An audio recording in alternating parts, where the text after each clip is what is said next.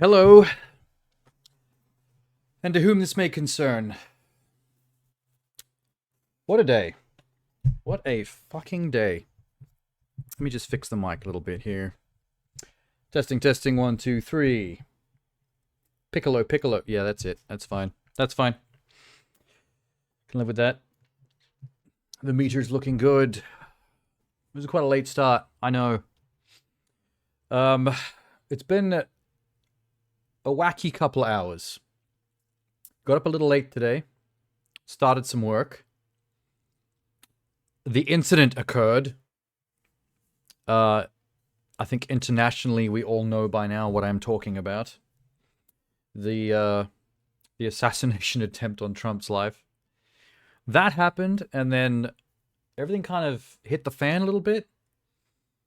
The entire internet, YouTube, Twitter, everything kind of went nuts about that one event.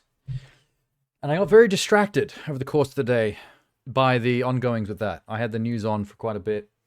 I was doom scrolling, seeing what everyone was faffing on about. There was a lot of nonsense, obviously. Bad news all round. Not for Trump dick riders, but just for the election in general. I mean, this is not a great look. Honestly, it doesn't really mean something on a ethical level. The reasons why people may have voted against Trump before still stand now, but historically, people surviving assassination attempts tends to swing things in their favor for some stupid, I don't know, psychoanalyze that bullshit. Human beings like to pretend like someone's suddenly a hero for surviving death. Even if they didn't do jack shit. You can stand there and have a bullet or a train just narrowly miss you, and then everyone will build a statue in your honor as some kind of hero that cheated death. It's weird. Doesn't change the fact that the person that cheated death might be a complete absolute scumbag. Who doesn't deserve jack shit.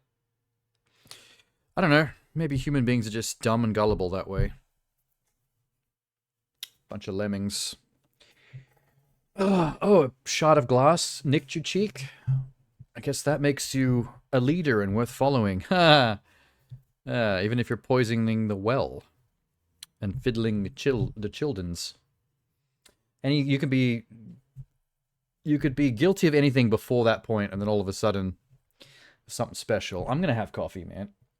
So anyway, the fact that I was keeping up with that today meant that I got super distracted and fell behind on work, which is the reason why I'm starting so late tonight. Nom, nom.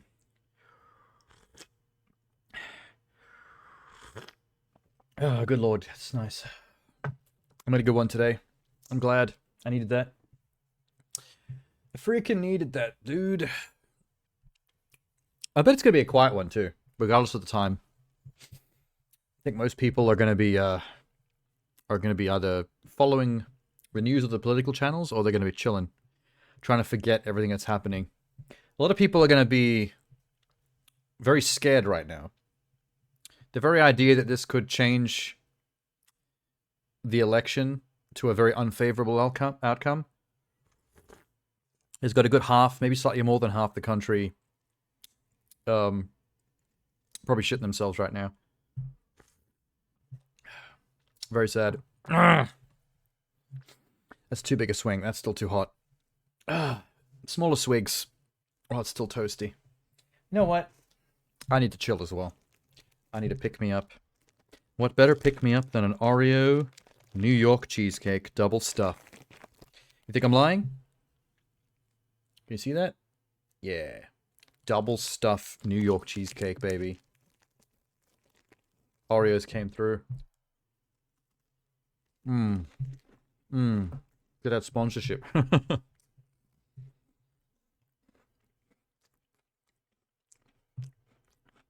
Damn good.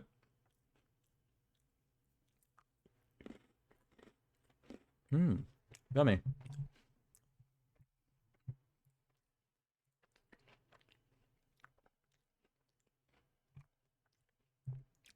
Okay. We need something to unwind and not think about the political bullshit.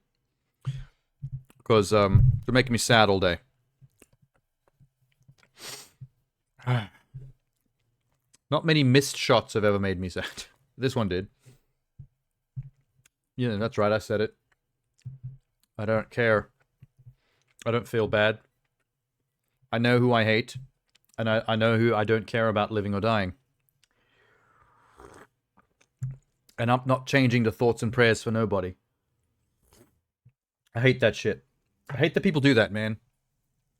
The second death is on the docket, whether it actually happened or whether it was just almost. People always switch to thoughts and prayers, you know, be kind, be the bigger man, blah, blah, blah, all that shit.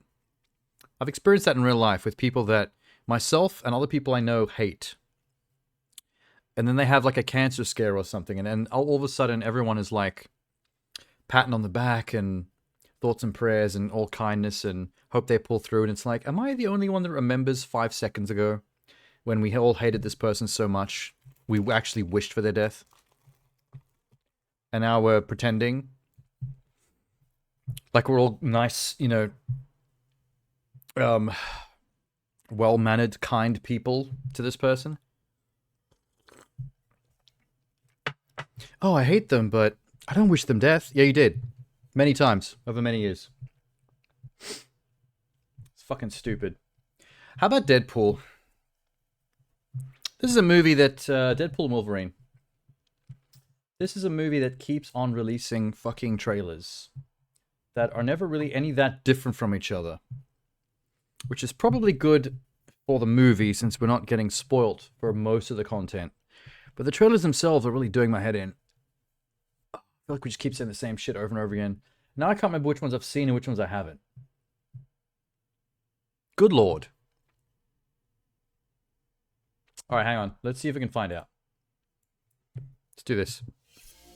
Let's do this. Let's see.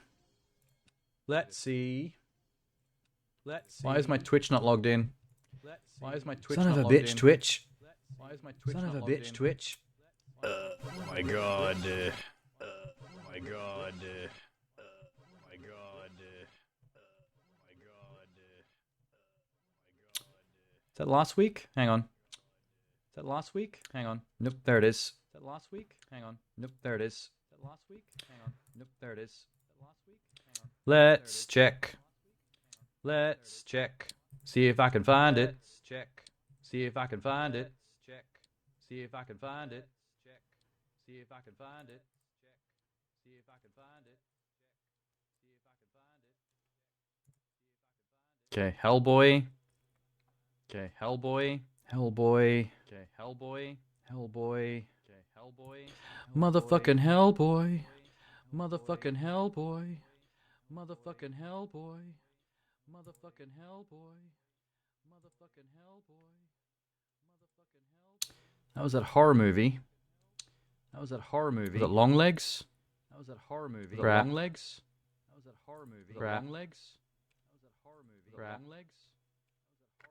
Don't know what this is. Don't know what this is. Don't know what this is. Oh, that's that Donald Glover movie. Oh, that's that Donald Glover movie. Oh, that's that Donald Glover movie. Oh, that's that Donald Glover movie. Oh, that's that Donald Glover movie. God damn it. God damn it. Okay, that's when I did the Capcom show. God damn it. Okay, that's when I did the Capcom show. God damn it. Okay, that's when I did the Capcom show. And then the VR show. And then the VR show. Did I do anything at the end? Did I do anything at the end? Did I do anything at the end? Did I do anything at the end? Upload VR showcase. Upload VR showcase. I can't see any other videos. Can't see any other videos. See any other videos.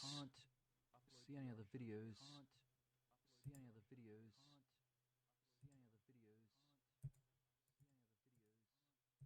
Okay. If I didn't watch any last week, then whatever came out last week, then whatever in less than 14 days, in less than 14 days, could be fresh. Oh my god, there's yet another one. Fuck's sake. Oh my god, there's yet another one. 4 days ago, purpose. 4 days ago, purpose. 4 days ago, purpose. This is unreal, man. 2 weeks, 12 days. There might actually be 3 trailers. Since we last looked at trailers for this. That's crazy. That's crazy. That's fucking mental, man. That's fucking mental. And also 2 like viral spots by Ryan Reynolds. Viral spots by Ryan Reynolds. Okay, how about? Okay, how about? I just watch all of them, all 5 in a row. Just watch all of them. 5 pieces of Deadpool content back to back.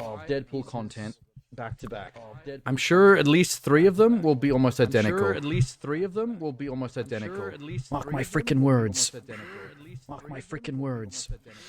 Let me get comfy.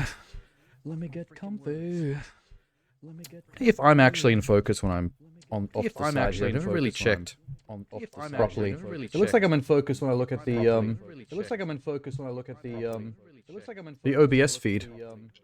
But you can't tell unless you zoom in, huh?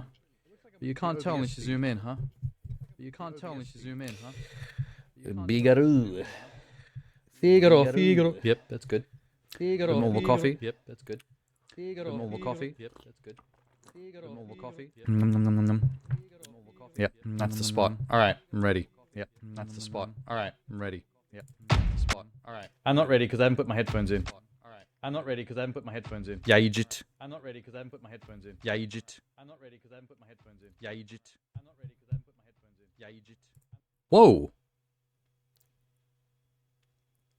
Since when did I have multiple audio streams going? God damn. And nobody told me. I hate all of you. Well, just a couple of lurkers, but... Damn it, that's what sucks when no one's around in chat. Earlier in the night. No one's there to let you know that you've got feedback coming through. Alright. I wonder how bad that was, actually. Let's just double check how bad that feedback was, because that could suck.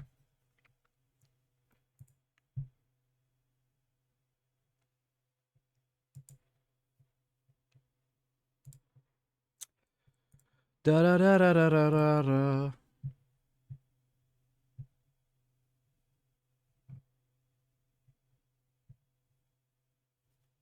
Well, there's me looking at myself. Where's the video panel? There.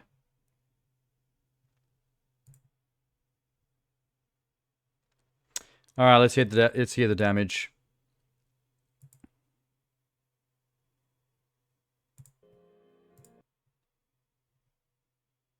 A wacky couple of hours. Got up a little late today. That one event. That sounds fine. True. Experience that in real life with people that...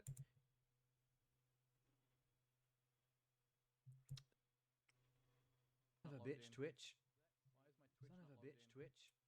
Oh my god.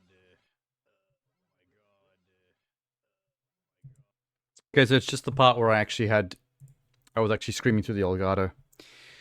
That's fine. No more dramas. Let's see. Wait. 1 day ago, 4 days ago. 12 days ago. I'll run these backwards. 12 days. 4 days.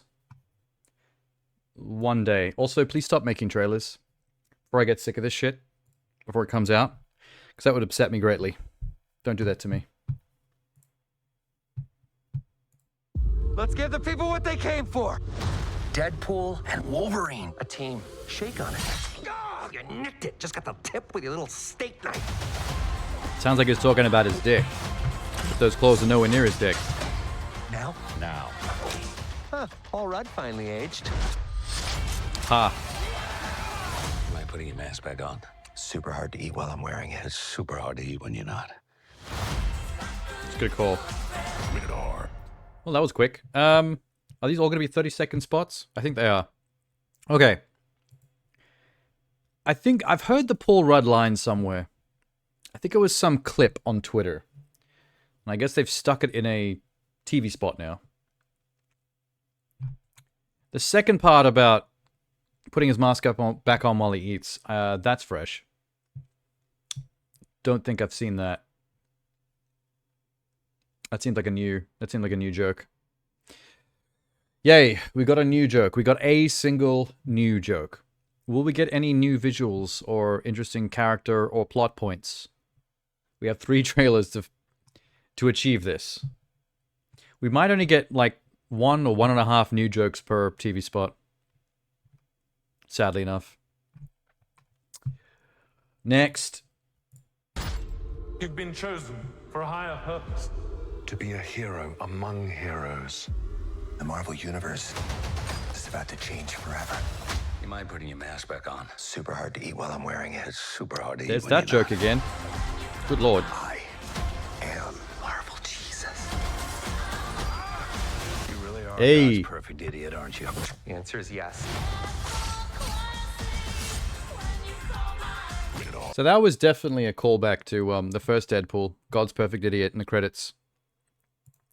What's going on with Dogpool? Hang on. Check this out. Wait, is that DeLorean? Oh, no. Oh, where is he? Where's the dog? Dogpool! What is going on with Dogpool's face? Is that meant to be the dog's actual eyes and it's just been CG'd? Or are those goggles that they put on the dog so they can have like fake, like magazine cutout fake pictures of eyes in the lenses because the dog can't actually see? Because those look like fake goggles covering his real eyes. But I have a feeling it might actually be CG and that's what he's meant to really look like. Because that's cartoonish as fuck. There's another shot of him. Oh, wait.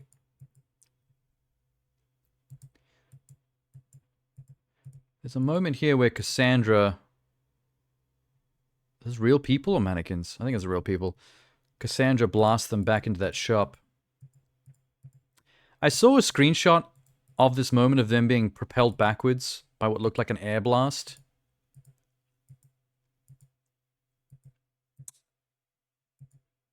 Is that... Wait, who's over there? Ooh, wait, what's this? It's 2 people. Who this? The one in the back is definitely Cassandra, because she's wearing the beige. Who's in the black outfit standing in front of her? I wanted to just make sure that it wasn't the Hulk, because people on Twitter had screenshots of this saying that maybe the Hulk was using his thunderclap to knock them backwards, but it's Cassandra doing mental mind shit. Obviously. Hi, Jeannie. New Dead Range. Oh, I'm just catching up on a couple in a row. Since I last watched the Deadpool trailer, not last Sunday, but the Sunday before that, there's been 5 separate Deadpool clips. 3 TV spot-like short trailers, and 2 viral clips that Hugh and Ryan put out. So I thought I'd just check them all 5 of them out in a row.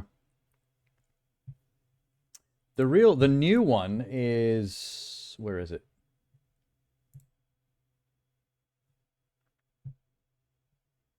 There's some Bachelorette clip from like 4 days ago with Hugh Jackman in it. Probably some kind of viral nonsense. Probably like a Deadpool putting on some kind of pretend Bachelorette dating thing with Wolverine. That's coming up. I'll watch the TV spots first and then go to that. It's one of the ones that Ryan puts up on his own personal YouTube channel. Wait, where's Cassandra? Hang on.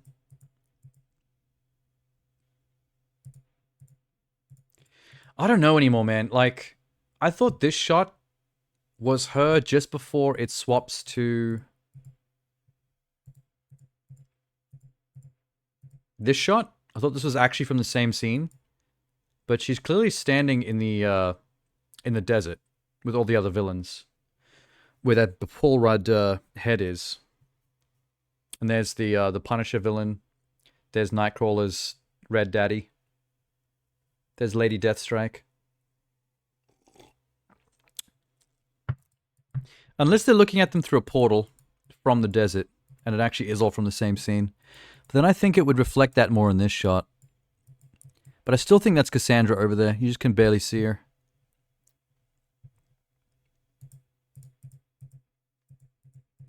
Where's the other shot of the dog? Hold up. Lady Deadpool. 100% Lady Deadpool. That's a high-heeled boot. That's a sexy leg. That's an Oodie. Confirmed. But we've seen that leg before. This is the stuff I'm talking about. I think... Correct me if I'm wrong, but the last time we watched a Deadpool trailer that had this dog in it, in fact, this exact shot where Hugh Jackman's pulling the stank face, am I correct to remember that the dog did not have goggles on and it had a normal face? And now, since that last trailer, they've CG'd some goggles on the dog and they've got, like, much bigger, fake, cartoonish puppy dog eyes in the lenses. Because I swear to God, that's new. I don't remember that from the last trailer with the shot in it. And I still can't tell if they're like eye patches with pictures of eyes in them, because Deadpool was like, well, this dog is blind. Let's just put fake eyes on him with these goggles. Or if they're normal goggles, and those are meant to be his real eyes showing through them, in which case they're just really obvious cartoony CG. It stands out a little bit. Oh, they're not pictures. The dog moved its eyeball. All right, it's CG. They wanted to make the dog cuter and more googly. Put the link in Discord? Yeah, sure. When I grab it in a sec. I think there's nothing else new in this trailer. Yeah. All right. 2 down. Blip.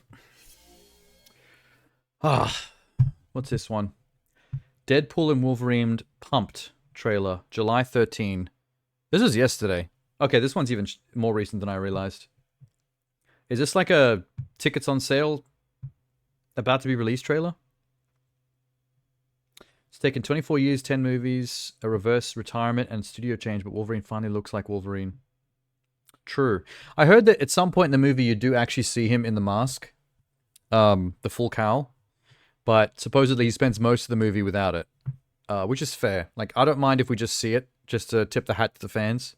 And then we just ignore it for the rest of the time, because who really cares that much? If the cowl's a bit goofy, I'd rather just, you know, see it for fun and then get rid of it so we can just look at Hugh. Alright, here we go. Go ahead. Take it in. You and me. Oh my God, it's a team. Mickey. Go with you. I could tell you have a sort of don't get too close, I'll only break your heart vibe going here.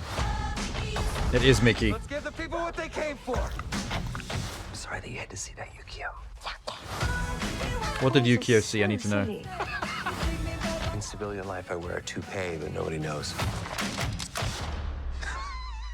Everybody knows. Rated R. Yep. Okay, we're definitely at that point in the trailers now where they just keep releasing trailers, but we don't really ever see anything new. So there's nothing to be really that excited about. They're just keeping the conversation alive, I suppose. I mean, we've never seen this shot before. I guess that's new. Whose car is he in? I don't recognize either of these two people. Megasonic Teenage Warhead. Looks great with hair. Oh, I didn't even clock that we've never seen her like that before. Like, I just didn't question it. Oh yeah, that is different. I'm so used to her face and not really thinking about her head that it didn't even click with me. Is Yukio in the comics at all? I never really questioned that either. Because the Deadpool movies like to make a big joke out of, a kind of a one-note joke out of Yukio and Deadpool being kind of adorable to each other for some reason. Like, Deadpool's sort of smitten by Yukio, but not in a creepy, wants to fuck her kind of way. More in a, he generally thinks she's adorable and wants to protect her like a little sister kind of way. But it kind of comes out of nowhere. Like, it's not established by anything. He just starts doing that the second they meet. I want to know what she saw in this scene to make that joke happen. She's always so chipper.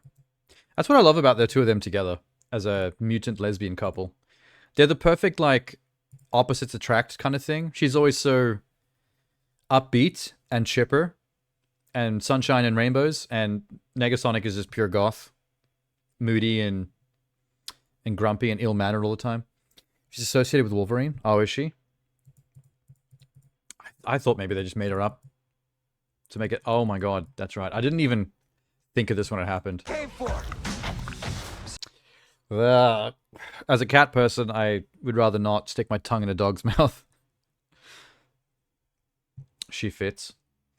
Well, if she's that obscure a character that I've never heard of her, then it makes sense that they'd just chuck her in a Deadpool movie and use her for something fun.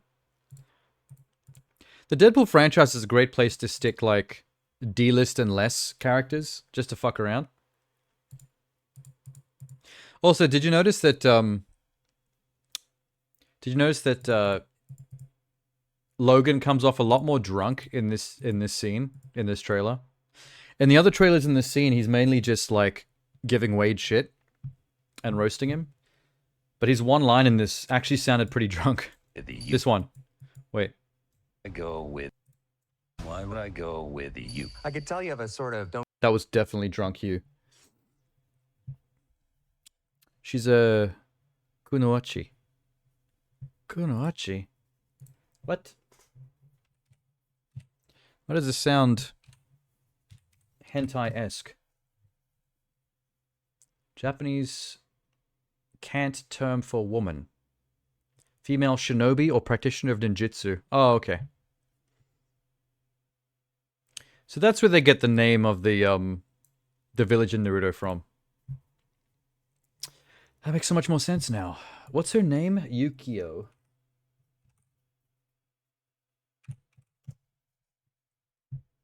Oh my god. She's a lot different in the comics. Superhero appearing in American books, blah, blah, blah, blah, female ninja, Japanese origin. Particularly associated with Wolverine. Okay, fair. It looks like she's a much more serious, deadly female ninja character in the comics. She's very different the way the Deadpool movies depict her. I need more pictures. Yeah, look at this badass. Why aren't there big pictures of this?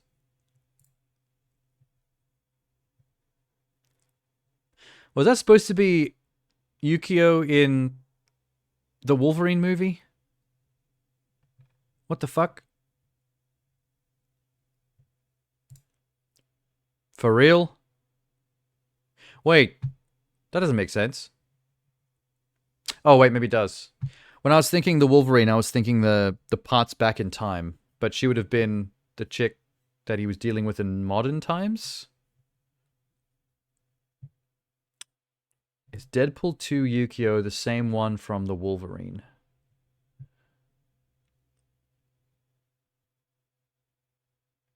The one from the Wolverine is closer to the comic book version, with a skill in martial arts, an association with the Yashidas, and a precog ability to detect when someone's about to die.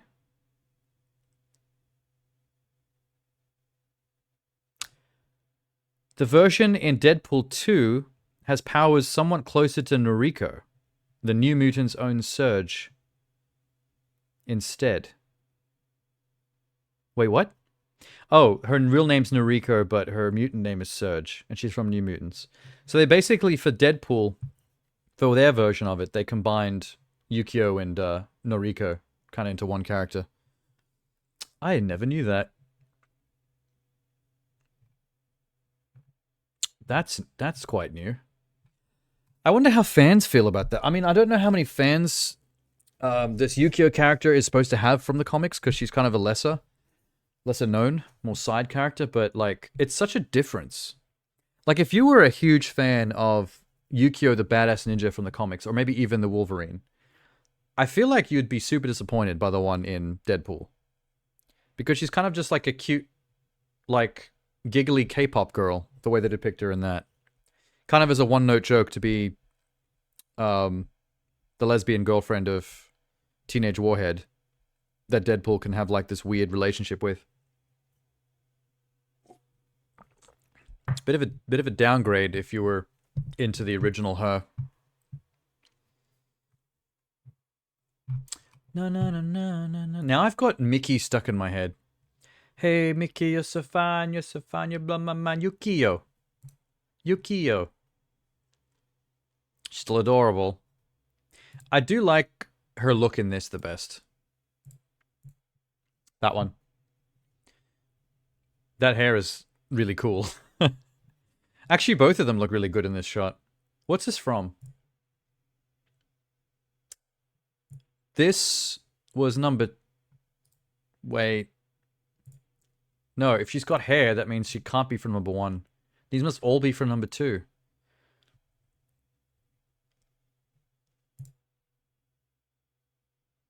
I'm so confused. Are these both from the same movie? Because neither of these can be from Deadpool 1. Because she's got hair. But like, what's happening here? Did she just change her hair before going to battle? Is that what's happened? And her eyes got bigger? Because the only places these two characters appear so far is Deadpool 1 and 2, yeah? We haven't seen them appear anywhere else? I'm racking my brain just in case I'm missing something.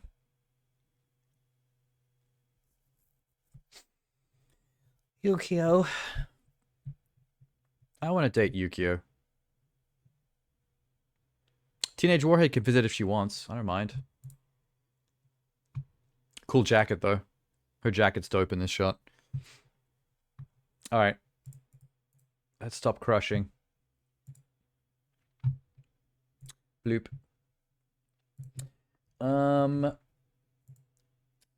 Here's the link to the one I was just talking about before. I'll just drop that in general. But I'll pull it up here now. Boom. Wasn't in the first, and I don't remember Negasonic scenes in DP2. She was in the first. I'm pretty sure she must have been. Hang on. No, wait. Let me... for some reason, I have memories of her in the first movie. Unless I've combined the two movies together in my brain. Blah, blah, blah, blah, blah, blah. There she is. Her name's Shioli Kutsuna. Deadpool 2, Deadpool and Wolverine. Oh yeah, it might just be 2. Why did I think she was in number 1 as well?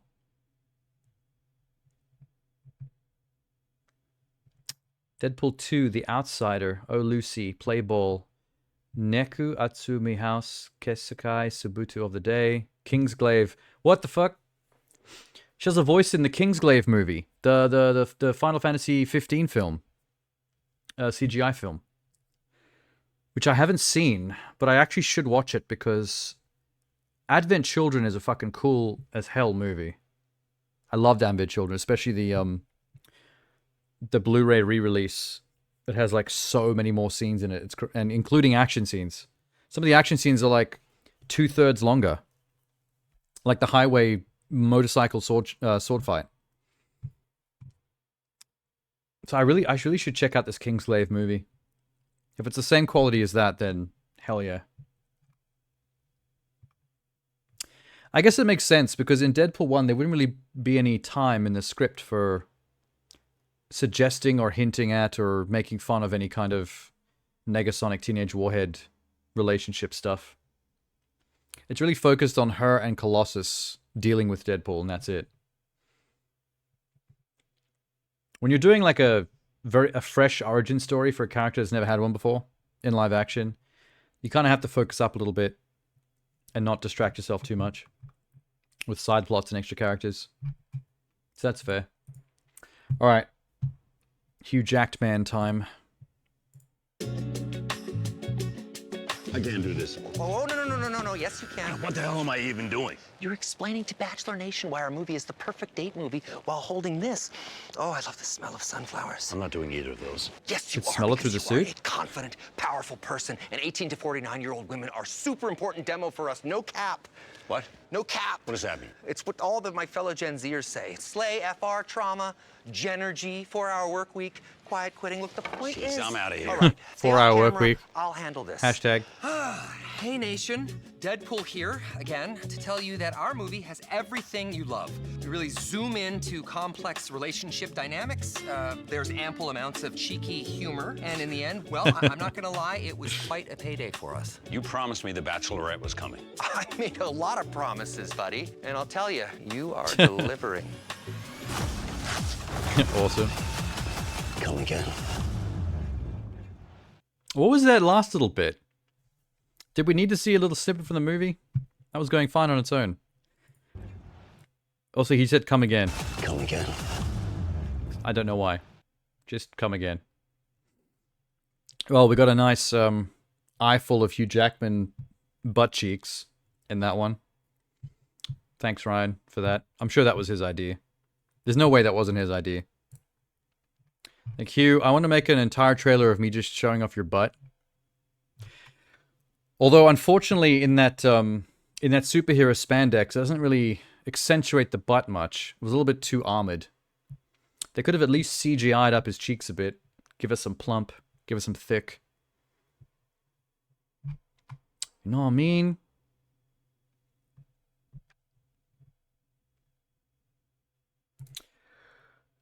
Let's see. What else did Ryan do? Welcome to Wrexham, Dolly Parton. Ryan Reynolds meeting Dolly Parton. Old Bubs 2 weeks ago. We saw that one, I think. Oh yeah, that's the one where he meets Sabretooth. We did see that. Pretty sure we saw and talked about that. The popcorn bucket. What's the vasectomy Deadpool edition?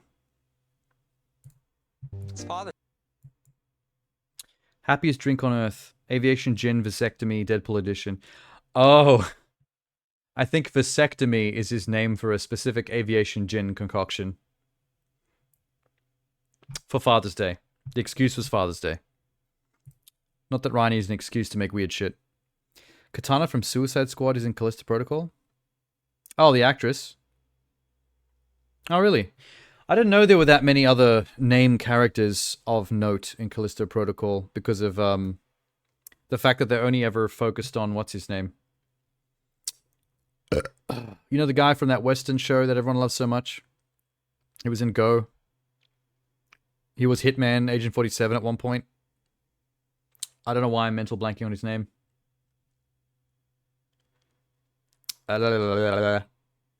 He's dating Fergie. Fergalicious. That's his boo. He's a good actor. I like him. He's a likable presence. He's charming. I don't like that I forget his name. I first saw him in the movie Go. He was like a drug dealer, and he was hilarious in that movie. Let's just type in Go. Don't bring up the board game, please. No. Movie.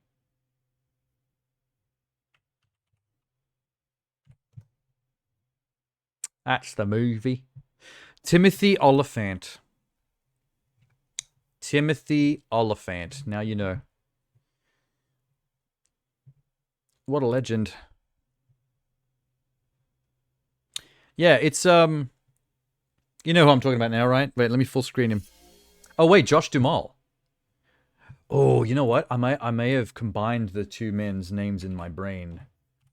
You are correct. Oh, I think I did. No. Yeah, Transformers guy. Why isn't Callisto Protocol coming up as one of his most recent jobs? Google.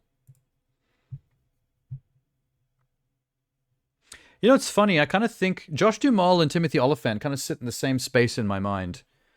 Like, I feel the same way about both actors in terms of acting ability, personality, charm, looks. There's Callisto Protocol. Final Transmission. What's Final Transmission? Is that the DLC? This game got DLC already? I think it does. What the fuck? A biophage virus threatens to spread beyond the walls of the Black Iron okay, it is DLC. Wow, I didn't know that that game was getting DLC, to be honest. So let me separate these men in my brain real quick. Hang on.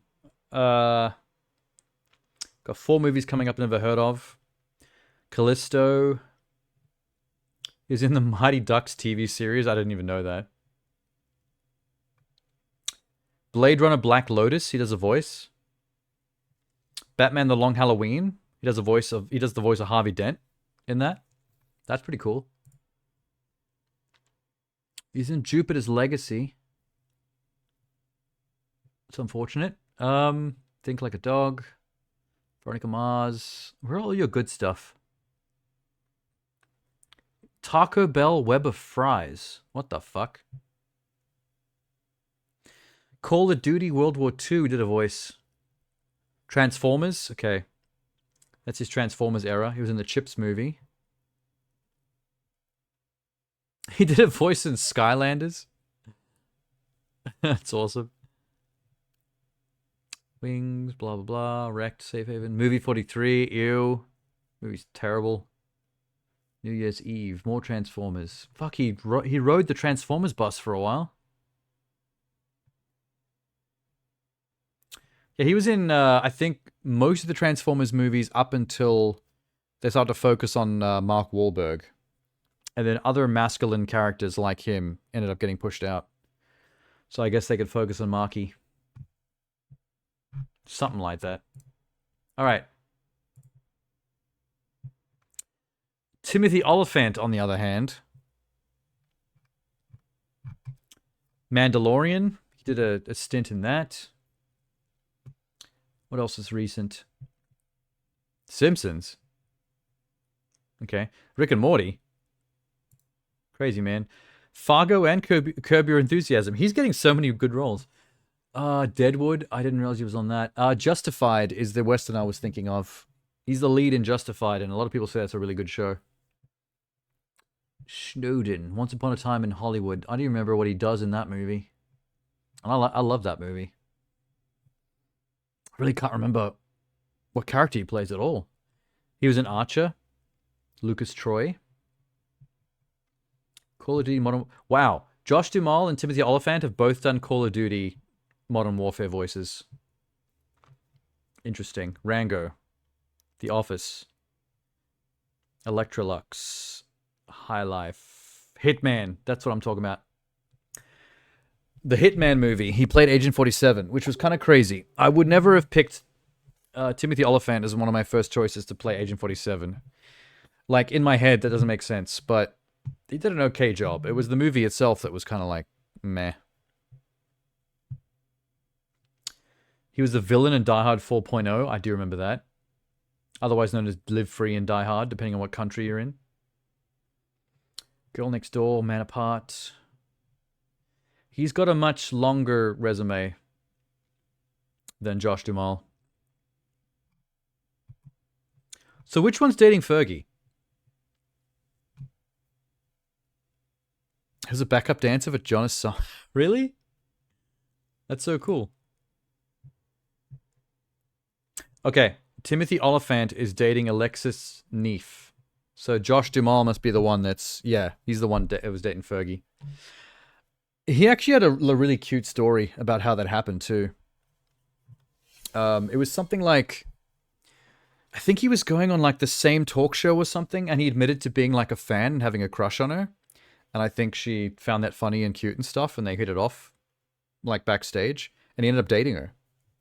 It was literally a case of, like, someone having a crush on a female celebrity and meeting them and actually becoming their boyfriend. Which is kind of rare. I mean, he also is a celebrity, so that's, I guess, different than the way I'm sort of painting it.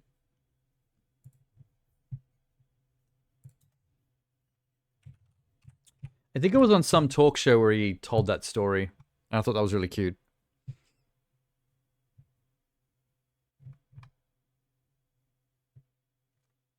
Oh, they got married in 2009 and divorced after 10 years. And they share a son. So they're not currently together. I wonder what kind of divorce it was. Like, was it dramatic? Do they hate each other, or was it one of those mutual things where they're still friends?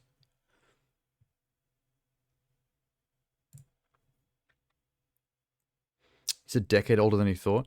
It's the same with Timothy Oliphant, to be honest. He's a lot older than I usually remember. When I see him, I'm like, oh, fuck.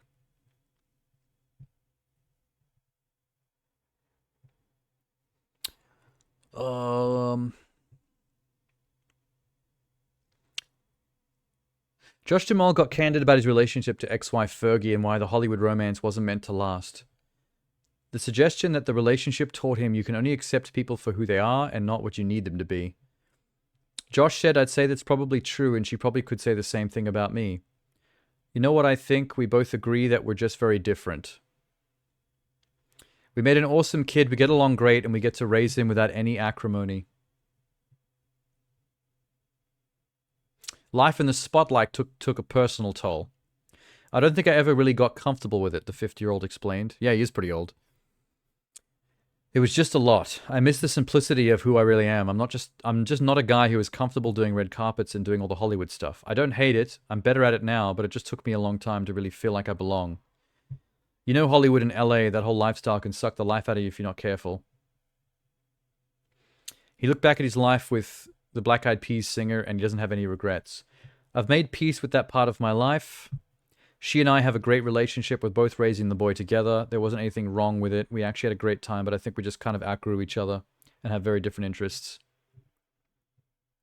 No hard feelings. I'm lucky she's a kind human, and I really am. Well, that's cute. It seems like a fairly nice splitting.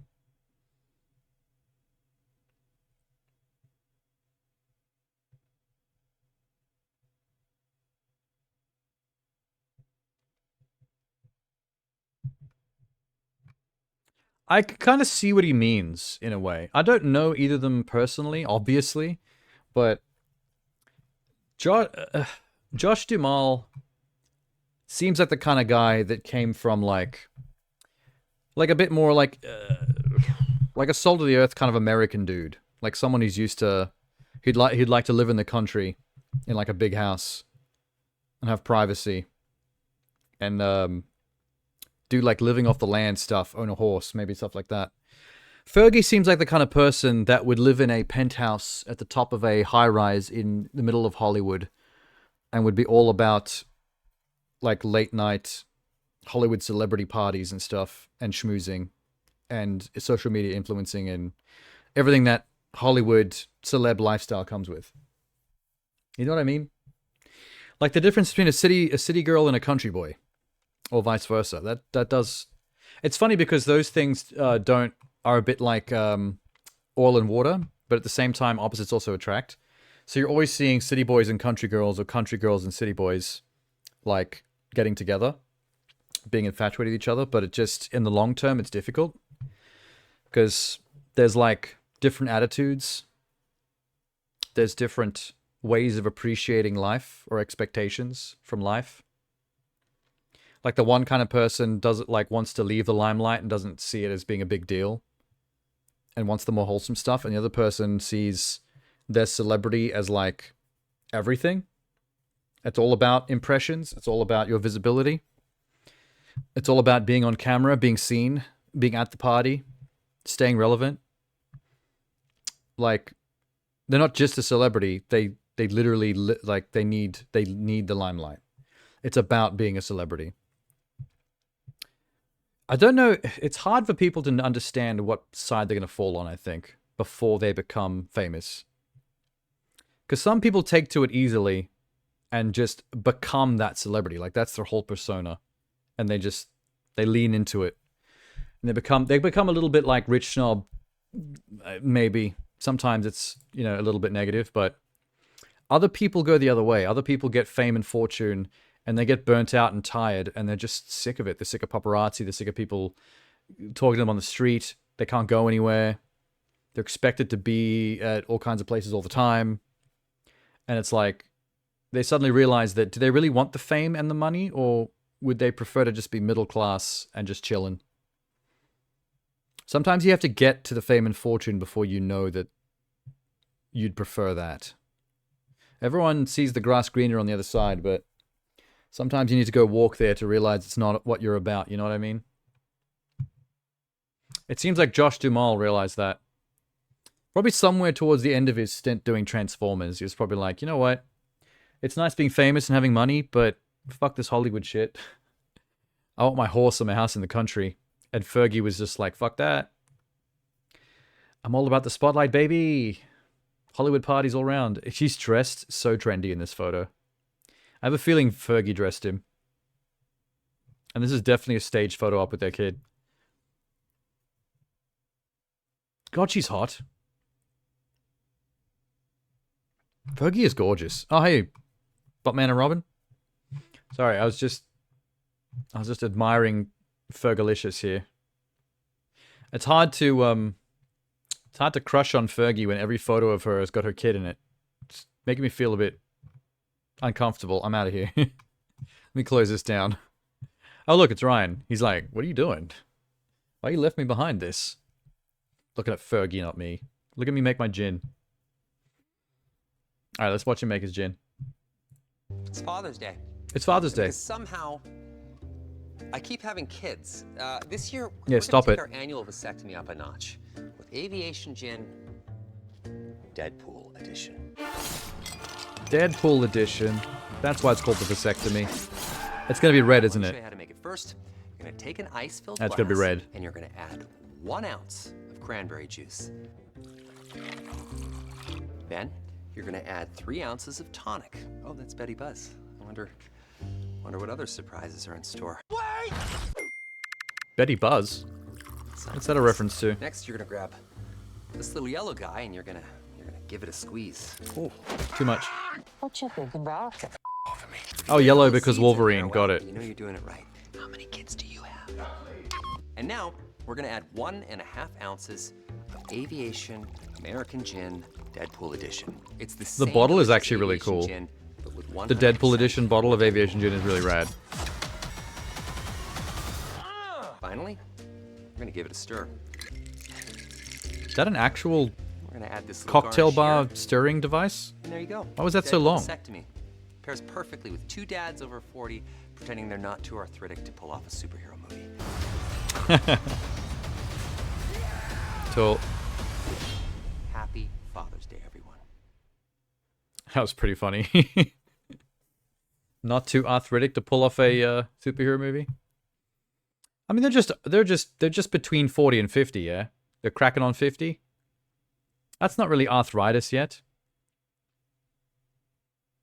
The Vasectomy Decker Edition. What's this? It's Father's Day, and that Wait, what the fuck? When did this come out? 1 year ago. Who's she? means it's time for another You wish you could try that gin? vasectomy. So You can. Just get yourself a bottle of Ryan Reynolds Aviation Gin and some cranberry juice and a lemon and that Betty's tonic, whatever that was. I don't even know what that is. You hate the Black Eyed Peas, but you love Fergie?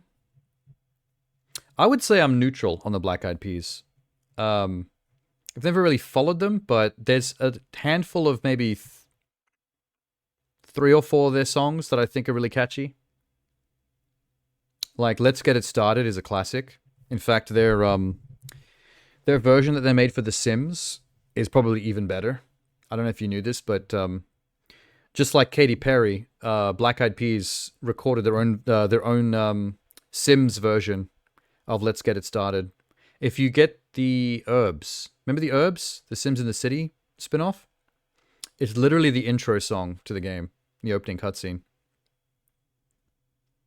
And the bass keeps running, running, and running, running. I think that might be my favorite one of theirs, just because of how catchy it is. And it might have been because of how much I played The Sims. I think maybe, like, their Simlish version of that song, like, got drilled into my brain. So the tune is always rattling around in there. You hate that song as much as How You Remind Me. Dude, How You Remind Me is catchy as hell, too. What are you talking about? This is how you remind me what I really am. It's not like you to say sorry. Sorry, I know you hate it. Now I'm singing it. but you put it in my head. But it's like, I think I only like 2 songs by Nickelback, and that's one of them. Just 2. What are the other songs by Black Eyed Peas? Let's Get It Started is my favorite one. Anxiety. I like Anxiety a lot. That's a pretty cool song. Didn't they do one with Britney Spears? Am I remembering that correctly? I can't remember how it goes, but I remember thinking like, oh, Britney's in this song. Oh, it's kind of catchy too. You hate will.i.am? I don't know anything about him aside from the fact that he's a Black Eyed Pea. Oh, and the fact that he was that teleporting guy in X-Men Origins Wolverine with the cowboy hat. Which I think is the only acting role I've seen him in. Wraith, yeah, that's the name. I forgot his name, but I remember him very well. I remember the cowboy hat. 50 Cent's going on tour with Nickelback? They're calling it the 45 Cent tour? What the fuck? Wait, okay, I get it. Holy shit. I thought for a second, like, the first part was true, and the second part was just you adding a joke. Yeah, 50 minus a nickel. See, no, I got that. It's just that I didn't realize the whole thing was a joke. I thought he took a real news story and put, like, a punchline on it. I was actually, for a second, hoping that was true, because that's actually pretty cool. I'd go see 50 Cent and Nickelback together. Especially if they do stuff together, like, shit. Was it Linkin Park that hooked up with, I forget the rapper's name. They did, like, 99 Problems and a bunch of other songs. They, like, meshed their rock songs and their rap songs together at a concert. I've got some of them on my computer. Jay-Z. Okay, yeah. See, the Jay-Z Linkin Park collab, I want to see 50 Cent and Nickelback actually do that. And they can actually call the album the 45 Cent Tour.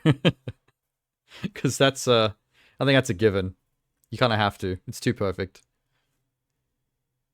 Remix album. Yeah, I've got a couple of those on my computer somewhere. I don't know who this woman is. Something my husband has refused to get. So today I'm taking matters into my own hands. This is not Ryan's wife. Shut up. Let's get started. We know he's with Blake, so I don't know what husband she was referring to. Now, just like the original cocktail, we'll start by filling a tall glass with ice. That's probably more ice than you need to soothe your tender areas after what I'm told is a pretty quick and painless procedure. I mean, it's not like giving birth. Next, let's add 1 ounce of cranberry juice. Sweet like an Hey, she took one of the ice blocks off the top of that. Then add 1 1/4 ounces of smooth aviation American gin.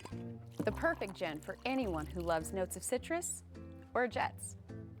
Next, add a squeeze of lemon. And top it off with 3 ounces of tonic. Is this the same drink that Ryan just made? Does. Looks like there's at least one husband out there looking out for his better half. Give it a stir. Very fizzy. Finally, garnish with an orange peel. Oh, looks like this one could use a snip. And there you have it. I cringed. The vasectomy. I folded my legs. Cheers. Mmm, so good and so easy. Okay. Is that her husband? You know those don't actually work, right? Oh, there's Ryan. Like at all. Don't listen to him, they work. Who are these people in relation to Ryan Reynolds? Like, I don't recognize either of these people. Are they celebrities? Am I supposed to know who they are? Or they're just friends of Ryan that have their own, like, foodie channel somewhere? She's a singer. Is the husband a singer as well? Are they both celebs that just happen to be together? Why is there a related video of Sifu coming up next? Why would you take me from a Ryan Reynolds aviation gin recipe video to gameplay of Sifu? How is that related? Fucking lies. She's a country singer. Yeah, she looks the part. Anyway, we're caught up. We've caught up on all the Deadpools. Yay. Happy day. Not done with Marvel though. You know what I gotta catch up on still? Captain America 4 and another one. What was the other one? Agatha All Along. I haven't watched the Agatha trailer yet because that came out just after last Sunday. Reynolds owns Aviation. Yeah, it's his gin. That's why he's always spruiking it in really cheesy, purposely cheesy ways. Like he kind of takes the piss out of marketing his own gin. Like he's marketing it, but he's making fun of the corniness of marketing your own drink. You know what I mean? Kind of putting a lampshade on the whole thing, which is smart. What should I do first? Agatha or Captain America? I'm really pretty stoked for both, to be honest. So I don't mind which goes first. I forgot to get my water, damn it. Fuck. Hate it when I forget that. Eric Decker is a football player 1 year older than her. Have you seen the trailer for the movie Boy Kills World? Yeah, we watched it on, we watched both trailers, actually. On stream. Looks awesome. I'm a bit sad that it failed, though. Like, I heard that box office was really bad. The movie did not do well. But it didn't really get marketed very hard. It was kind of just thrown to the wolves in a way. They should have pimped that movie more. Because the trailer did a good job of selling it. Like, Bill Skarsgård looked great in the movie. The H. John Benjamin voice in his head was hilarious. You're gonna watch it today. Give it a shot. It's like I don't think it's meant to be a bad movie. I think people who saw it said it was actually pretty fun. It just didn't do well because it wasn't. I don't think they really put the money behind the promotion of the film. They just kind of threw it out there. We got a couple of good trailers, which did a decent job of turning a bunch of like people on YouTube onto it. But I think most of the general public, they had no idea. You know, your Tom, Dick, and Harrys, your normies, your grass touchers out in the real world, they got no idea. They're not on YouTube and Twitter all the time. They're out there living their lives. They need to see posters and word of mouth and like real world marketing elements. And there was none of that. So no one went to go see it. I think it'll be good. Like it looked like the kind of movie that I would really enjoy. She's 2 to 3 years older than you and hot because Italian. Yeah, Italians. Gorgeous. Eastern European women in general. Russians. Like, the 9 and 10 out of 10 Russian women are incredible looking.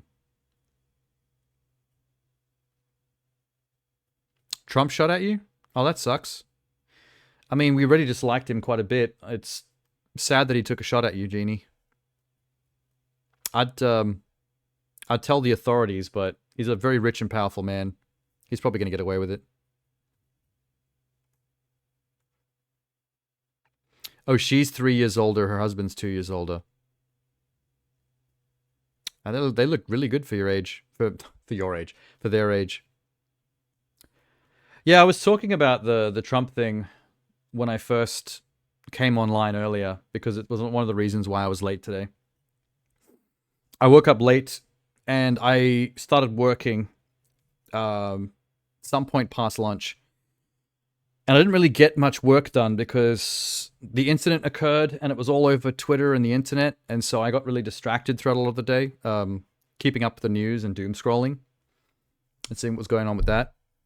So I really fell behind work. So I ended up having to trying to rush through some stuff this afternoon, this early night, and ended up only like starting my stream by like 10 p.m., which was quite a bit later than planned. I was a little annoyed by that. But, you know, that was my bad. I was too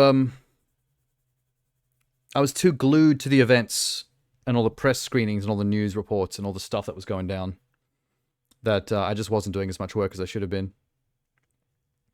It was hard to peel myself away and, you know, tool away at what I was supposed to be doing. You know what I mean? I did see that they got what the guy looks like.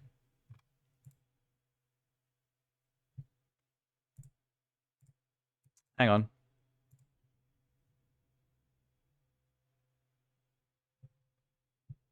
The Trump shooter's Steam account? Oh my god, they found his Steam account. That's the first thing I opened. Matthew Crooks. Yeah, that's apparently the guy. Wait, falsely identified as Trump shooter. Oh, he's still alive. Okay. He made... I hate Republicans. I hate Trump. And guess what? You got the wrong guy. Alright, yeah, okay, so that's after the fact. They falsely identified Thomas Matthew Crooks. I guess he looked cringe enough in his photos that people wanted it to be a guy that looks like that. Yeah, no, that we knew he got shot pretty much straight away. I mean, it wasn't long after the initial shots rang out that the news reported that the sniper took him out. So the fact that he's able to make a video going, yeah, it's not me, is obviously, so yeah. Oh my god, this photo. Fucking hell. We're gonna see this photo everywhere. Conservatives are gonna be wearing it on t-shirts and shit. It's gonna be insufferable. This is a this is a good post. Joe needs to upstage him. He's got to come out as bisexual. So bad. Not as a JFIF, you fucking internet. JPEG.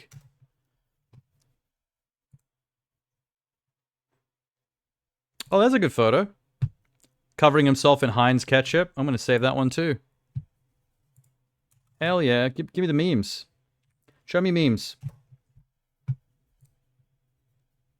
I gotta be careful with the scrolling because Twitter throws porn out there like nobody's business.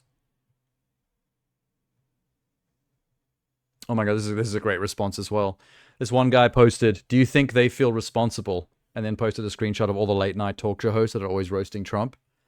And the response was, "No one's trying to assassinate the president because they were radicalized by Jimmy Fallon, bro." Oh god, true. No lies detected. You could turn the adult posts off from the Twitter setting? Yeah, but then you don't get titties. And then I'll just be sad. Oh no. I haven't watched my Captain America trailer yet. Whoa, spoilers. Yeah, Republicans are saying Democrats incited this shooting. Also Republicans. This bullshit. I remember this photo. I do enjoy the conspiracy theory that it's all staged. I don't really believe it. I can believe them doing it. It's totally something that he would be into. But the fact that there are actual deaths and the fact that it would be too risky to stage something like this, because since people actually died, if it turned out that they staged it and they just let people die for the sake of the conspiracy, I mean, that would end them. That wouldn't just end these political career. Like, a lot of people could be in prison for that very quickly. But I did find it pretty suspicious up front at just how clean this photo was. When I first saw this, it did raise my eyebrow slightly. Like, I did see someone posting about how, like, the Secret Service, when they jumped him, and they were all surrounding him and piling on top of him, it was very odd that they allowed him to stop them from taking him away from the podium so that he could stand up and do the fist pumping shit to rile up the crowd. Like, you'd think that the first order of business for security for the Secret Service, if there's a shooting going down, would be to not let the president do jack shit. President's life is first priority, which means you wouldn't let him do nothing. You would get him out of there, even against his own will. If anything, Fallon would radicalize conservatives. I mean, Fallon would radicalize me just because I can't stand his laugh. I'd shoot someone just to make just to shut up his just to shut him up, just to shut up his TV show. Out of all those late nighters, that's the one I dislike the most. I like Colbert. I don't mind Seth Meyers. I can watch Seth.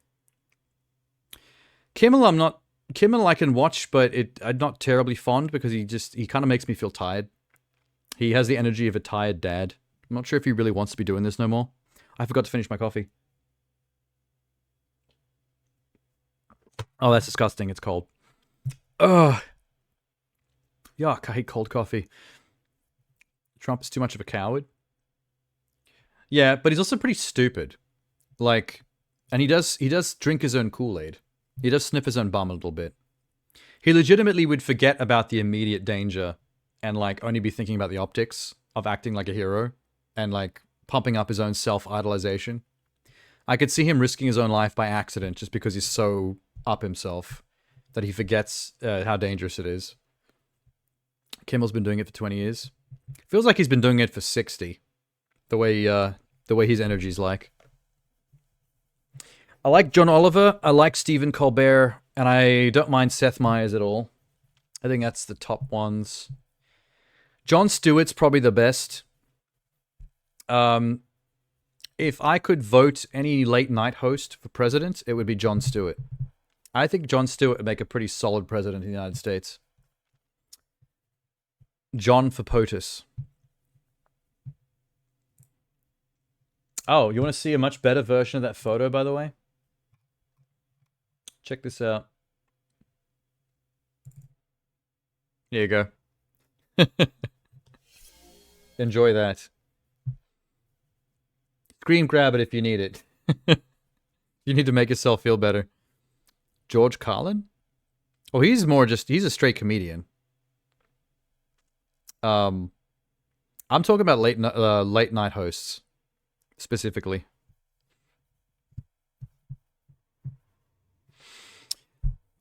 George Carlin was what, a late night host? Did he have his own TV show, did he? Like back in the day? I don't remember that. I might have been too young or not paying attention to American late night shows back then. Whatever era that was. Best that ever was. Do you mean comedian? He is a very good comedian. I do like Carlin. He was one of those early blue comedians that didn't care about being offensive or swearing an absolute arse ton in his sets.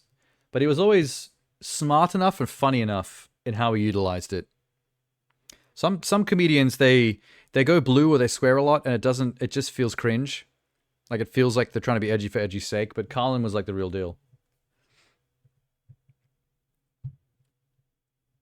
I do think out of everything, out of all the things that are going down about this assassination attempt, the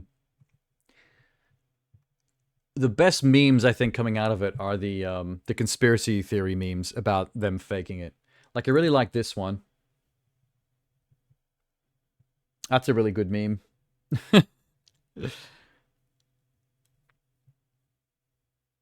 And I mean, I could see this happening. Like, Trump's little right-wing conservative team and himself would definitely concoct bullshit like this. And they know it would work too. They wouldn't risk his life. They wouldn't go for like a graze or an earshot. But they would shoot something near to him that they know is not a threat. But that means they fucked up by having the glass of the teleprompter shatter and actually injure him anyway.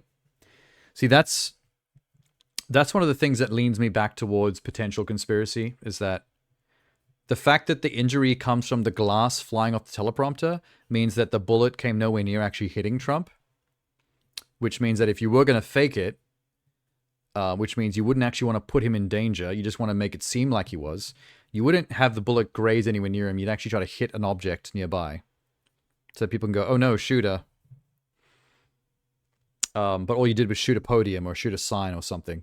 Or a piece of the stage. It's just they fucked up. The glass wasn't supposed to jettison out of the teleprompter and actually hit him. And the bullets weren't supposed to pierce through whatever they were shot at and actually hit crowd and actually kill somebody. So yeah. Although I think the best case scenario, the best thing that could possibly happen is they get caught actually having this been a conspiracy. That would be crazy. That would be an absolute shitstorm. Because people died, for real. So if that actually turned out... I don't think it is. Let me just say that again. I don't think there actually is a conspiracy. Because it's a little bit too risky. It's a little bit too deadly.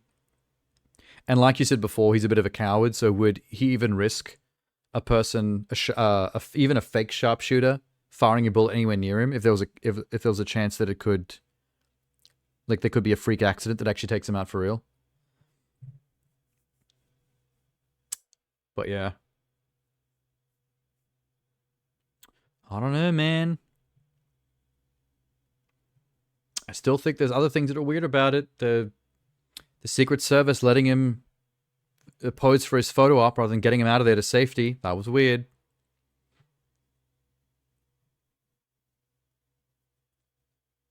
The fact that something like this happened so close to the Biden debate, where this was the best possible thing that could happen for his campaign, coming off the back of that. Because already he's starting to go up a little bit, and Biden was starting to go down from people thinking that his stuttering or flubbing lines in the debate made him look really bad. Somehow worse than a freakish, self-possessed toddler bigot. I don't know, I still find that a little weird myself.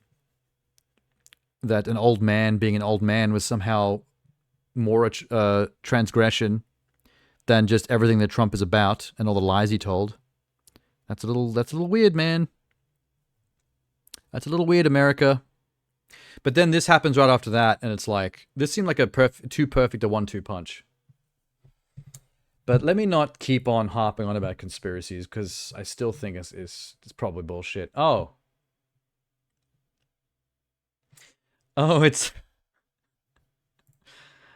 that moment after one of those school shootings where he gave a press conference where he said, it's horrible, but we have to get over it. Have to get over it. It's horrible to see that happening. That's just horrible. So surprising to see it here. But have to get over it. Yeah, we gotta get over it. Yeah, total. Dickhead. I'm gonna save that one too.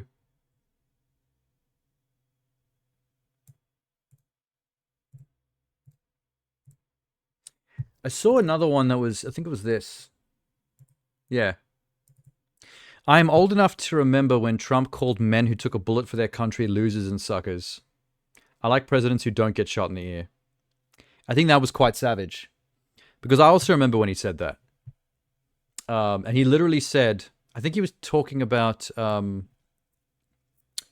the guy that went up against... Who's the Republican dude who went up against Obama second term? McCain? Yeah, because McCain was like a war vet. Yeah, I'm pretty sure. And he was very pro-veteran. And I remember him saying that in relation to him. And he literally said, like, I like presidents who don't get caught or something. Because he was like a POW at one point. And that was like one of the rudest things I think he's ever said about the VAs. Calling them losers and suckers and saying that he likes people who don't get captured by the enemy, like it was their fucking choice. Nonsense, man.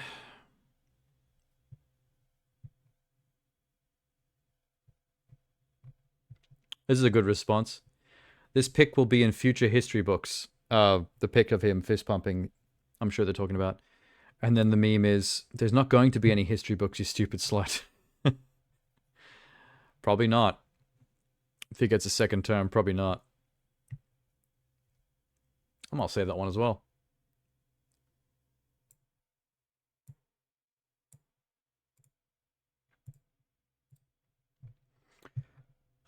The FBI aiding everyone who tweeted they missed to a watch list. Which is probably most of us. See, this is how I feel. This guy. You shouldn't wish death on someone, quote. And then she said, oh my God, shut up. That's me. That's what I was saying earlier when I first started the stream. Like, ultimately, my feelings about the whole thing are, I'm a little frustrated with how people flip-flop when death is on the line.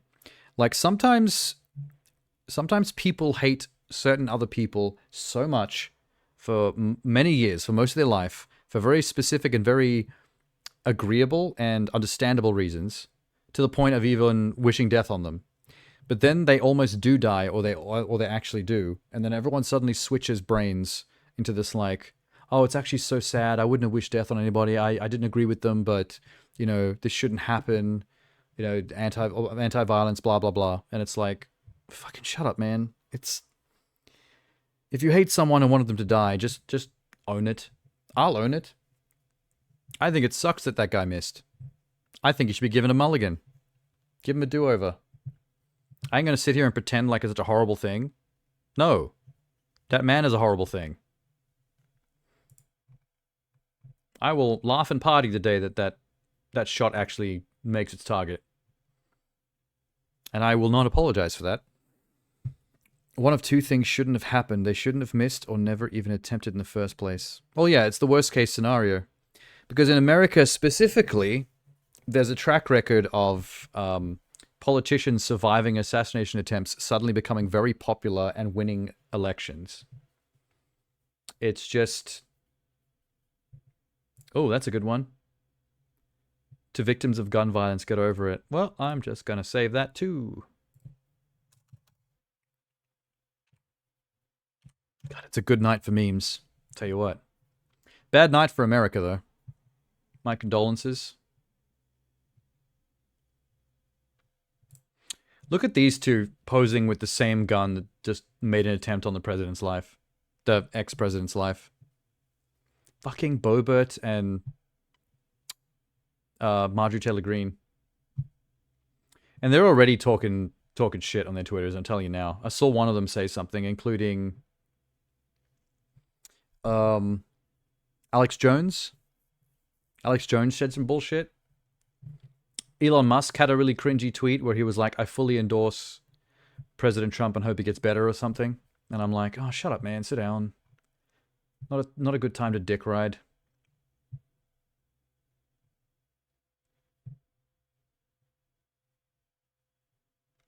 Oh, yeah. When Paul Pelosi was assaulted with a hammer in his home, he said some shit too. And we'll stand up to crazy Nancy Pelosi who ruined San Francisco.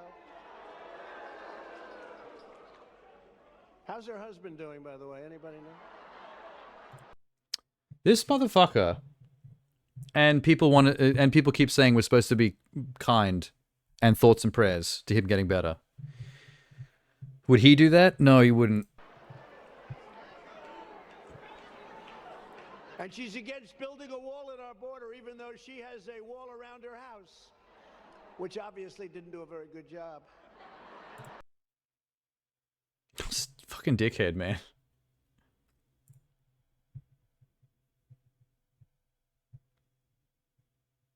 The photographer of this photo. True.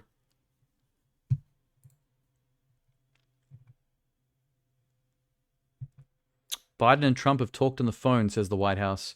I did see Biden's little speech about the shooting, and he said he was going to actually, once he got the all clear from the hospital, they was going to have a actual direct phone call. I would love to know what they talked about. I am fascinated to know what they talked about.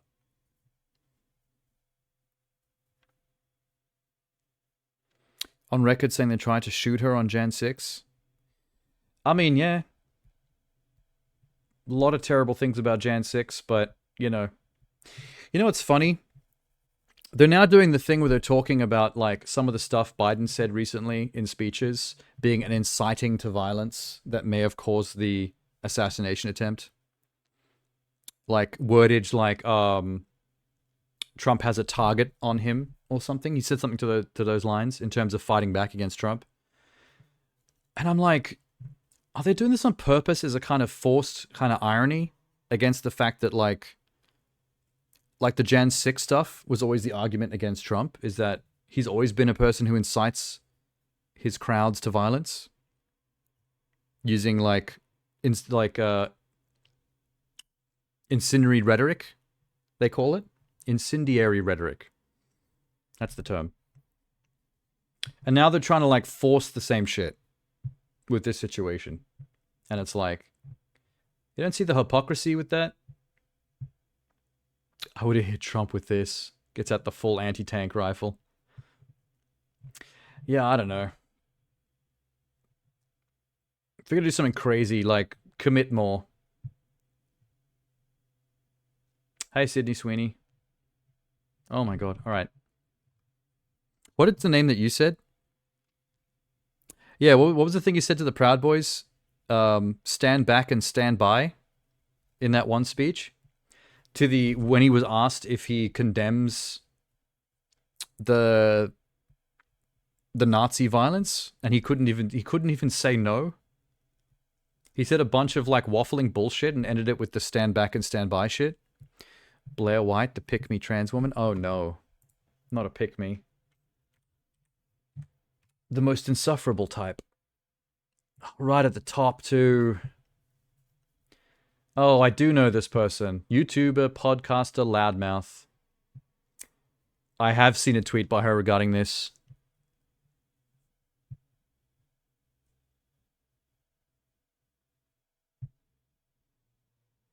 I'm looking for the one that I saw. Hang on.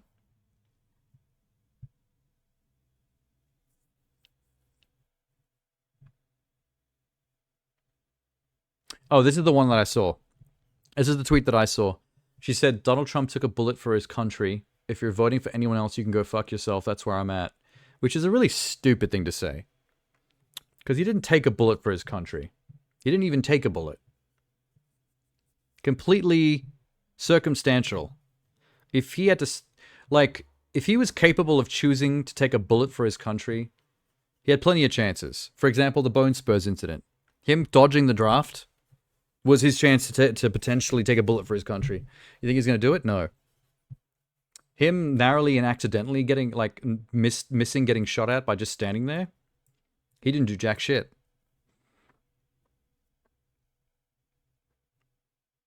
You got entranced by her at the start of your transition until you found this shit. She's so dumb, she hates herself so much. Or she hates herself so much. Probably both. God, this bullet for his country, go fuck yourself thing that she's doing is so insufferable. And I'm telling you now, Donald Trump is about to become super insufferable. We're going to hear so much about this. He's going to give speeches and speeches going on about how he's a survivor and a hero and that he took a bullet for his country for all of you. And it's like, all these idiots are going to lap it up. How can you look at someone so selfish and self-possessed and actually believe them when they act like they're doing things for you or that things that they're doing are in your best interest? It's just insane.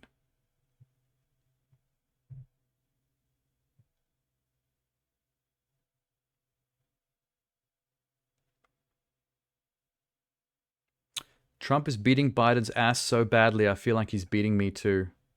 God, she's gross.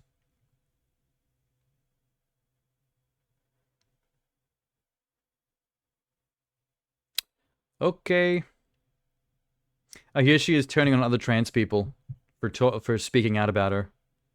This loser made multiple TikToks about I'm a bad representation of trans people. Haha.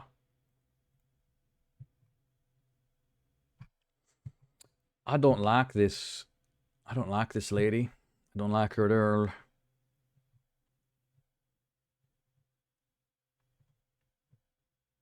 Why is there just a cartoon bum here? Oh. What else have I got? Oh, here's a good one. It's kind of random. Lana Del Rey denies involvement in the assassination attempt on Donald J. Trump. Quote Lana Del Rey, I wouldn't have missed. I want her to have actually said that. I really do. Oh yeah, I saw that tweet as well. That was at the top of her page. The one about the bulge and the gun. It's all optics, man. It's all a popularity contest. That's the thing it sucks about American politics in particular. It doesn't have any substance. It's all a popularity contest. Like, this is the thing that's most made that obvious. Because you have a man that's made up of the least substance the world has ever seen. As shallow as it gets. And he's currently one of like the most popular options with most of the heavily bigoted country, apparently. It's kind of crazy. Like, literally, if that many people can have their votes swayed by this random situation, where some rando, probably like a bit of a sociopath in his own right, took a shot at a president with a rifle, which obviously doesn't stand for left or right. That's just some guy. This is not like Biden's camp with a conspiracy trying to take him out. This is just some dude, and they got him. Case closed. But now apparently, like, him surviving some random nonsense bullshit that doesn't actually pertain to anything is going to make enough of the country turn their vote to make him win. Like, make it make sense.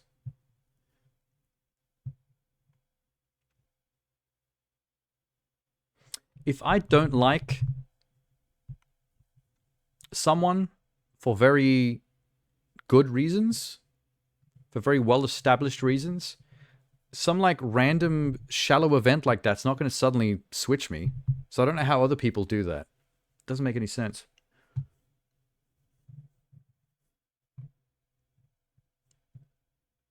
It's the same with the debate though. Like, we all know what the one dude's about. We all know the only problem with the other guy is that he's old and sometimes flubs words. So it's like, how are you swayable on that? By watching a debate where the same psychopathic fascist prick does the usual bullshit he always does, constant lies, and then the other guy like flubs a word or two and does some old man grandpa nonsense, and like that's enough for you? That's crazy. It'd be like if you saw Hitler and Satan standing down one corridor, and then you saw like an old man stand down the other, and you were actually divided on which one corridor to go down. And then the old man down the one corridor sneezed, and you were like, oh god, okay, never mind. I'll go down the Hitler and Satan corridor. Say what? You alright, buddy?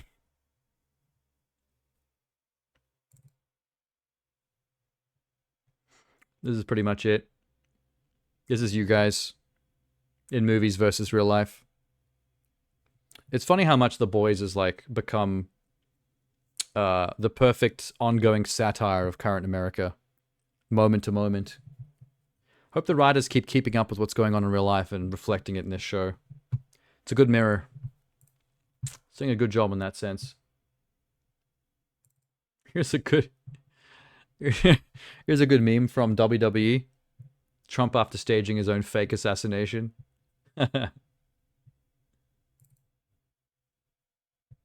This is the kind of shit that Vought pulls to make Homelander popular again. It's true. It's exactly what they would do. And that's exactly what someone like Trump would do. I just can't believe that it's true. I can joke about it being true, but I can't take it seriously enough, unfortunately. And that's sad. Oh well. Oh, should probably move on from that, huh? It's too depressing. It's depressing to talk about. I mean, at least I'm still stuck on this end of the world. Like, you gotta live there. And I feel like it's about to get a lot worse. Although, Australia tends to follow, as a fellow Western country, we tend to follow America pretty closely.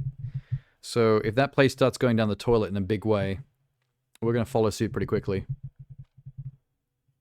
Like, if Trump gets in power again and it leads to some kind of World War III scenario, I mean, Australia's just going to follow America right into the front lines, as they usually do. Sucks. Maybe I should flee. Maybe we should all flee.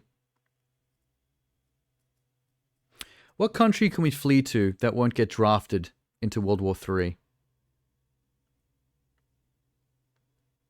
Wait a minute, Genie.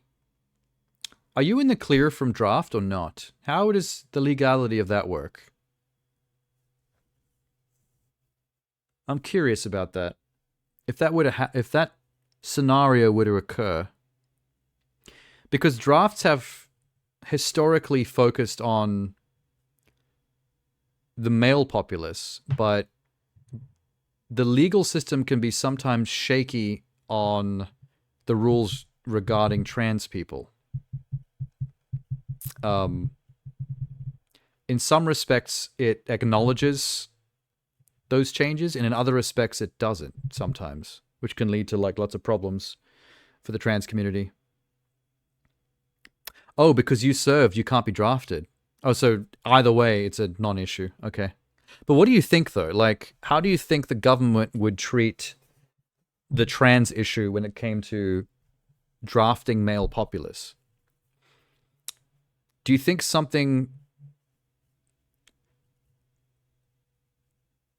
This is... Hang on. Ugh. I feel like if it was... Like, okay.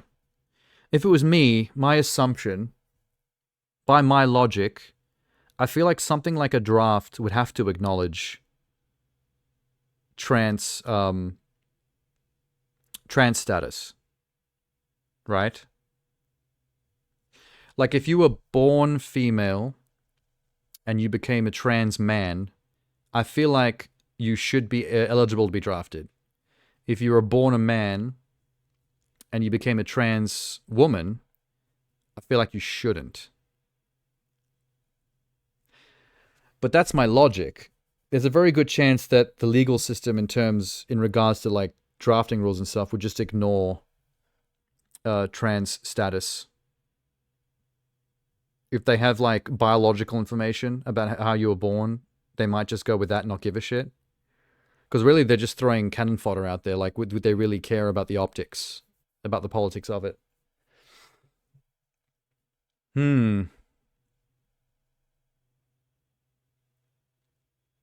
I wonder if there's a solution to that online. I might look that up later. If anyone else has ever asked this question.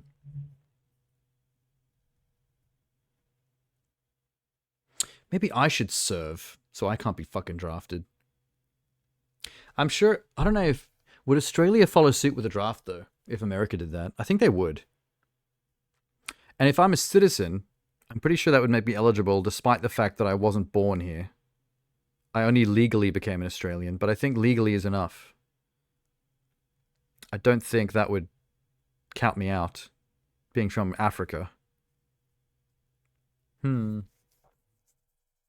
Let's just move to Sweden. We'll go on a massive holiday to Sweden when World War III kicks off. How about that? We'll go try out some chocolate, run through the hills, frolic in the grassy hills of Sweden. We're dropping Lindor chocolates. That sounds like fun. Good times. What were we going to do before we got distracted by the assassination stuff? Oh, Marvel. That's right. Fucking Marvel. Good lord. All right. Let's catch up on Cap. Yeah. Although, fucking hell, the Captain America movies are always like the most political of the Marvel movies. And that trailer happened to come out right around the same time one of the most political things has happened in regards to the current election. The biggest political controversy yet. What the fuck? Alright, I'm ready.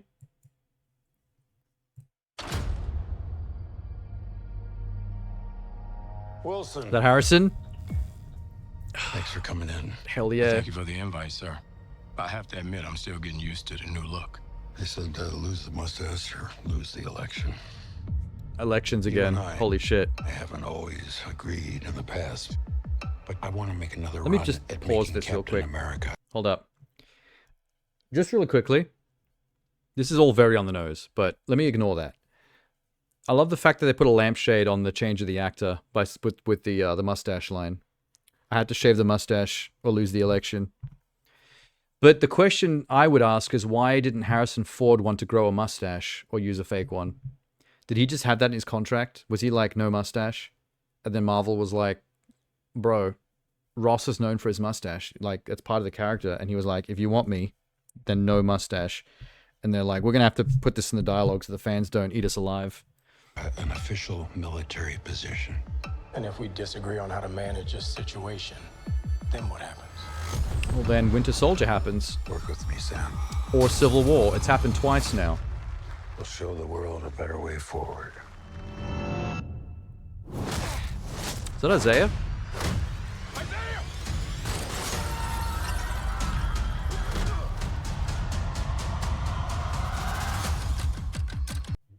I beg your pardon. Not the Captain America trailer already having a shooting assassination attempt on the President of the United States. Right before the real thing happened. Days later. Holy shit. And it was Isaiah. Why would Isaiah do that? That's interesting. I like Isaiah a lot. The one time I teared up in the entirety of Falcon and the Winter Soldier, the whole TV show, was the bit at the end of the last episode where Isaiah got the statue in the war memorial and he hugged Sam. I actually had tears in my eyes during that scene. That got me good. Maybe mind control? I can't believe this is so accurate to current world events. That's nuts. Sir, your inner circle's been compromised. Either you can't see that, or you don't want to. What if it's a trap? Oh, yep. I'm sorry I keep pausing this, but holy shit. That was, Can't see that, but you don't want to. Come on, that is a Winter Soldier reprogramming room if ever I've seen one. Isaiah has been Winter Soldier programmed, and someone keyworded him during the presidential speech. To make the Super Soldier program look bad, maybe, because of Isaiah's past? Because they're trying to also affect Cap's reputation? Or all superheroes as they're linked to the government or the military? To stop Harrison Ford's idea, oh sorry, General Ross, I gotta stop calling him Harrison Ford. Ross's idea of making Captain America an official military position. Maybe someone's opposing that idea.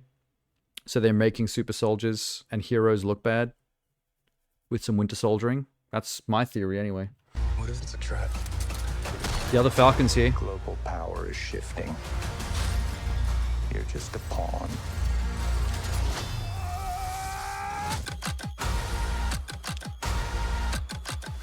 You may be Captain God, America, the soundtrack in this but is you're great. not Steve Rogers. What an edit. You're not Steve Rogers is a bit harsh. He's not. Ooh. You're right. I'm not. Yeah, that's what I said. Oh shit. Alright. That was dope. We broke the Mark II at the end there.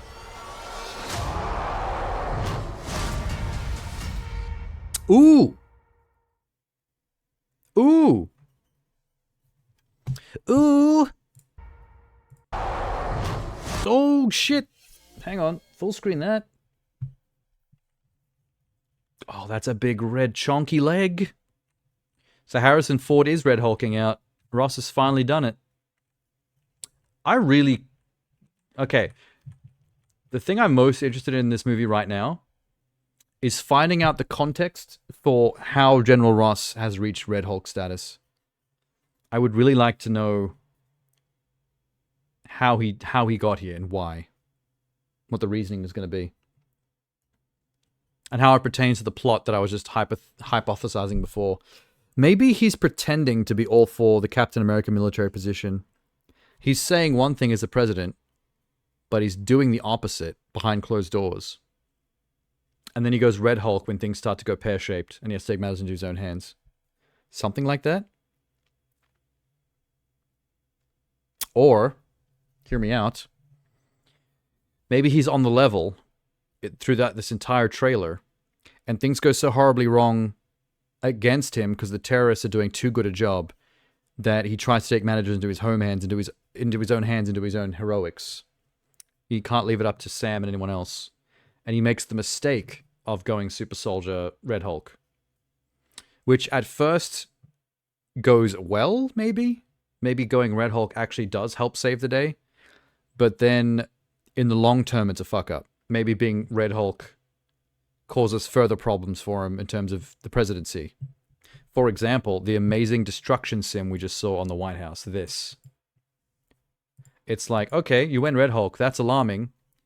But you did help save the day. That's good. But now you're uncontrollable, which results in that. I have a feeling that this is going to be Hulk related.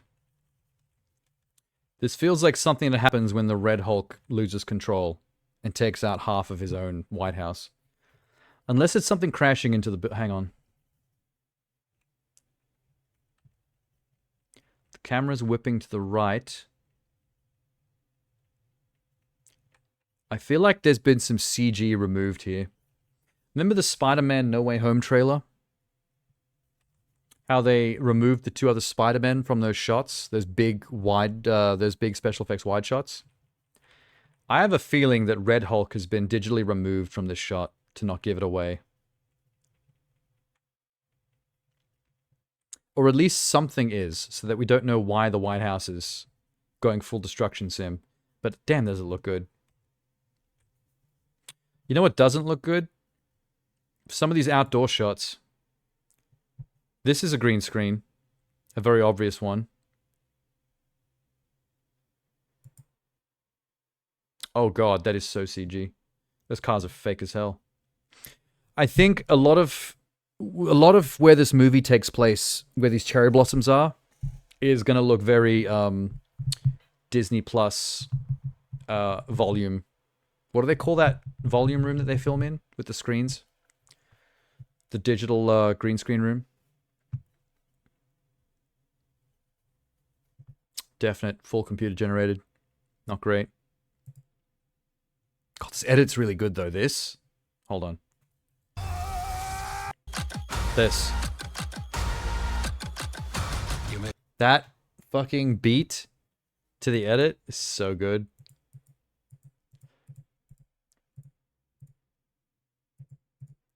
Isn't one of these women the Jewish superhero that everyone's boycotting the movie over? Hey, photo ops with the president. Some Asian guy. Falcon. I gotta stop calling him Falcon, because that guy's Falcon now. Gotta stop calling him Cap. Also, have you noticed that Sam really loves this kick? It's a trap. The number of times we've seen him do that split kick, assisted by his wings to give him lift into the kick. He did that in Civil War, in the opening action scene. It's his go-to move. Is he wearing a different outfit? Oh, wow. Wait. That's the other outfit. Okay, this scene, he's wearing his white, comic-accurate outfit from Falcon the Winter Soldier at the end. Yeah, it's that one. But the rest of this trailer, he's in a more standard Captain America armored outfit. Traditional colors. So I think this white outfit scene is from the beginning of the film. I think there's an opening action sequence like these movies usually have where he's still in the white outfit from the TV show. And he's yet to get the new outfit from becoming the president's like Ride Man superhero. Or whatever he does. Who's this?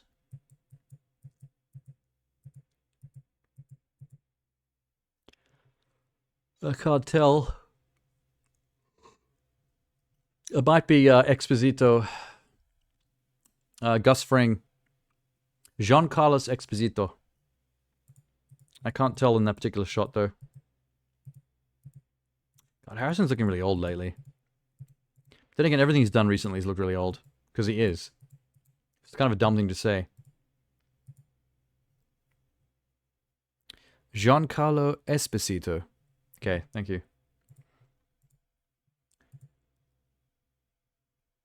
Yeah, okay, two things. The two things I'm most keen about this movie for. Why is Isaiah Bradley seemingly going Winter Soldier on the situation? And getting trigger worded? And how is Ross becoming Red Hulk, and why? Those are the two questions that I really want to see the movie for. That's what's driving me currently. And here's the Trump scene. Unfortunately, Trump didn't have a fake glass wall, assassination-proof glass wall between him and the shooter.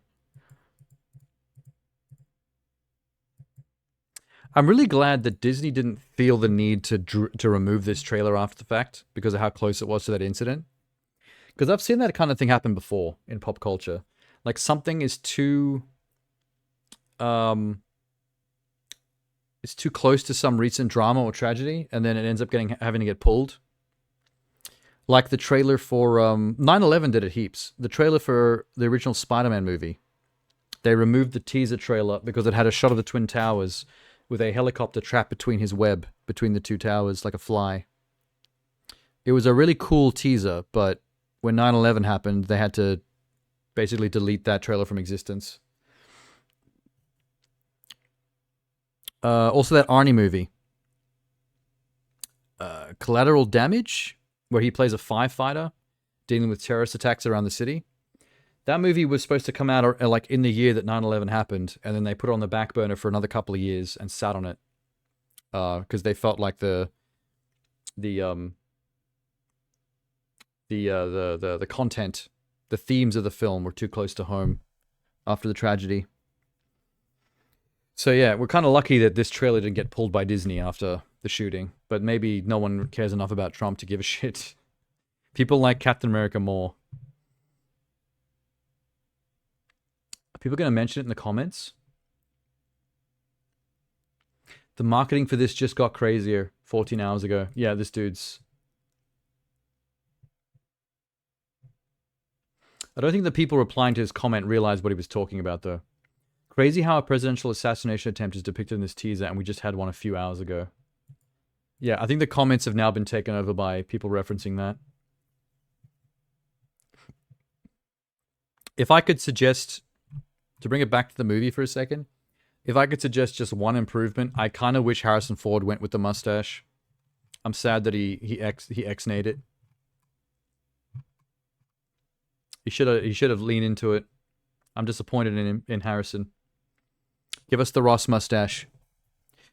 Can we do like a Snyder cut of Captain America 4, where we digitally insert a mustache onto Harrison in every scene in the same way that they had to take the mustache off Cavill's face in Justice League? Just the reverse of that. I'd be happy.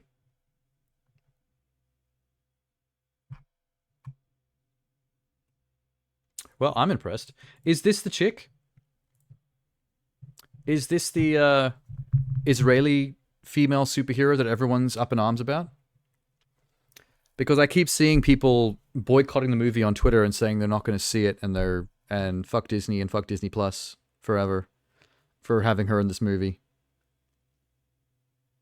And really, it's all because she's a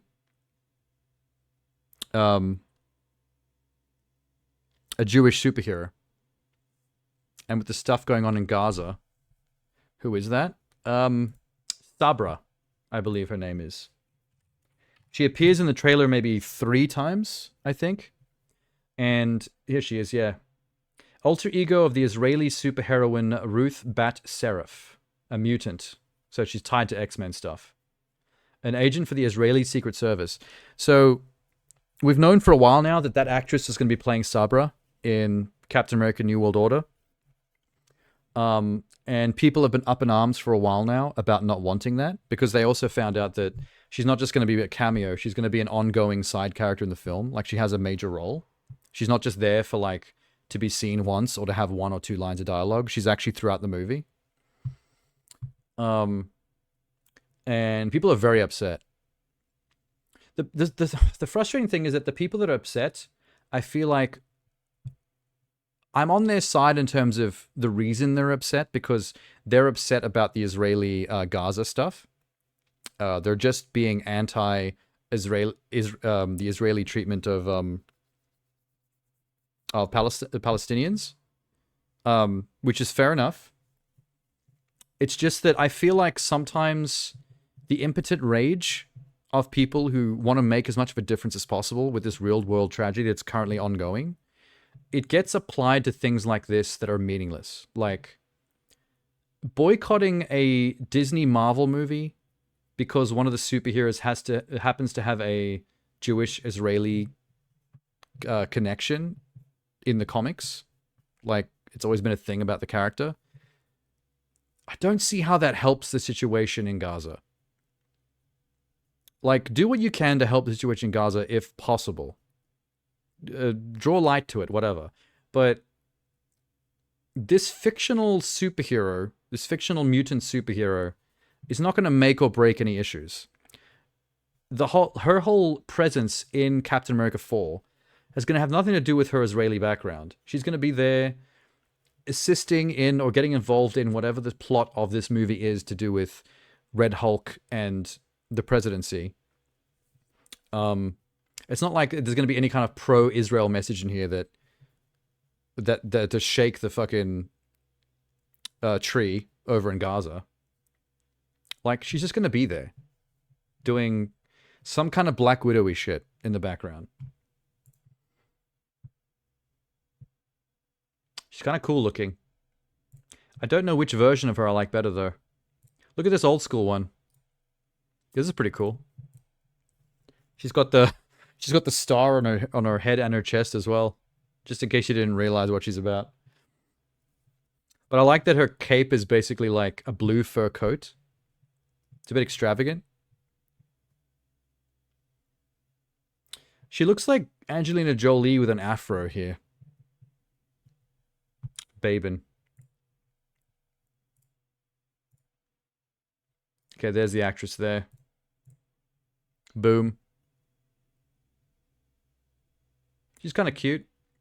I do think her head is too big for her body, though.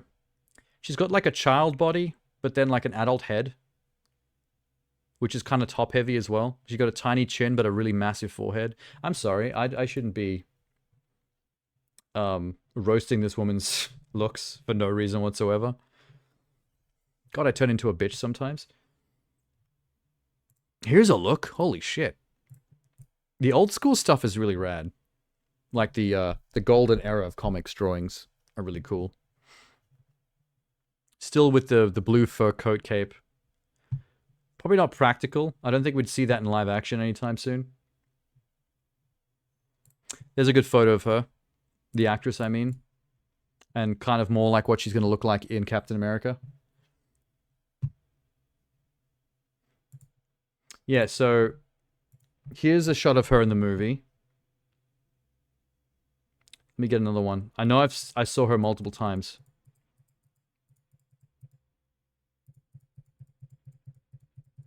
See if we can catch her. There she is.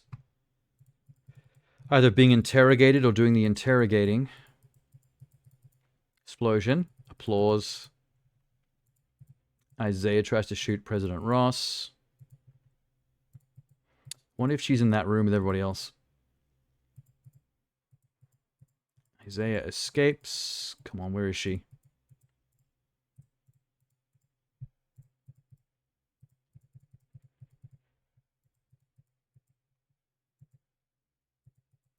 There's one coming up, I know it. Wait. There she is. Her and some black lady who may be Wakandan, or just Secret Service. She might be, Dora Milaje, envoy that deals with matters in the White House on behalf of Wakanda or something. Because her look, especially like her head, is very Dora Milaje looking. But yeah, Sabra's actually looking a lot like what was Terminator Girl's character in A Secret Invasion? You know how she goes Super Skrull at the end? That actress, Khaleesi. I can't believe I referenced her from Terminator and not from Game of Thrones. Oh my god, I'm so sorry. That was inappropriate. Yeah, yeah. Mother of Dragons. It looks like her when she was playing the Secret Invasion character.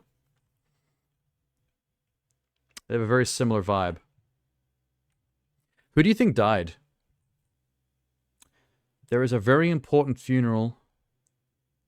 American flag on the casket. Do you think this is Steve's funeral? Is there a chance we might be seeing a Steve Rogers dies of old age funeral? Is it too early for that?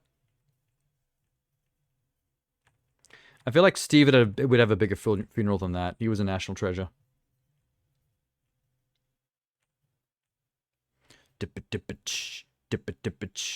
I did see what the character that he's playing.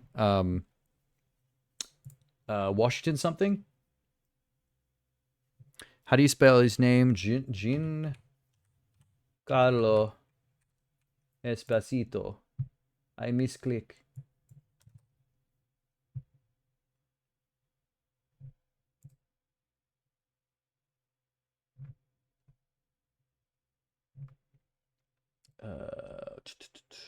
Captain America Broken World. His name is not on IMDb yet, but they have released it. We do actually know his name. Hang on. They just haven't put it on IMDb yet. I don't know why.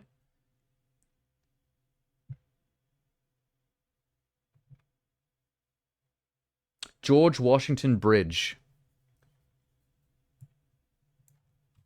Kind of a deep cuts character. Oh, there's another Sabra shot. Told you. Third shot in a row. Okay, maybe that's not a Dora Milaje lady. I think that might just be Secret Service. But clearly the Israelis have their own little superhero on board here to keep an eye on things for their own reasons. I don't really know what that's about. I did hear that part of this plot's going to have to do with the ramifications of the Celestial sticking out of the ocean in Eternals. Like, the governments of the world are gearing up for an arms race to get materials from that island made up of the Celestial's body, because it could lead to new technologies. So that might be why we're seeing a lot of political bullshit going on to do with America hosting characters like the Israeli superhero. Like, everyone's got envoys at everyone else's places trying to suss out what everyone else is trying to do. And trying to maybe form alliances to carve up that Celestial into districts, maybe so everyone gets a piece. Does he get a helmet now? Oh, holy shit, that's a full helmet covering. I don't think we've seen Falcon with a full... Well, Falcon or Captain America Falcon with a full helmet covering. That's new. That plane was also new until it hit, until just that very moment. There's other Falcon flying with Cap Falcon together at we've never seen them fly together. That's really cute. That helmet looks so much like Taskmaster's helmet. Tell me that does not look like Taskmaster's helmet. I know it's not going to be. I'm not saying that it's going to be Taskmaster. I just think the design is super similar. I still would really like to see a comic-accurate Taskmaster. Hopefully the fact that they did something different with Taskmaster in the Black Widow movie doesn't mean we still don't get to see Alex... What's his name? Alex Mason? In, like, live action at some point. As the real deal.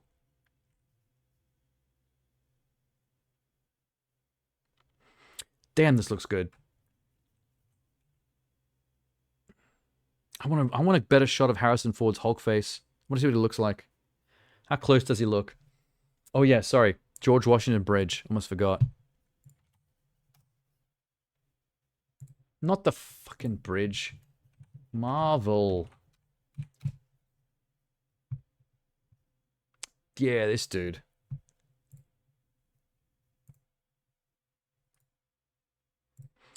George Washington Bridge kind of reminds me of a Black Cable. Actually reminds me a lot of Black Cable. Look at him in this shot. Old school George Washington Bridge was a little... He looks like a zombie Deadshot from DC Comics. Here's a good shot of him. It's going to be tiny, but... That's so cool. Funny they made Giancarlo Esposito look like that. Would that be too much? Would that be too 90s?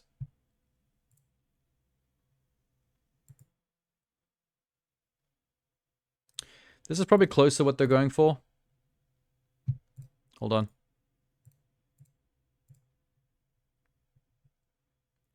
Not so cheesy comic booky with the full color skin tight leotard, but vibes-wise, just straight up mercenary. No pretenses to being villain or hero. Just a working man. Somehow I feel like there's more to it, though. There's no way that this is a movie about Sam trying to deal with the politics on the Harrison side of things, and then him coming in as a villain to shake things up. There is more to it than that. I think George Washington Bridge is going to serve a kind of first half of the movie antagonistic force to keep you guessing, but then ultimately it's going to be Harrison and the Red Hulk situation that is secretly the bigger problem. Unless there is a bigger villain behind all of this that we haven't seen yet. That's still possible.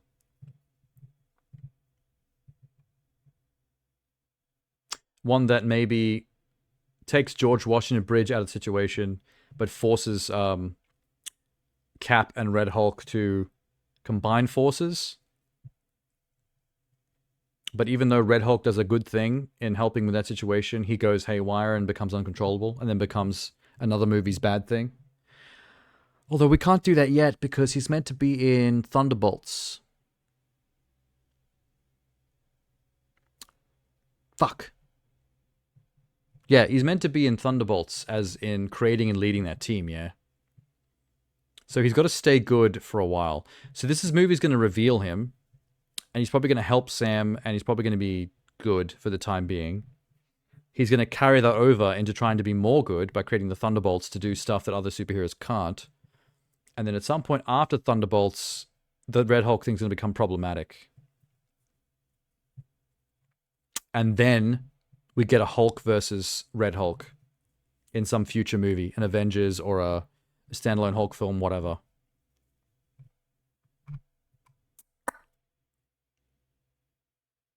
But that's all I know. That's all I know, and that's all I can hypothesize from what we know. I remember when this photo... I think we actually looked at this on stream, when this photo of Giancarlo as George Washington Bridge first came out. We just didn't know that that was his comic name yet. He just looked like some generic mercenary.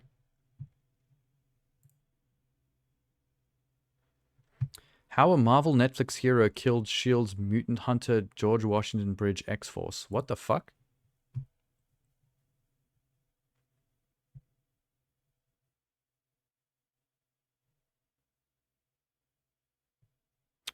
So he came across Punisher and Cable a lot. He was a villain for Punisher and Cable heaps, according to this.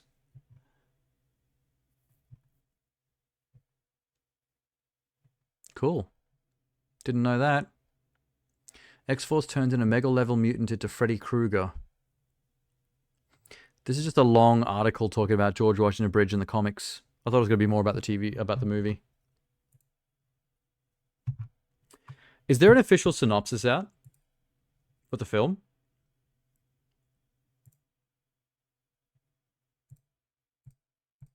To go along with the trailer? Just so I can see how Disney says it in their own words. Enter a brave new world. Okay, I guess not.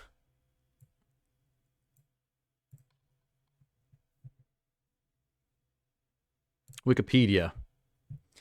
They'd know something. Fuck, that's a good poster.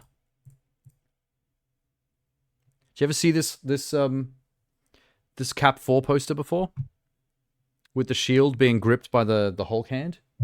It's really good. I don't know why this is such a small version of it. I can't seem to zoom in.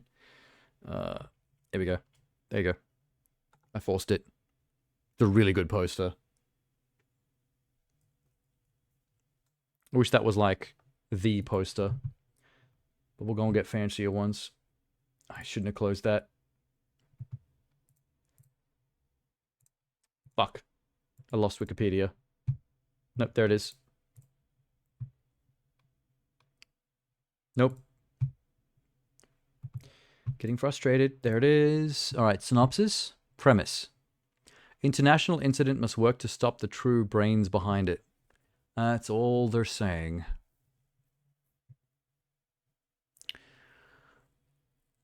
Rusbat Seraph. High Israeli former Black Widow and high... Oh, so she's actually a former Black Widow. And just happens to be Israeli. High-ranking US government official, close ally of... So she's not even working for the Israeli government. She's a US government agent that just happens to have been a Black Widow once before. So she's going to be one of the Black Widows that got taken out by the... It's the leader? Oh, is that what everyone's saying? Oh yeah, Tim Blake Nelson is in it. I do remember that now. I totally forgot about that. Because they never really talk about him. Aside from finding out he's in the movie.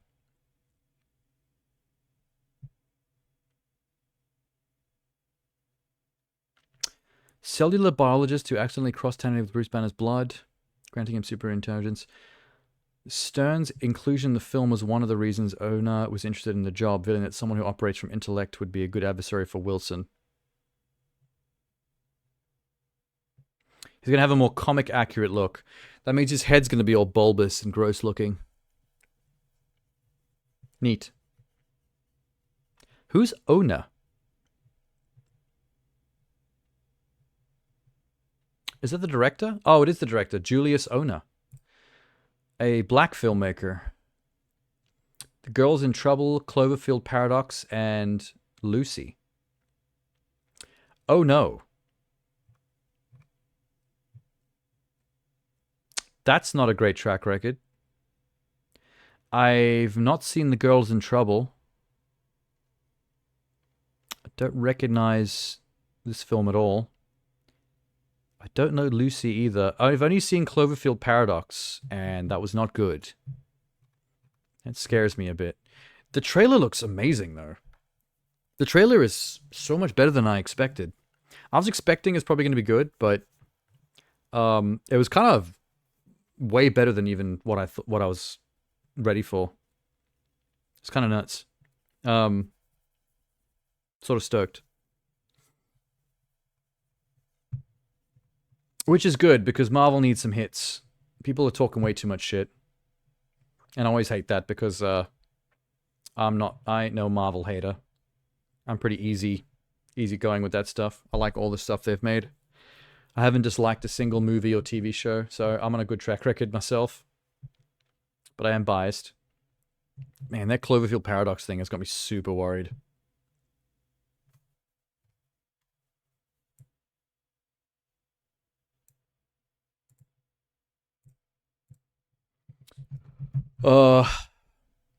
Good luck, Julius. You can do it. So, okay. Now that I've been reminded of the leader, I have a question. Do you think...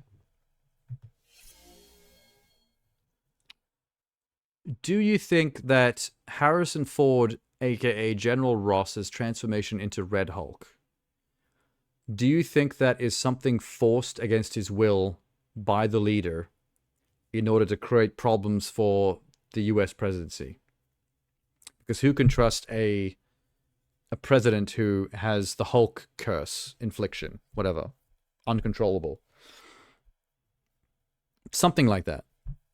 Or is it on purpose, willingly?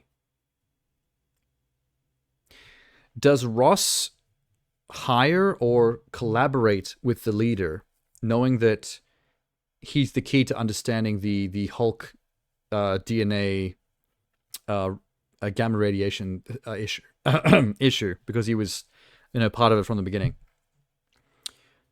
Do you think Ross collabs with him in order to try and get Hulk powers for himself, selfishly? Like he's doing some dodgy shit in the background and doesn't realize how untrustworthy the leader is. So the leader does what General Ross wants by giving him the Hulk powers, but maybe he purposely sabotages the Hulk radiation stuff that turns General Ross so that it's unstable and uncontrollable, so that as a Red Hulk, he can't use it the way he wants to use it. The Hulk powers, I mean. So General Ross kind of gets some karmic just desserts by not getting the powers the way that would be actually convenient and usable in the way that he wants to use it. It actually is as much or more of a curse than what it is for Bruce Banner, who can now control it. And now we have another Hulk that's like a complete off-the-leash, rabid dog. And that's just part of Leader's plan to control the whole situation and wreak havoc on everybody. So I wonder what George Washington Bridges' situation is between all this. He might just be working for the Leader as an on-the-ground mercenary. Just doing it for money and no ideals, nothing. But that makes his character less interesting. He's got no stakes in the matter. That's the thing. All right, we'll wait and see. I can't wait for a second trailer where we get more plot. Sometimes you see a trailer like this, and it's the perfect teaser. It makes you want the thing so badly. It does its job so well that you don't need actually any further trailers to explain the film to you. Once you get the tone hit from your teaser, it's like, I'm already sold. Maybe don't show me any more trailers. I'd like to go in blind because you can't actually sell me any more than you already have. I like it when that happens. That's always really exciting.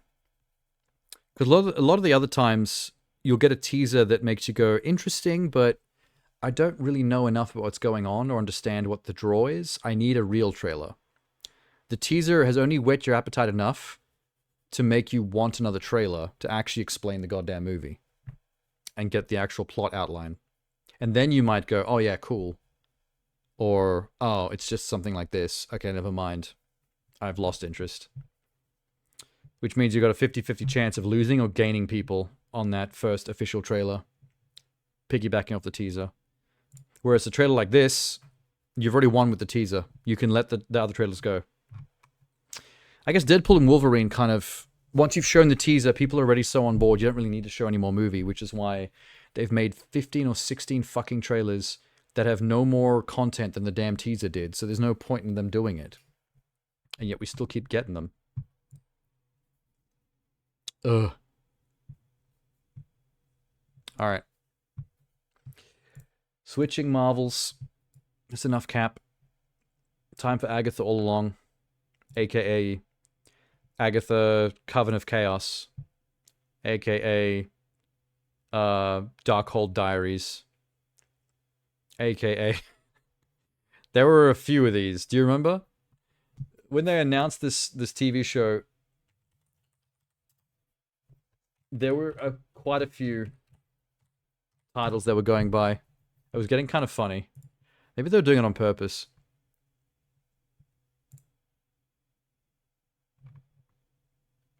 Yeah, here we go. Originally announced as House of Harkness, then changed to Coven of Chaos, then changed to Darkhold Diaries.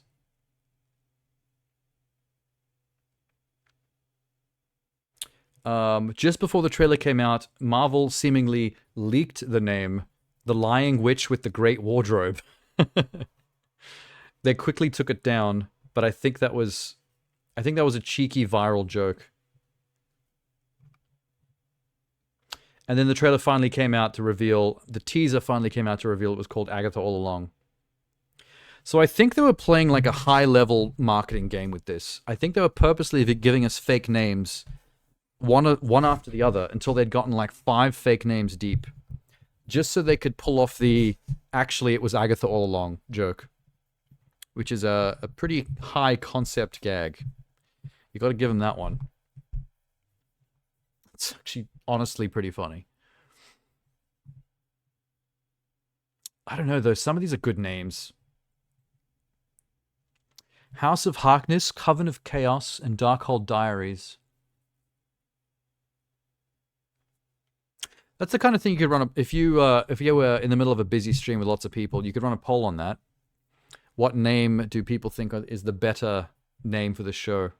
House of Harkness, Coven of Chaos, Darkhold Diaries, The Lying Witch with the Great Wardrobe, or Agatha All Along?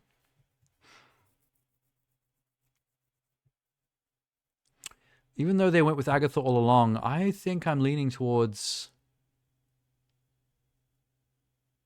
Coven of Chaos. I think Coven of Chaos has a nice ring to it. Because the plot, from what I read in someone's synopsis once, was going to be about her putting together a new coven in order to get her powers back or something. So Coven of Chaos would be cool. Darkhold Diaries is a nice flow to it. Like, that sounds nice, but I don't... Like, the Darkhold's kind of out of the picture now. It's not really about the Darkhold anymore, so that's kind of redundant. House of Harkness might come second.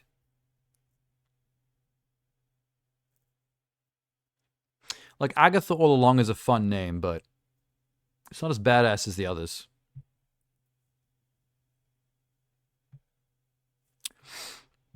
What is this? Oh, I'm about to watch the trailer for the Agatha Harkness TV show. I was just talking about the name changing that Marvel's been doing for the last couple of months. Do you remember this at all? Every time Marvel... Who's that? You know Catherine Hahn's antagonist character from WandaVision? Agatha Harkness? From the comics? Agatha Harkness is from the comics as a... I wouldn't call her a villain. She's a fairly self-possessed, out-for-herself witch that often is fairly neutral when it comes to issues. She's not a good guy, but she does often provide advice or aid to other good guy characters like Wanda in certain contexts. But she's also not to be trusted, so she's neither good nor bad, essentially. Which is kind of how they played her in the show, because she wasn't... She kind of took the place as the main antagonist, but she wasn't really, because Wanda, Scarlet Witch herself, was kind of her own main antagonist, and Agatha Harkness was kind of just piggybacking off it to try and get to the bottom of how powerful Scarlet Witch really was, and if she could get anything out of it. And kind of got herself got. She lost that fight hard.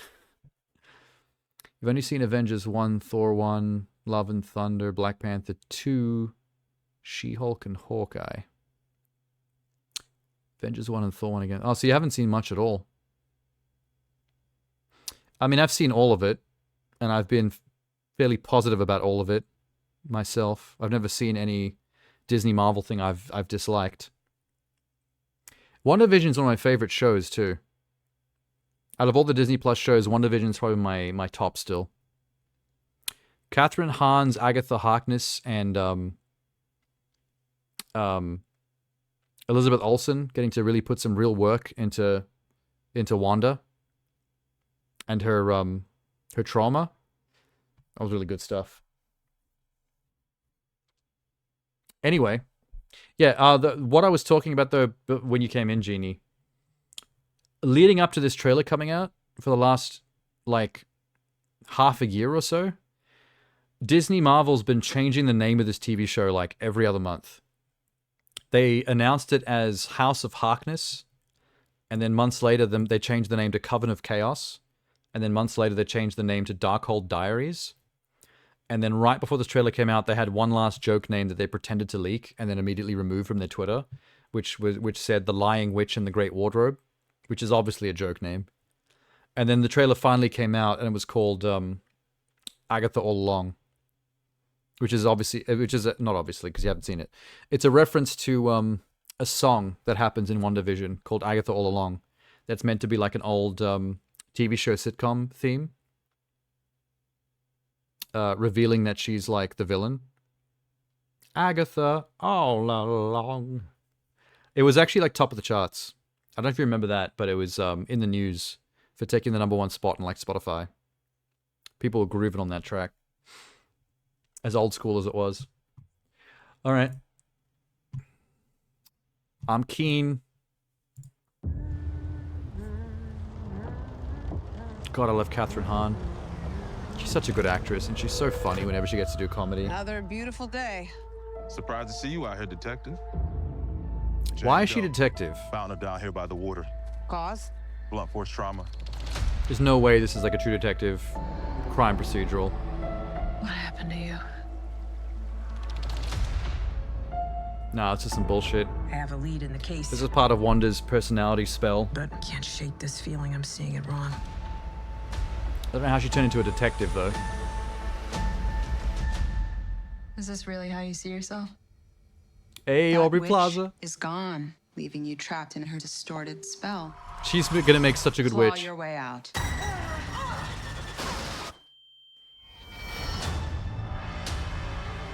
Hell yeah. I'm sorry, Florence and the Machine. I miss the glory days. We got Florence on the track. This is my favorite Florence and the Machine I song. had, but I can beat that witch. No joke. Holy shit. Well, the gang's all here. Let's hit the road. Cool. Aubrey Plaza's gonna make such a good I'm witch. gonna walk the witch's road. The road is a death wish. It looks legitimately creepy. Join me.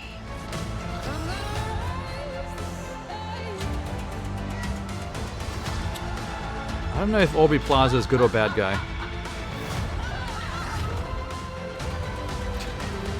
Riding brooms. What witch in her right mind would join Agatha Harkness's coven? Not looking for right-minded witches, as it happens. Who's that kid? Oh my god, the moonshot. 7 devils all around me. Sweetheart, you okay? He's not okay. Whoa, what's she doing? Where's she going? They exorcist some girl. It actually looks like it's gonna be legit creepy. I'm kind of surprised. Like, they don't need to be going that hard, for all intents and purposes. With the scary spookies, they could just make it like a fun witch road trip. Like, remember Hocus Pocus? They could have made this like Hocus Pocus, like that kind of tone. But it actually seems like it's got a little bit more of a light horror edge going. But they're still keeping the sense of humor at the same time. So it is exactly what I said, though. That whole opening detective part is just a misdirect, because she's still under Wanda's spell, keeping her personality locked down. But it looks like it's Aubrey Plaza that cracks her out of it. I'm going to say Aubrey Plaza is bad guy. Yeah. Yeah, for sure. Aubrey Plaza is bad guy that is trying to manipulate Agatha Harkness into doing something, which means she needs to break her out of Wanda's spell, first up, and then gets her involved in building this coven for question mark purpose. But whatever that purpose is probably going to be something that is useful to her, that she'll betray them at the last minute for. She definitely breaks the spell right here. She meant to be looking like a FBI agent. I accidentally framed her on the sex doll pose. Whoops.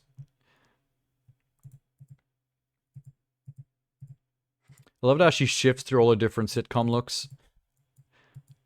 Oh my god, she really does.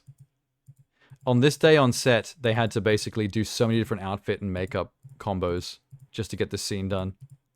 Just for her to end up in black and white housewife mode. Adorable. I can't believe my favorite Florence and the Machine song is on this. That got me the most hype.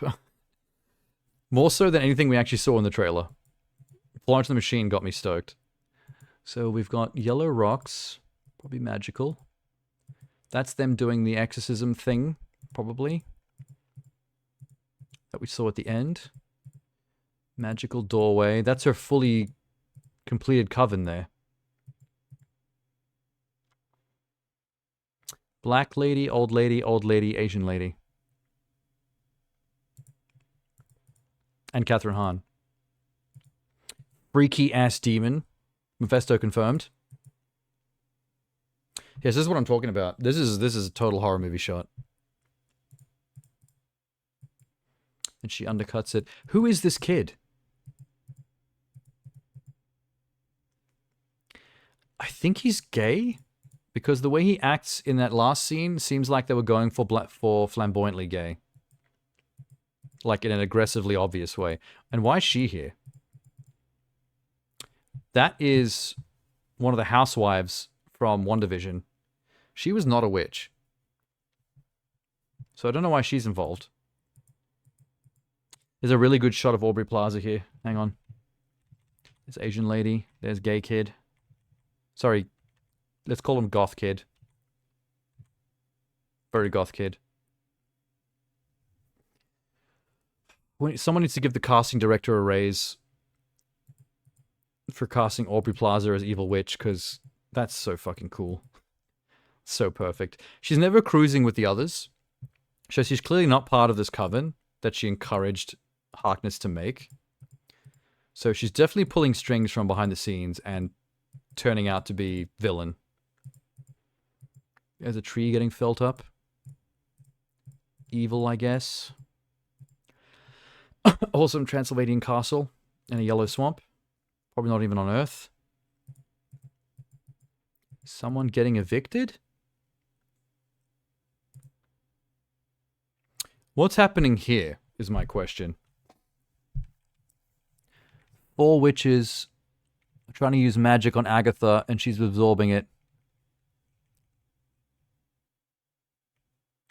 She's also wearing very old-timey clothes. This might be a flashback to back when she was still more evil and stealing other witches' powers after she killed her mother and her whole coven. Aubrey Plaza being spooky evil. Gay goth kid.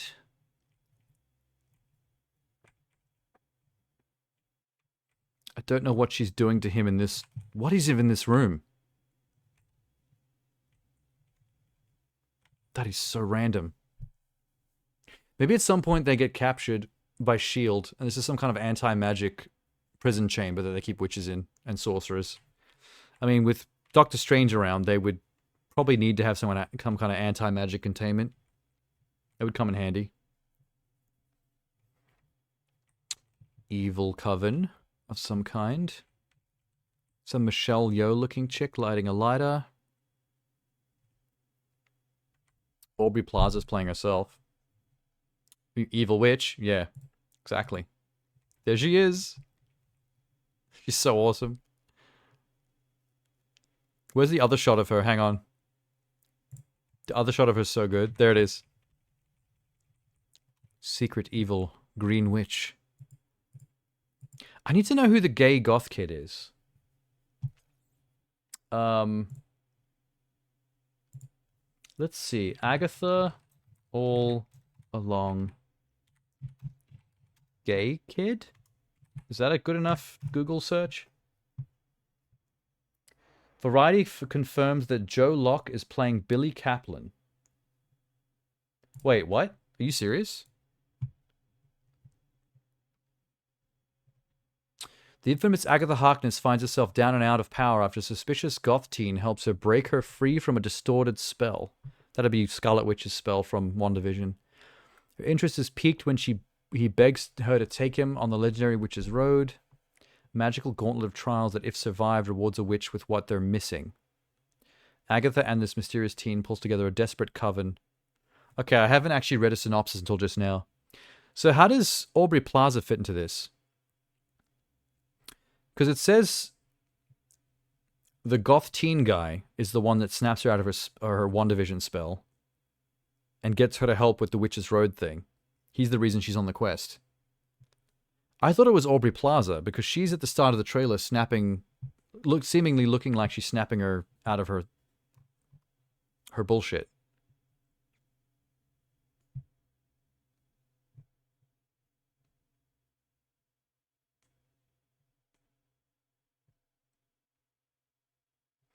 So the theory is that it's Billy, one of Wakanda's kids, Wiccan, the one that has the mental powers. Which is confusing because the two kids cease to exist at the end of WandaVision. Because they weren't real to begin with. So why would he be back just randomly as an older teen? Having lived enough of a life to become goth. And also to realize he's gay. Which he is in the comics, by the way. So don't pull some bullshit conservative Disney's woke nonsense. Billy, aka Wiccan, is a gay character. And always has been. So chill. Those do not look like the same kid, though. He changed a lot from childhood, if that's really him. Yeah, oh my god.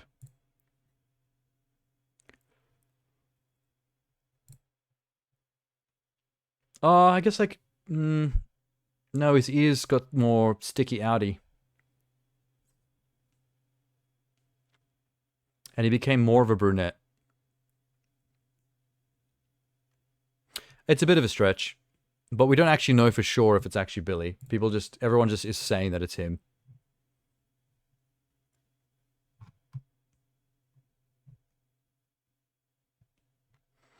Here we go, first comment. Selective outrage is crazy, dude. He was actually gay in the comics. Yes. Read a comic much?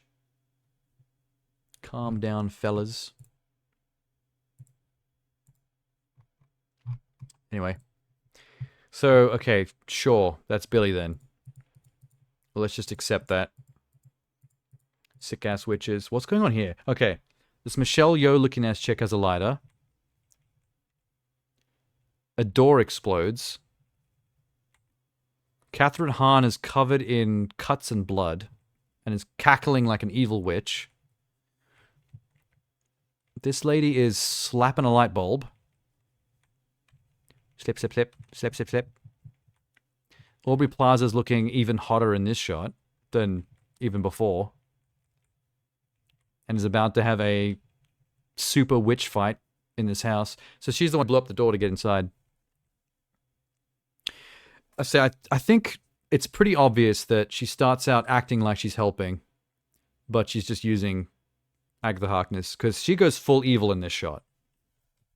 And then they actually show her fighting the fucking woman. Here, watch. Kicks off the wall. Flies at one of her coven members. Tries to stab her with a knife. There's Harkness with her coven on brooms. It's so adorable. There's a floating ballroom. That's pretty cool looking. Much magic. Which in her right mind would join Agatha Harkness's coven. Look, see, there's him doing his most gay right now. Harkness's coven. Not looking for right-minded witches, as it happens. Haha. Good line. Black Lady Witch screams. People messing with a Ouija board. Teenagers. Someone writhing on the ground. Being surrounded by salt, probably because they're possessed by a demon. Amazing witches flying in front of a red moon shot. That's probably the shot of the trailer right there. And it was really quick too. Exploding house. Collapsing house.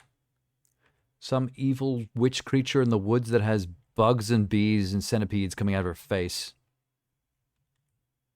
Ick. Do not like.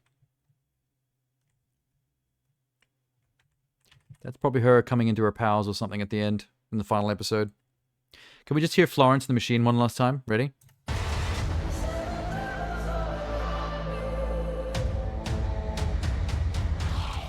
God damn, I love that song. They know how to sell stuff to me, apparently. They know how to pick my favorite song from, like, one artist and then make that what their whole trailer is based around. This has happened more than once.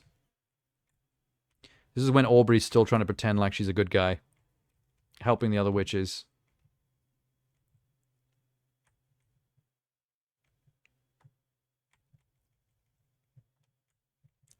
Is that same goth gay kid, but just in normal clothes? I think what's happening in this scene is these are all just regular teenagers that try to do like a fake little seance just to be cute. Just as part of a slumber party. These are the same teenagers that were using that Ouija board in the previous shot. Look, none of them are actual main characters. So Aubrey Plaza must have shown up to help these teens with their possessed friend after they used a Ouija board incorrectly. So she at least spends part of the show pretending to be a good guy. That's at least confirmed. The hoax with the title changes only to reveal that it was literally called Agatha all along was genius. It's so clever that it almost doesn't work, if that makes sense. Do you know what I mean? Like, it's... Bear with me here. It's so clever that nobody noticed that that was even a thing they were doing. Unless you're like a hardcore film or Marvel nerd, or someone who's just terminally online or on Twitter all the time, to even notice that the name changes were happening and to get the Agatha all along joke at the end. I feel like that's a very 1%er viral gag they did. Like, it's not really going to help their marketing strategy at all. The couple of nerds that noticed it are like stoked, but that's about it.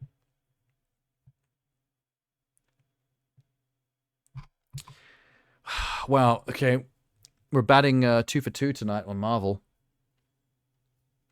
Captain America trailer was dope. Agatha All Along trailer was even doper. We're there. We're having a good time. Cool. Is there anything else big that came out recently that we need to check out before I clock off for the night?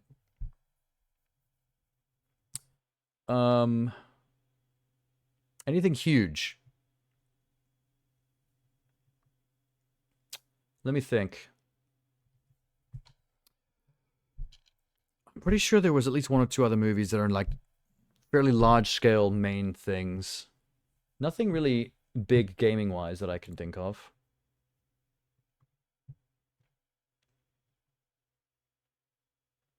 Unless you count the release date announcement trailer for the early access release of Satisfactory. I've played Satisfactory with a friend. Turns out it's only about to just come out proper. It's about to leave early access and come out as a full 1.0 release. Okay, you know what? Let's give it a look-see then. Only because I have made the prior commitment to actually playing the game. Just wasn't on stream. It was with friends a little while back. It's kind of an addictive game if you like this kind of thing.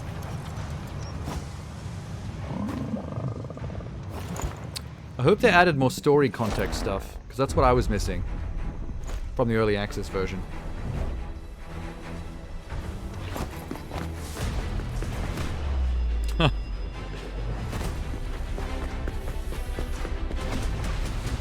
I don't think this movement system is actually in the game at all. Trust me. I've played it.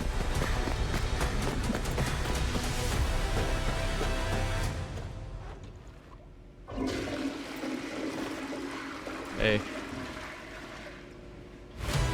That was the announcement trailer? Toilet flush? What?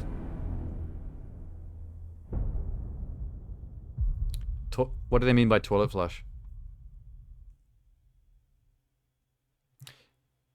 Oh, it's some kind of DLC content? There's text at the bottom of the screen that says, by the way, that's also the release date for Satisfactory 1.0, but we didn't have any budget left for that trailer. Oh, so the joke is they made a trailer for the toilet DLC and then didn't have the money to actually do an actual proper release date trailer. So they just combined the two into one. Fun joke.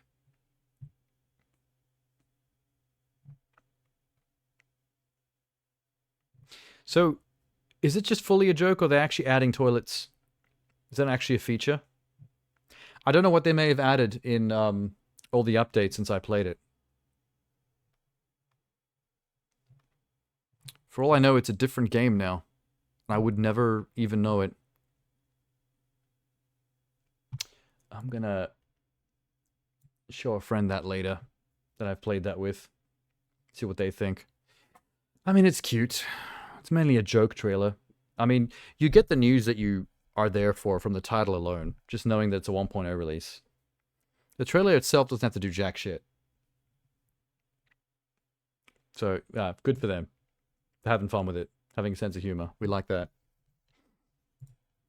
While I was taking a break with that, I did notice that I was trying to figure out what the huge movie releases were that I'd forgotten about, and I remembered. It was Gladiator 2. It was Ridley Scott's Gladiator sequel. I've got it. This came out July 9th. Oh, almost a full week. It came out right after the last Sunday stream. Damn. Oh, you had something as well. Lydia's Tekken 8 release date trailer. I don't remember Lydia. I think my knowledge of Tekken characters is stuck mainly in the main cast. Some of the more elaborate casts from future games, they missed me a little bit. Her gameplay looks polished. The theme goes hard. Okay, she's Polish, yeah? Lydia Sobieska.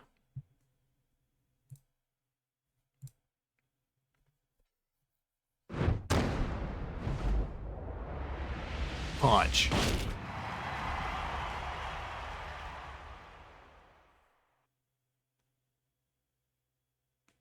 Unreal Engine. This isn't Poland. Hey, she's hot. Wait, why is she so hot? Get ready for the next battle. She's hot in a not even Polish kind of way. That's not what Polish people look like. And I've seen all of them. I've seen every Polish person. Voice is on part. The voice is on it though. That accent.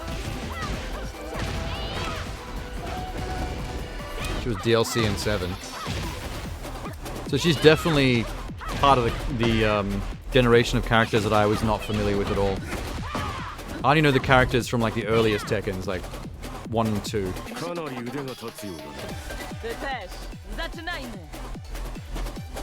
They even understand each other? Does she do karate? This feels like karate to me. I was wondering what kind of martial art a Polish person would lean towards, and it just seems to be karate. She fights like, oh, judo? Ooh, block.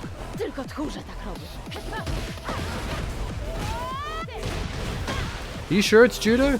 It feels very karate. The stances and the strikes.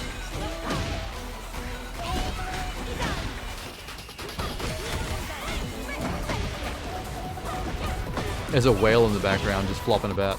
It's really distracted me. She fights, the way she fights reminds me of Atome from Dead or Alive. She fights exactly like Atome, who's German and does karate. Oh, it is karate? Did you look it up? Yeah, it was given that vibe hard.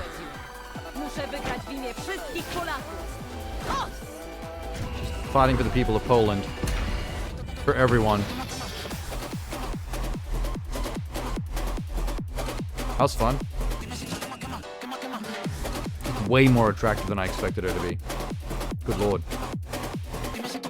She's the Prime Minister in Tekken. Really? What the fuck? Why is it in real life none of our politicians, presidents, or prime ministers are ever badass like that? Like karate fighters. Oh look, Eddie. With 2 more characters to come. Cool, we got more trailers coming then. I think the problem with the judo idea would be, it would be very counter grapple and ground game heavy. Judo loves to redirect energy and like flip and throw people. It's not a very strike based style. It does look very similar to karate sometimes in terms of stance and posture and all that, but I mean, the ones about strikes, the other ones about catch and throw. And then holds. Lots of holds. Holds and tap outs. Dun, dun, dun, dun, dun, dun, dun, dun, dun. Wow, her soundtrack was slapping. The very top comment is the theme goes hard. That's the top most liked comment on this whole video. He's not wrong. I'm surprised that that's what everyone's focusing on, though.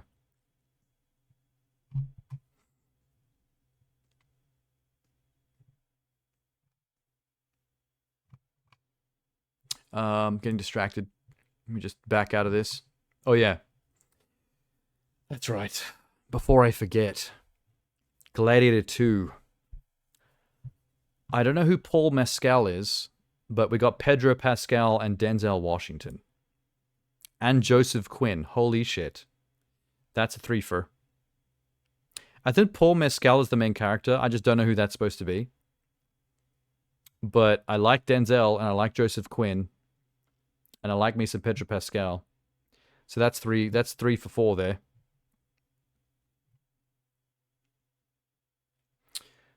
I hope this doesn't feel like a remake. Like they're just redoing the plot of the first Gladiator with different characters. I think that would be really sad. I'm a bit scared.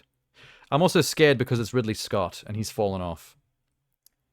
He's made some absolute classics, but the last couple of movies I've seen of him of his recent works, no. No, thank you. He's not doing great. If ever he's going to make a comeback, please make it Gladiator 2. Like, if there's one thing you don't want to fuck up, it's the sequel to this movie. Because the first one is rock solid. You can't say nothing against the first Gladiator. Oh my god, Pedro Pascal. Why can't he be the main character? I remember that day. I never forgot it. That a slave could take revenge against an emperor. Wait a minute. It's the kid? It's the... Hang on. It's the son of this woman, the queen, that was the wife of Joaquin Phoenix in the first movie that Russell Crowe killed. So the kid grew up knowing that his father, the evil king, was slain by a slave that rose up and rebelled. And is he fighting back against that, or is he... That's intriguing, actually. That's a good setup. Where were you born? I don't know. I never knew a mother nor a father. You will be my instrument. Who are you? Is Denzel evil or not? What's going with Denzel? I can go either way at this point. The greatest temple Rome ever built. Pedro Pascal's already a somebody. Colosseum. Because this is what they believe in. Jesus Christ. They can actually fill the Colosseum with water? Is that real? For Ocean Games?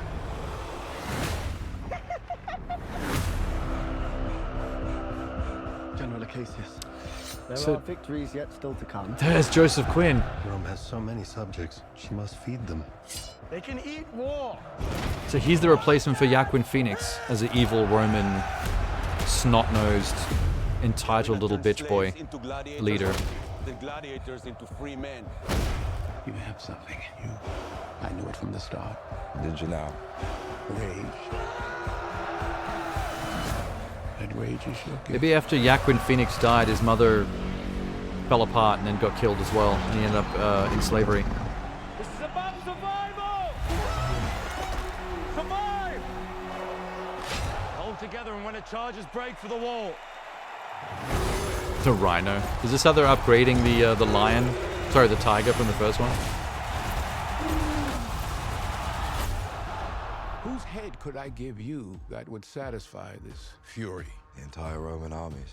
Too much. The general will do. Rome must fall.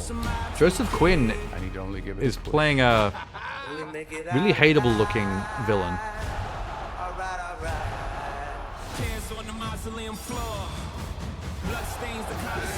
I think Pedro might be like the current reigning champion of the Colosseum on behalf of the Now I give it to you. of the Caesar. What is the dream of Rome? That people are not free. Getting his sword and his armor as well. I was owned. It's a bit on the nose though. An empire.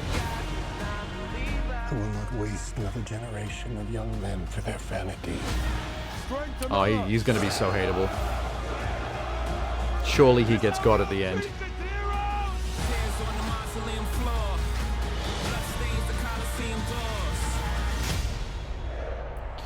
Pedro Pascal's going to die, isn't he?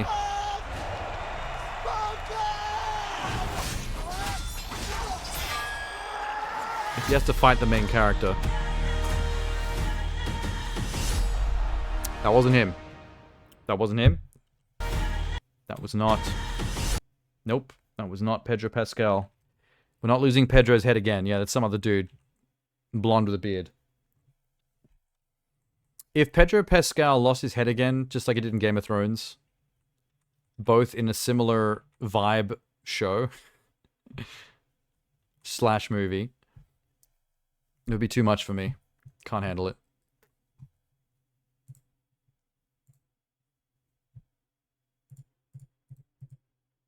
Look at Joseph Quinn.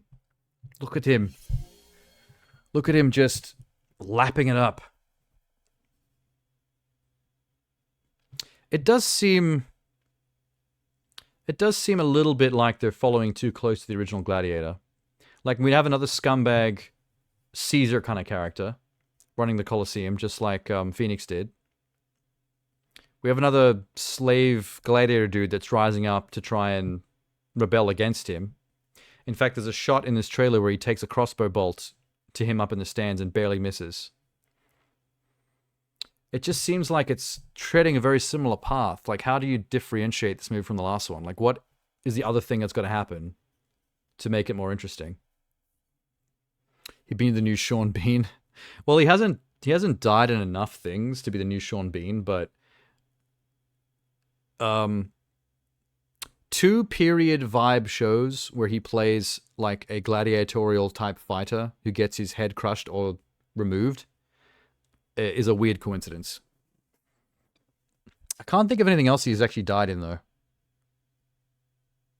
He's currently the It Man in Hollywood. Like, they're putting him in everything. After Last of Us, he's now going to show up in fucking Fantastic Four. He's the new casting for Mr. Fantastic. Which I just realized is super coincidental to what we just watched, because both Pedro Pascal and Joseph Quinn, who are in this Gladiator trailer, are both in Fantastic Four. Pedro is Mr. Fantastic, and Joseph, who's on screen right now, is Johnny Storm in the new Marvel casting, Marvel Disney MCU Fantastic Four. Which is kind of wild, man. Also, the guy from The Bear, you know that show about the chef that's like heaps popular right now? Like rocking 10 out of 10s with critics.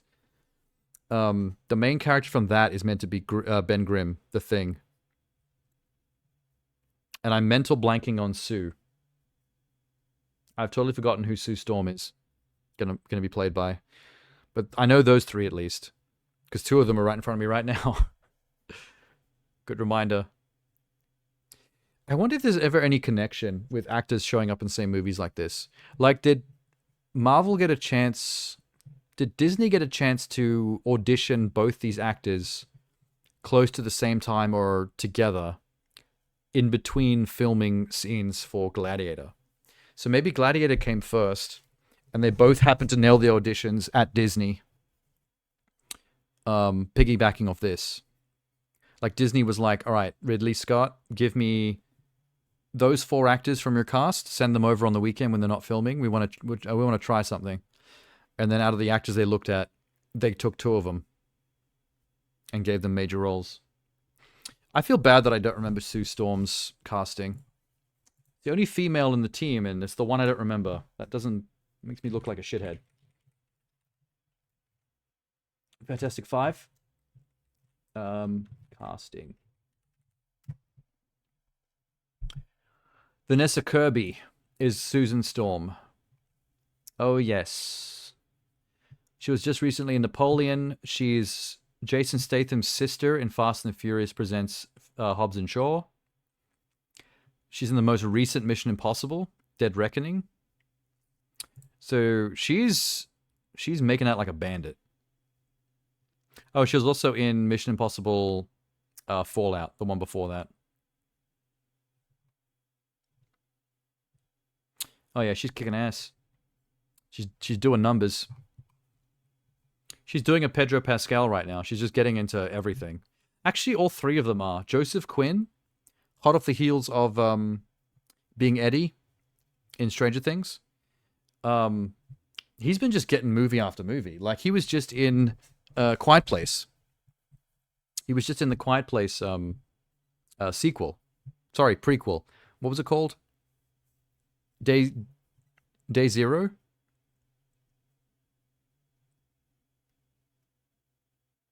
I think it was Day Zero. I forget the name of it. Yeah, the most recent Quiet Place prequel. He's one of the main characters alongside Lupita. Joseph Quinn. Where the fuck are all your movies, Joseph Quinn?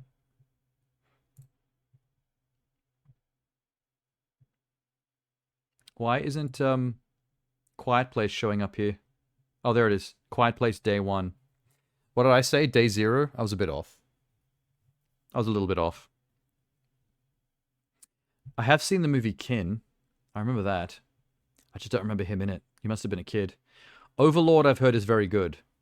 Overlord is like a World War II kind of schlocky B-grade horror action movie about like World War II soldiers that get trapped in these trenches with some zombies. If you see like the trailer, it's kind of intense. It's almost like the comic book graphic novel version of the synopsis I just told you, if you could picture that.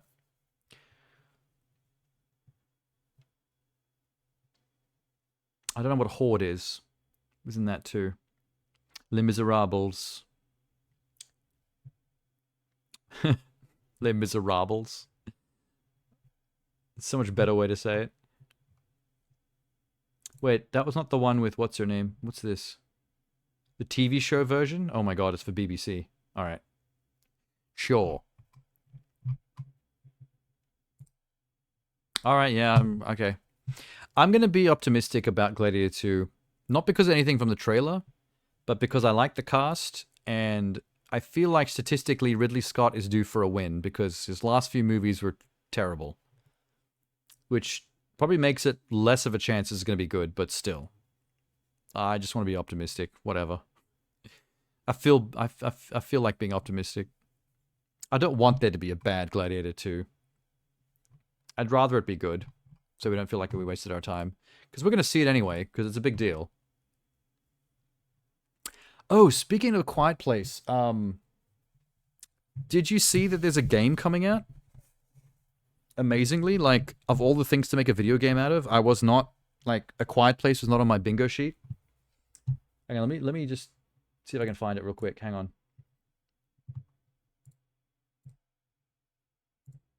Oh, yeah. There it is. I made a note of this in my head because I saw it in a thumbnail. It said, A Quiet Place, The Road Ahead. And I thought someone was either doing some kind of short film based on The Quiet Place, or it was some kind of sequel hot off the heels of Day 1, which I think would be unlikely. Because that is very, very hot off the heels. That is so soon. But no, it turned out it's a video game. Watch the reveal trailer for Quiet Place Road Ahead, upcoming first-person survival horror inspired by the movie franchise. The road ahead is going to be paved with sound decisions. Get it? That's a pun. Survive a world of gripping atmosphere and frantic terror where the smallest sound can spell disaster. I think you can build some really interesting gameplay mechanics out of that if they are clever and don't phone this in and make it the same old. If this turns out to be one of those, like, horror-themed walking simulator type things where kind of like what the Chinese room makes. You know, the company that made Machine for Pigs. I think that'll be disappointing because even though I like walking simulators, they're not a problem for me as long as it's got immersion and a good story. And especially if they're horror walking simulators, because the horror tends to add to the immersion, makes it more interesting. I just feel like A Quiet Place deserves better because you've got a storyline with a built-in mechanic concept, sound, and the controlling of sound. You could do a lot with that in a gameplay system. And if they don't lean into that, they're going to fuck this up hard. Like the first comment says, imagine this in co-op. Did you just step on glass? Game co-op with proximity chat would go crazy. Exactly. See, that dude in the comments, right off the top of his dome, came up with a perfect idea for a Quiet Place game. It's a game designed to be played in co-op, like something like A Way Out or It Takes Two. Like the storyline is designed for 2 players to play with each other. And there's proximity chat in the game world. Very important. So you're in the Quiet Place movie franchise world, and you and your friend are there in co-op, and you literally have to like think of ways to communicate non-verbally to each other or whisper if you can get away with it. But also you can bump things or step on glass or whatever. I don't know if you need a sound meter to keep track of that, or if that would be too unrealistic. Because in real life, you wouldn't have a meter to understand how much noise you're making. You just have to feel it out. But having to panically, in the middle of a panic, having to whisper at your friend to not do something or to help you with something because there's a creature like right near you would be top tier gameplay. Which I don't think this is going to be, but still. Just do something, please. I don't know who Saber is. We'd have to look up Saber. Well, this is in-engine gameplay footage. I mean, not gameplay, but in-engine cutscene. It's a good sign. Looks nice.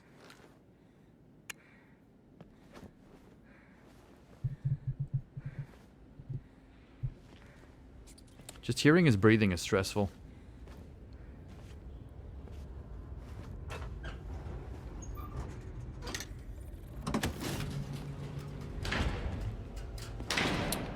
Saber is with Embracer Group?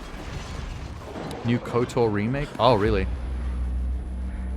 I don't know how that makes me feel, though, because KOTOR is a very different genre of game to this. That's a RPG with turn-based elements. Pseudo turn-based elements. Whereas this is a first-person horror story experience. Couldn't be more different. They did find a way of putting a sound meter in the game, though. It's like an actual device that... Oh, it's female. Sorry. I've been saying he when I've been referring to the main character. Oh, you're fucked. That's how quickly that could go down, I guess. That's cool. I wonder if you're going to be playing a character that's from any of the movies, like filling in some backstory. I do think that the commenter had a better idea for that game. If only it was co-op playable. That would add such an interesting element to not making noise around each other. I knew there was going to be some kind of HUD element. They didn't make it a fake on-screen HUD. They made it an actual device that the character jury-rigged together to track sound. Which is, you know, I don't know, maybe far-fetched. Depending on what you base the tech on. Because there are devices that already do track sound and give you a sound meter in real life. So you might have just jury-rigged something already existed onto a little handheld thingy. That looks cool, man.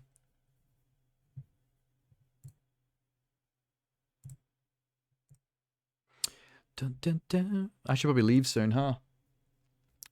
No point in sticking around too long considering how late I started. Man, I'm gonna have to get back to work as well. This sucks. Let me look up Saber real quick to see what else they did aside from that. From KOTOR.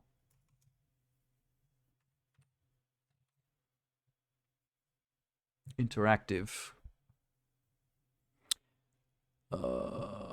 World War Z, interesting. Evil Dead the game, Dakar Rally, Mud Runner. That's fascinating. None of these games are like each other.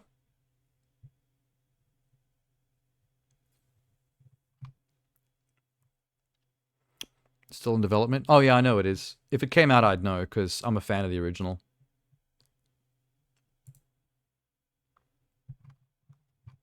And its sequel. I played both of them. I'm curious what they're going to do with the actual combat system. Like, are they going to keep it legit to the originals and have it be like that D&D turn-based system that's just rolling dice in the background so it looks like the characters are fighting in real time, but they're not? With the pausing and stuff? Or are they going to update the game to make it more of an action RPG? With, like, actual fighting, button pressing and stuff. I think that'd be risky, because that's changing the game a lot. At that point, it's not really a remake, it's just a whole new version of the game. A reimagining at that point. I don't really want a reimagining. I would play just straight up better-looking KOTOR. There's the remake. They're also making another Painkiller game. So they're behind Painkiller. Descent. Blighter, I don't know. Jurassic Park Survival is another one that's coming up that I think looks fascinating. In fact, Jurassic Park Survival looks exactly like that Quiet Place game we just saw, except Jurassic Park. Exploding Kittens VR. John Carpenter's Toxic Commando, dope. That's really cool. Oh, they're behind Space Marine 2 as well. That's huge. Oh, that's the one that's gonna make the money. That's where they get rich. Space Marine 2 is what's happening for them. Mud Runner VR. For some reason, the Mud Runner series is strangely big. It's a pretty big following for that series. I don't even understand how. Kingdom Come Deliverance was interesting. That was their attempt at making their own, like, Elder Scrolls. Set in a realistic period England. Teardown was theirs. Interesting. Gloomhaven. Don't know Gloomhaven. I've seen lots of YouTubers play Teardown, though. World War Z I've played with friends offline, off stream. But that was fun. We had a good time with that. It is a bit limited, though. Once you've seen every map, I don't really have an interest in playing games like that in order to upgrade characters. I don't like it when people take the Left 4 Dead formula and then expect you to just replay the game over and over again to, like, upgrade characters and unlock stuff. Like, once I've played through every scenario, I'm done. Like, there's nothing in it left for me. Like, I'm in there for the experience, for the story. I want to go through every level and see how every little mini storyline plays out, and that's it. And I'm out of there. Supposed to be more of an action RPG. Sounded like that's what they wanted. Sony. What is it with the Sony thing? Hang on. So it's currently PC and PlayStation 5 exclusive, yeah? KOTOR remake? From what I've been led to believe. Why is that happening? Because that is kind of alarming to me. Because KOTOR was a Xbox exclusive. It was gonna be a PS5 exclusive? Do you mean like only PS5 and not PC, but now it's also PC? Because I don't see Xbox on this list. It just says PS5 and Windows. So PS5 and Steam, essentially. Or fucking Epic Store, whatever. I don't really use it. They want to rip it from me. Oh, okay. It's one of those power plays. So basically, Sony went through the catalog at all the games that Xbox historically have had exclusivity to. And they said to themselves, what's the most famous thing on this list that was well received that we can drop some cash on to remake for ourselves as a us exclusive? As a middle finger, basically.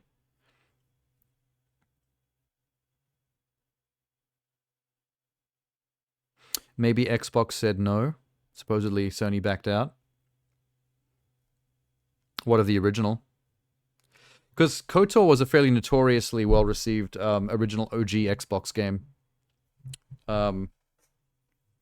Which is why I've seen some PlayStation fanboy commentators talk about it in a very confusing manner.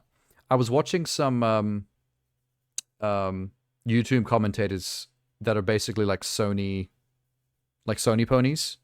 Like their gaming YouTube show is only about Sony content. Like they don't talk about Xbox and stuff. They're actually like console war people. And they talked about the Old Republic remake as if they were talking about the Old Republic MMO. Because they were watching the MMO cuts. Remember how that MMO has all those sick cutscenes? Like, I've never played the Old Republic MMO, but I've watched all their like cutscene trailers, and they're all incredible. They're like mini top-tier CGI Star Wars short films. In the same way that the character trailers for Overwatch are incredible little mini short films with really good characterization and action. They were talking about those trailers and watching them and getting hype for the remake, and I was convinced that because they were never Xbox gamers, I don't think they were aware of the Knights of the Republic RPG from the OG Xbox. I think that they thought that the remake was based on the MMO and all those sick MMO cutscenes they always used to see. So they don't know what kind of game they're getting on their PlayStation 5. They're looking at the entirely wrong game.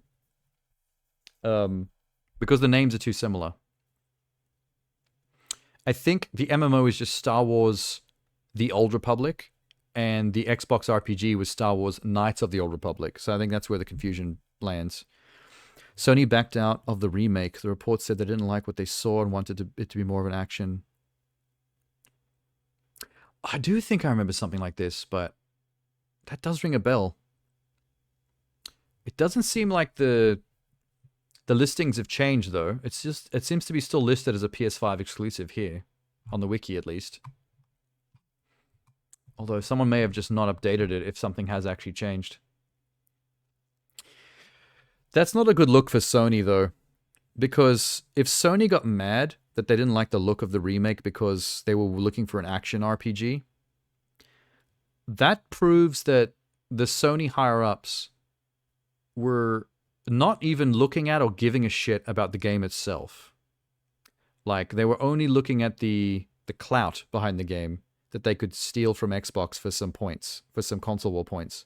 And when they realized that it was an outdated genre that people aren't into anymore, they got pissy about it, when they should have always known that that's what the game was, if they actually gave a shit about anything other than dollars.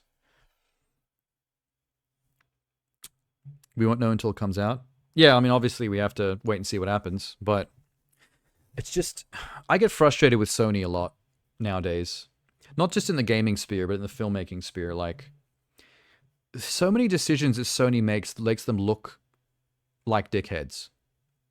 And it frustrates me, because I'm not a exclusivist when it comes to gaming. Like, I like being able to game across my PlayStation, my Xbox, my Nintendo, my PC. The way my life has gone recently, I've been leaning very heavily on the Xbox and the PC. But not because I've got anything against the others, or not because I don't want to play them. It's just what's been happening. It's just, life being life. Like, I don't like exclusivity just because I don't like being forced. I don't like good experiences to be forced into these camps where you can only experience them there. I feel like that's dumb. I think that everyone should be able to experience Uncharted or Last of Us or Horizon Zero Dawn, just like I think everyone should be able to experience Halo and Gears of War and Sea of Thieves, just to pick another exclusive out of my ass. Like, look at Helldivers 2. How much better would Helldivers 2 be if the player base was bolstered by PC, PlayStation, and Xbox? Fucking awesome. Be much better for all of us. It's just that, all the corporations themselves frustrate me. Like,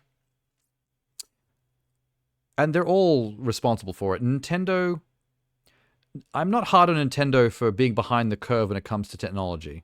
Like, the Nintendos always seem to be the underpowered machine out of every generation. Whatever, I can live with that. If you give me Pikmin, whatever, I'm happy. What actually pisses me off is just their outdated business practices in terms of how it treats its fans and the culture.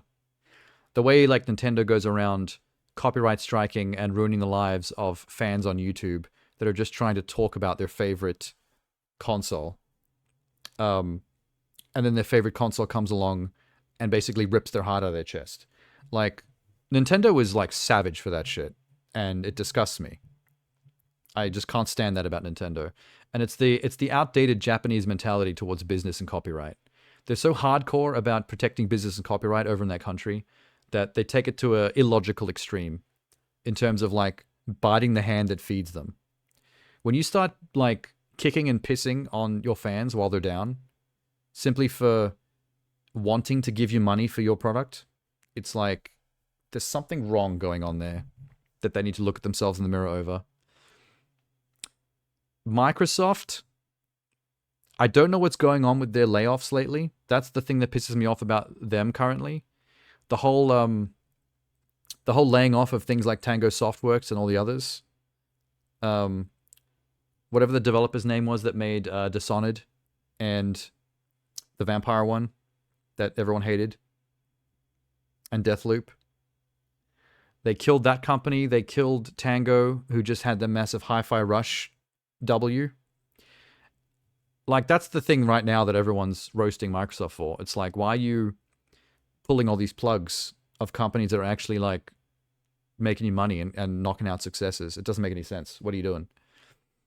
I'm sure there's a reason, and it's probably just like what I was saying about Sony before. It's probably all just ducats. It's just dollar signs. It's bags with money symbols on the side. We don't know what the move is because they're making stock market moves or something a bit higher end that we have no visibility of. So in terms of pure zeros on the end of a check, there's probably a reason why they do what they do. It's just, from a consumer level, it makes no sense because, you know, someone made a great game that got 10 out of 10s and, you know, knocked out of the park, and they put a gun to the back of the developer's head and pull the trigger. So, like, to us, it seems freaky. And then Sony is the worst of them to me, because they always seem to be making anti-gamer decisions.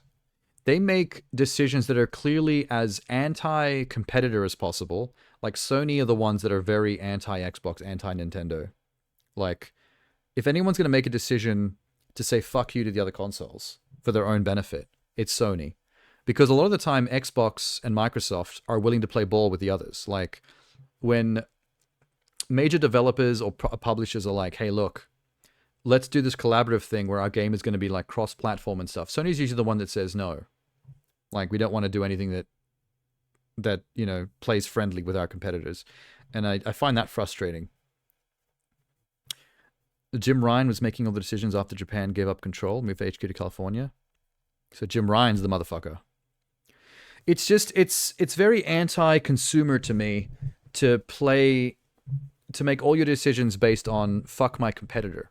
Because when all you care about is 50% make as much money as possible and 50% fuck over my competitor as much as possible, don't play ball with them ever, no matter what the case. Between those two things, you're not really doing anything for the consumer. Because a lot of the times when both Microsoft and Sony make big money decisions, it tends to be anti-us. Like killing Tango Softworks.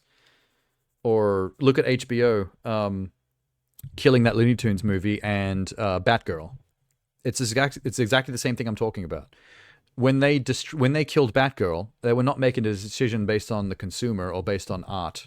They were basically saying, we stand to make more money out of this movie if we make it a tax write-off than if we release it and try to make money back on tickets. So they said, fuck this movie. We're going to pull the plug. We're going to kill it, bullet to the back of the head, because the money we make from the will is worth more than the money of keeping this thing alive. Pure money decision. Everyone who wanted to see a Batgirl movie, fuck you. They basically just had to sit and spin. Thanks, HBO. Thanks, Warner Brothers. Don't like it. And I think that's Sony's issue as well. Sony makes very Warner Brothers HBO decisions like that, where they don't really care about the gaming pop culture zeitgeist and what would be cool for us. They care about fuck Xbox, and they care about like bottom line money stuff. Fuck WB Discovery. Yeah, fuck all that shit. That entire thing was a nightmare, and it still pains me to this day. We missed out on getting Brendan Fraser as Firefly as a Batman villain because of that bullshit. And he was coming hot off that that movie The Whale that I saw in the cinema and made me cry. And I was so keen to see more Brendan Fraser. I'm like, yes, Batman villain me. Let me see Brendan letting his hair down and getting to be like a tortured comic book villain. Amazing. Latina Batgirl with a fire concept. Yeah, I mean, and she's gorgeous too. Like, I saw the set photos of her, and some of the behind-the-scenes photos are never flattering of superhero costumes, and there was some of her where it was like, people were like, oh, it looks a bit cosplay-y, and sometimes it does give a little bit of that vibe, but you get that from every behind-the-scenes photo. When people talk about the Superman movie, yeah, it can sometimes look a bit dinky when it's a shitty behind-the-scenes photo that you're not supposed to be seeing from that angle and that light. It's called filmmaking.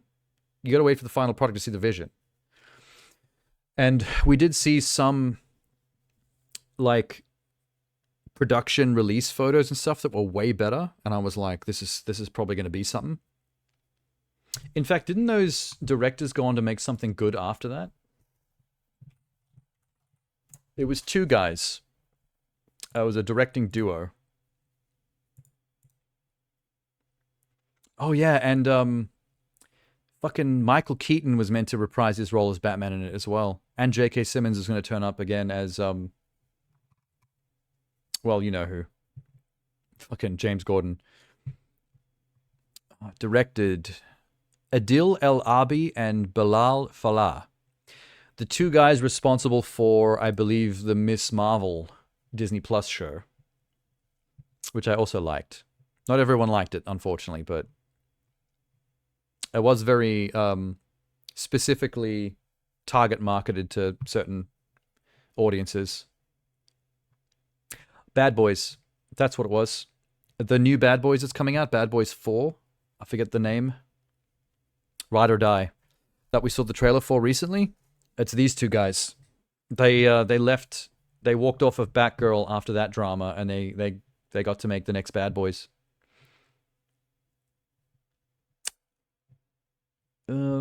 Yeah, there's Miss Marvel 2022. Oh, they did the previous one as well, Bad Boys 3. So they went Bad Boys 3, then they went Miss Marvel, and then they went Batgirl. That died, and then they got Bad Boys 4. They came back for that.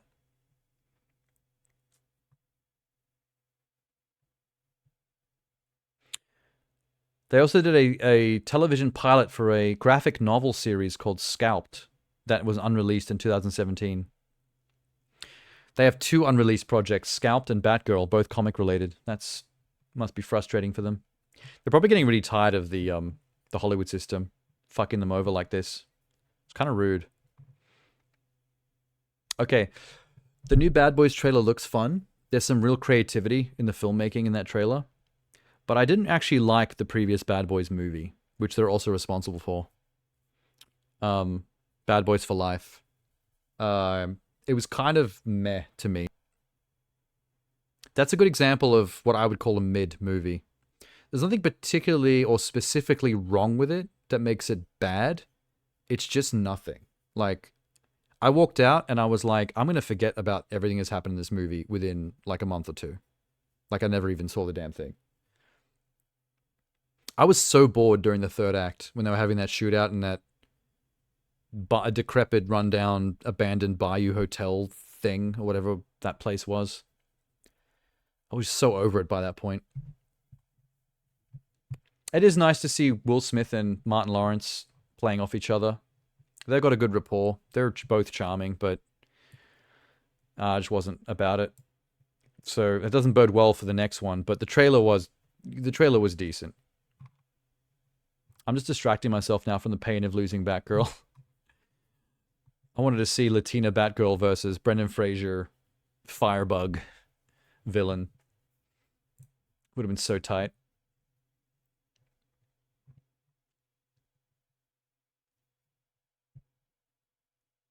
You know what's funny? All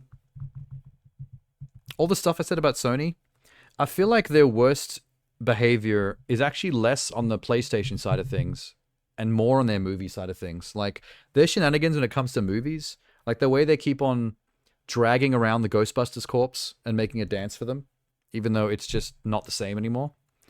The way they keep on pumping out Marvel adjacent films like Morbius, like fucking Madam Web, like the upcoming Craven, Venom 3's on the way. Like, they just don't have a clue.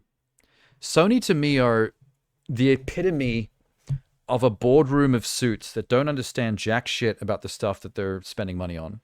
They don't get comics. They don't get Spider-Man. They don't get Ghostbusters. They don't get video games in general, gaming. They don't understand the gaming space and what gamers want. Hence all the really shitty decisions Sony makes with their PlayStation brands and with their non-collaborative efforts with the rest of their competitors.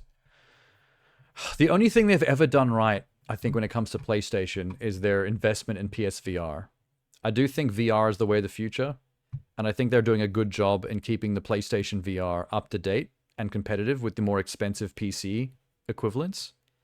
I think that's the one place where they're doing a pretty good job, business decision-wise.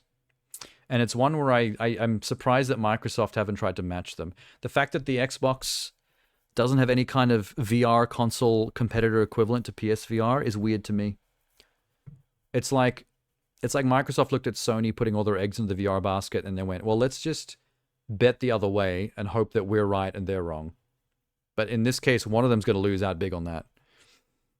Hey, what's up? Your favorite sunglass indoors guy. It doesn't really count as indoors when I've got 4 Elgato spotlights around my setup pointing in my face. It's kind of like standing in front of the sun. Actually, 3 of the lights are over here. One of them's behind me doing a backlight. You know, give me a little bit of rim separation from my background. You know, lighting shit. Got to go profesh with it. What else have they done? Hang on, I haven't done looking at this list yet. There's World War Z. Quake Champions was one of theirs. Redout 2, that's basically Wipeout. But indie. SnowRunner, Evil Dead the game. Did they do any of the other horror movie multiplayer games? Like Friday the 13th? Or what's the other one? Texas Chainsaw Massacre? Doesn't look like it. I think Evil Dead is their attempt at jumping in on that genre, getting a piece of the pie. Halo 4 and Halo 3 ODST? Holy shit. Really? In cooperation with 343 Industries. Wow. I had no idea. The Crysis Remaster, they were involved in that. Halo Combat Evolved's anniversary release. Witcher 3 Wild Hunt? Holy shit. They're the collaborators with CG Projekt Red on Witcher 3. And they did the newer Call of Cthulhu. And Vampire. Ghostbusters the video game remastered. Okay, that's interesting. This is blowing my mind a little bit. Saber's got their fingers in a lot of interesting pies. This game is a better story than the new movies? What?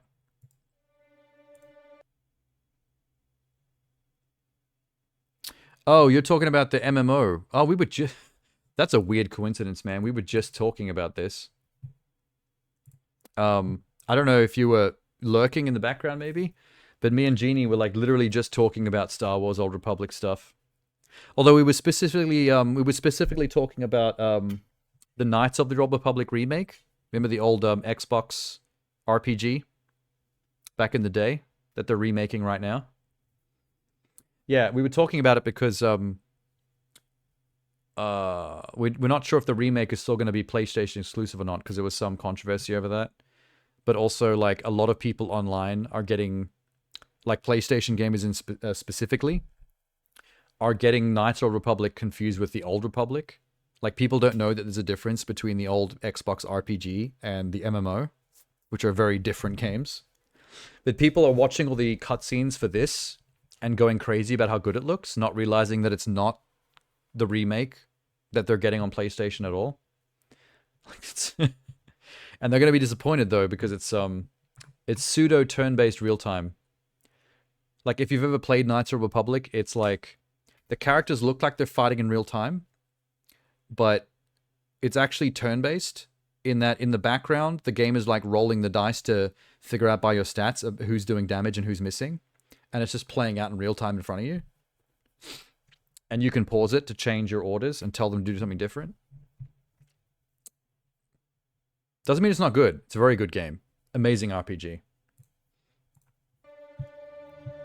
A man can have anything. Is that Starkiller?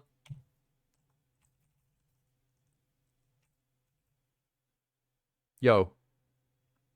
Is that Starkiller? Am I looking at Starkiller? Holy shit. He's going to be in Old Republic? Anything. That's huge. If he's willing to sacrifice. With your birth comes a solemn vow. When was this trailer released? Nothing. Oh, 2 years ago. One of the older ones. Your privilege is the dirt. I did go through like a little while back. I went through and like watched all the ones that were out. So I may have already seen this, but I just don't remember. I don't recall seeing Starkiller in the Old Republic series though. That feels like it's news to me. Not Sam Witwer. I like him. He's a good actor. It's a shame his talents are being wasted on that that bullshit Snyder movie that just came out. What's that called? Rebel Moon?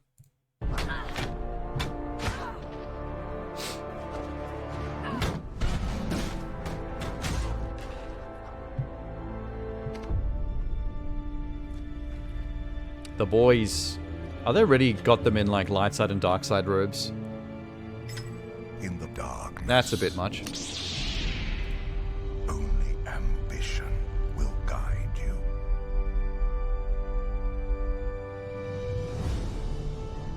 The oaths you swear, the promises you make, they are yours alone. Okay, they both look like him, but this is not his background. This is different.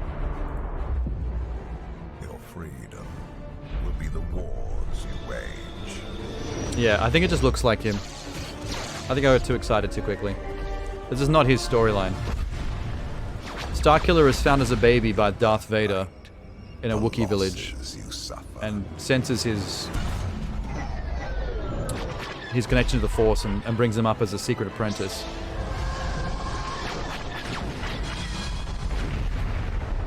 Your entitlement, the pain you endure.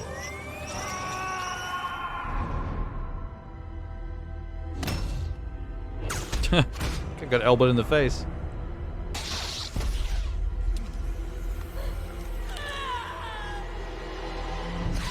And when darkness That's really got. finds you, A good look. you will face it alone. You just kill your brother? Bro just killed his bro. Oh no, wait, he's there. It's somebody else. It looked so much like his brother though, crawling on the ground with the broken mask. That was confusing.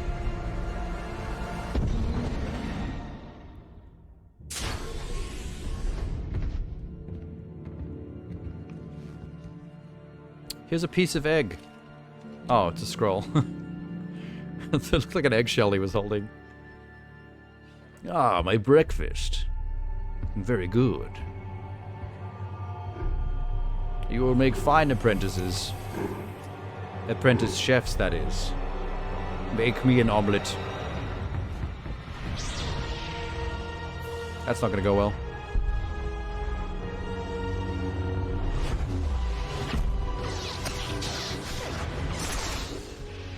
Bro, you killed your bro again.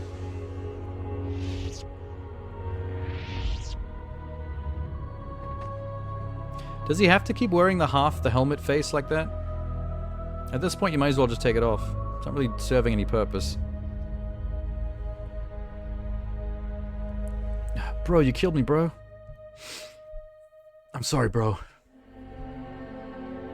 Darkseid got me for a bit. I'm so sick of hearing about eggs. Embrace the rage.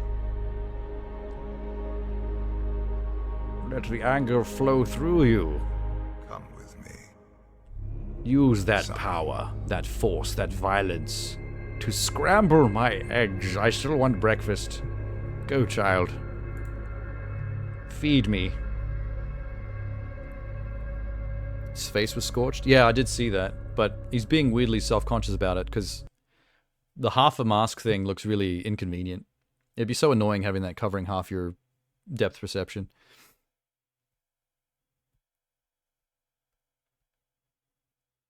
Might protect him? What, just like the one lower half of his face? Doesn't seem worth it. It would distract me, I think. I'd be able to defend myself better if I wasn't so distracted by having half my vision fucked with by a broken piece of mask. I think he's doing it because he looks cool. He knows he looks cool. He looked in the mirror and was like, that's fucking badass, man. That looks intimidating as hell. No one's going to ask me to make them eggs if I'm wearing this. Oh, was he wrong?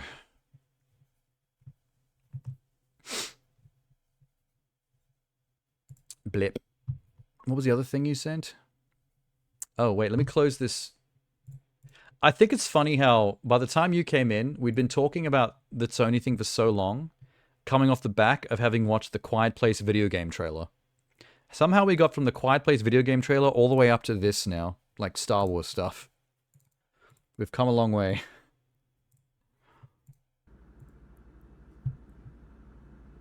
All warfare is based on deception. You got a feint left, but the strike from the right. Sun Tzu's Art of War. You summoned me, my lord? Lord Sidious demands more dramatic results. Oh, this is like back Clone Wars era CG. I never really got the people's hype over this era of Star Wars animation. I always thought this 3D looked a bit jank to me. More dead Jedi. I mean, it has a style unto its own. I'll give it that. Jedi he's murdered. It's at least unique looking. It's iconic. Ensure that everything my master has set in motion does not unhinge. But they kind of look like Play-Doh or toys. They look like Fisher-Price Baby's My First Star Wars toys that you'd find at Toys R Us. Break them before you engage them. Sometimes I wonder why you submitted to the changes. Improvements! I chose them. I've been trained in Jedi arts. The new animation looks better. Oh, you'd hope so. They've been making these CG sideshows for a while now. You'd hope it would get a lot better. I submit to no one. I am the leader of the most powerful. Why did the way that music kicked in then sound like the X-Men theme? It actually sounded like it was going da na na na na na na na na na na na na na na na. Da-da-da-da-da-da. Only army the galaxy has ever seen. Commence attack. I do not care about your politics. I do not care about your republic. I only live to see you die. Kill them all. An army with no loyalty, Grievous is an interesting no character. spirit. They kind of just dropped him in that one movie. Like he appeared and died in that same film. What have you to show for all your power? What have you to gain? Everything. The future. Grievous is still alive.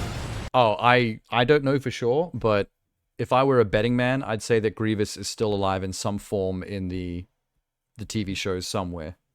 The Star Wars TV shows, both animated and live action, have been going off the rails and all over the place for a while now. And when I say off the rails, I'm not really that invested that I care that much. I'm not one of those people that complains about every Star Wars thing that comes out. But, I mean, the plot and the lore is a bit all over the place. Like, for example, the Obi-Wan show, I think in terms of acting between Ewan McGregor and Hayden Christensen, there's some real juice in the Obi-Wan show that makes it worthwhile. I think the problem is the greater storyline of what happened during that period of time. It really does fuck with the established lore in a way that's annoying. Like, I genuinely hate the fact that I like the fact that Obi-Wan goes on a journey with little Leia. I mean, that's by itself, in an isolated bubble, is fun. The problem is, in the greater lore of Star Wars, it doesn't make sense, because by the time you get to the first film, and she does the whole, help me Obi-Wan Kenobi, you're my only hope, you were a general in my dad's army and you really helped him. It's like, there is no acknowledgement of the fact that she knew this dude when she was a little girl and went on a whole fucking adventure with him. She talks to him like she doesn't know who he is, and the only thing she knows about him is stuff through her dad and things he did for him during the war. If she hadn't talked so much in the original film about that stuff, maybe you can get away with it. Like, because how much detail does she want to give away in this little coded message? But she gives enough information in the message to basically suggest that she has no idea who the fuck he is. So I don't like that stuff. I don't like the stuff that messes with the pre-established things we already know in ways that don't really gel. I'm not enough of a Star Wars fan to get my knickers in a twist over it. I just think it's unfortunate from a writing standpoint that they're muddying stuff that much. But there are no Jedi. I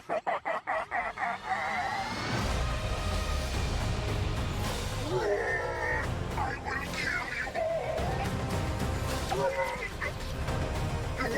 I mean, it makes sense. Okay, it makes sense that Grievous isn't a lot of this footage because the Clone Wars TV show and that takes place before the movies where he dies, so you can still do heaps with him. But I don't know if he still has been rebuilt or if he came back in any fashion in the newer things. It would be easy because he's a droid. There'd be a way you could make an excuse to bring him back to life. Because, I mean, Darth Maul was still alive. That motherfucker got cut in half. And the next I heard about him, he had some robotic lower half in a desert somewhere. I don't really know the details, but I thought that was kind of ridiculous. But apparently it led to some good story stuff.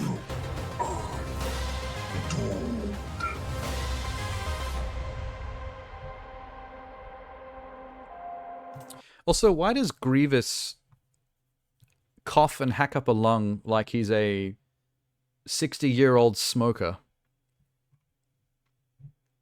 Man sounds like he has cancer, but he's a droid.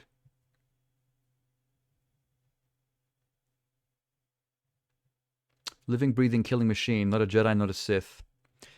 Yeah, I think Grievous is more interesting than the ways they actually ended up using him in the films. It could have been more Grievous content. For sure.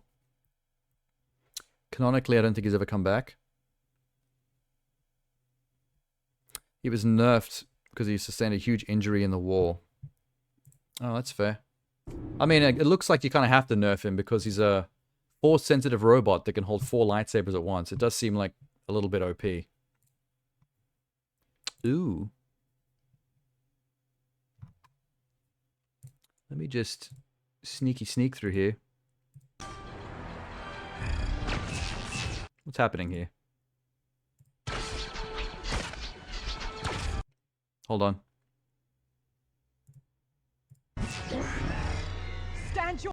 The visuals are a lot better.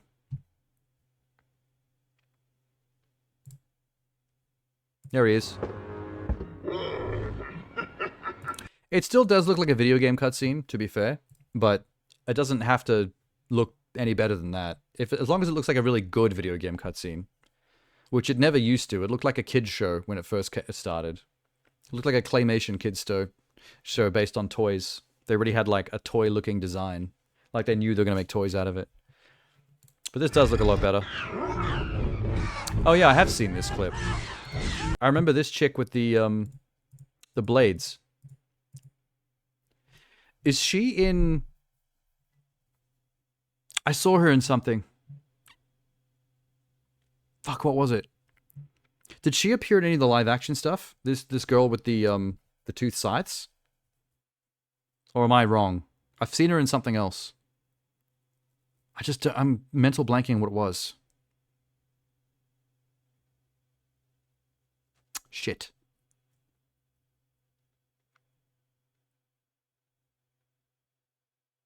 Oh, damn. I can't think of what it was. I know I've seen her somewhere before. With these 2 electric or glowing neon scythe things that can fight against lightsabers.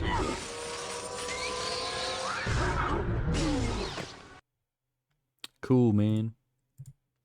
I don't want to give YouTube too many chances to get pissy at me for watching scenes from the show.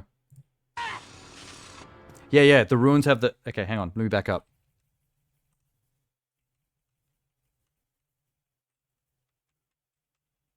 I remember the ruins on the blades. I remember that from something. Which is what potentially makes it be able to block lightsabers, maybe? I got recommended this because I watch a lot of newsreels. I don't know why. Wait, let me have a look.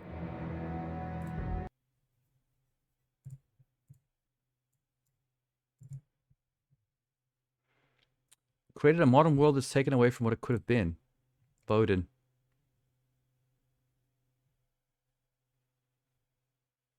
Two songs detected.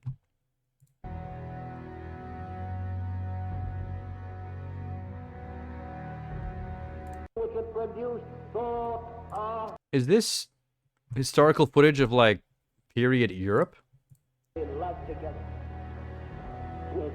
Oswald Mosley? Oh, is it the voiceover? Ridiculous little things. Like we quarreled with the Germans about, like we quarreled before with the French about, like we quarreled before with many other people. Europe quarreled... I love how they put the epic touching music over it. It adds a lot. You can add a lot of emotion to something just by putting the right music on it. Every time I see footage of stuff like this, it makes me think of Assassin's Creed. Because Assassin's Creed has trained us to see this and just think about running across the rooftops and how you would climb this tower. You can use these shingles as handholds pretty easily. It's time we began. Colosseum, climbed it. There were days not very long ago when Englishmen and Scotsmen and Welshmen couldn't live together. Where's that castle at? Cool. I heard it's actually quite feasible if you've got a little bit of money, to grab like castle and land in like Scotland, and be a lord of your own piece of land. Apparently, it's a doable thing. Not on a middle class budget, but you don't actually have to be as rich as you'd think to get a lordship with a piece of land in your own little pre-existing rundown castle. You can actually make something out of it.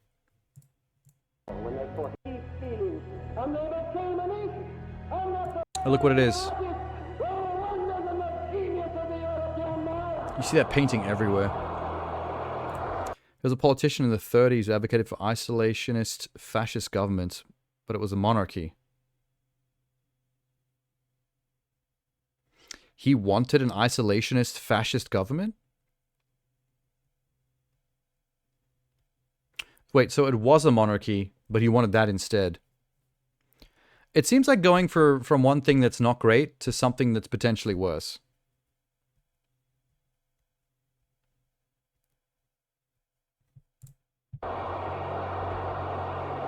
He wanted both? How does that even make sense?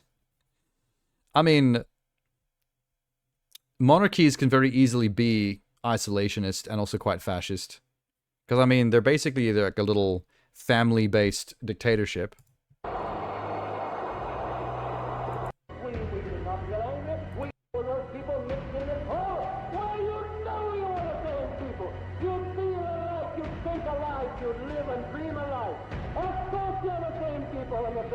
And they show the two redheads.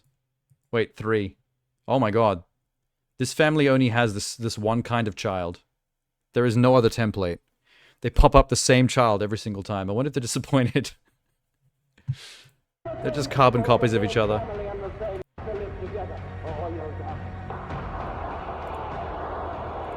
The wife would be disappointed because it's like, wow, my husband's seed only has one trick, man.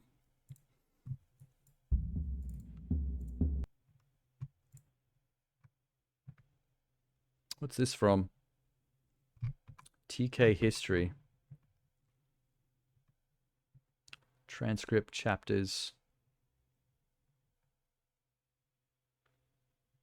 I'm not a Nazi or a fascist or anything else. This video is discussing events or concepts that are academic. What is tick history? I've just discovered that Wilhelm Hoffman's... A YouTuber who creates detailed and accurate historical documentaries. Oh, so it's his own work.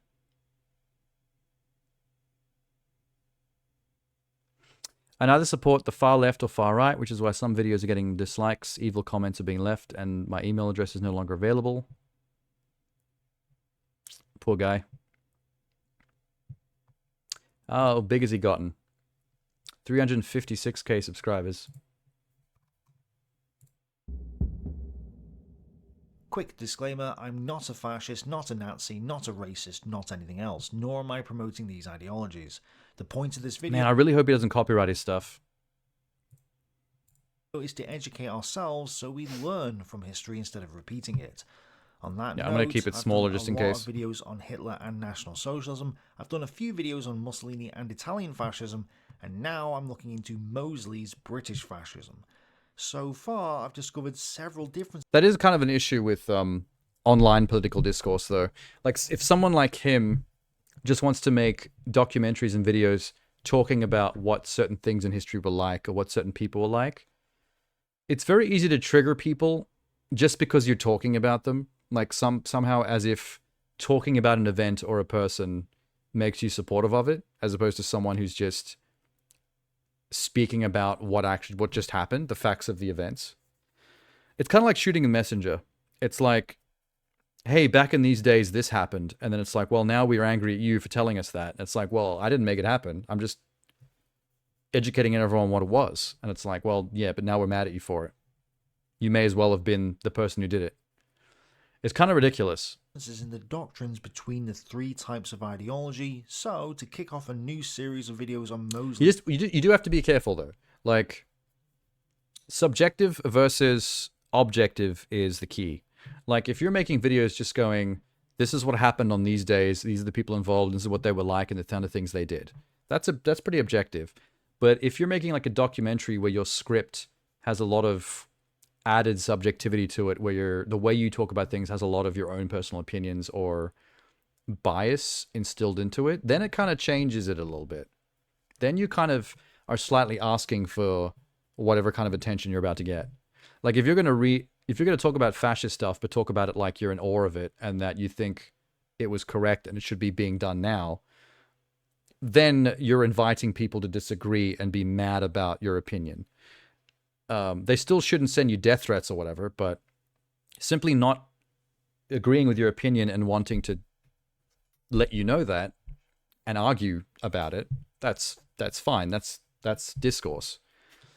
But like, you know, some people try to hide behind the like, oh, I'm just the person that speaks facts. I'm just a historian, don't shoot the messenger. And it's like, you actually look at their content and it's like, oh no, actually you're definitely got a bias here. And you're obvious with it in your content.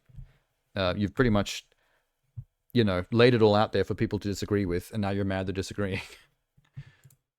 Fascism.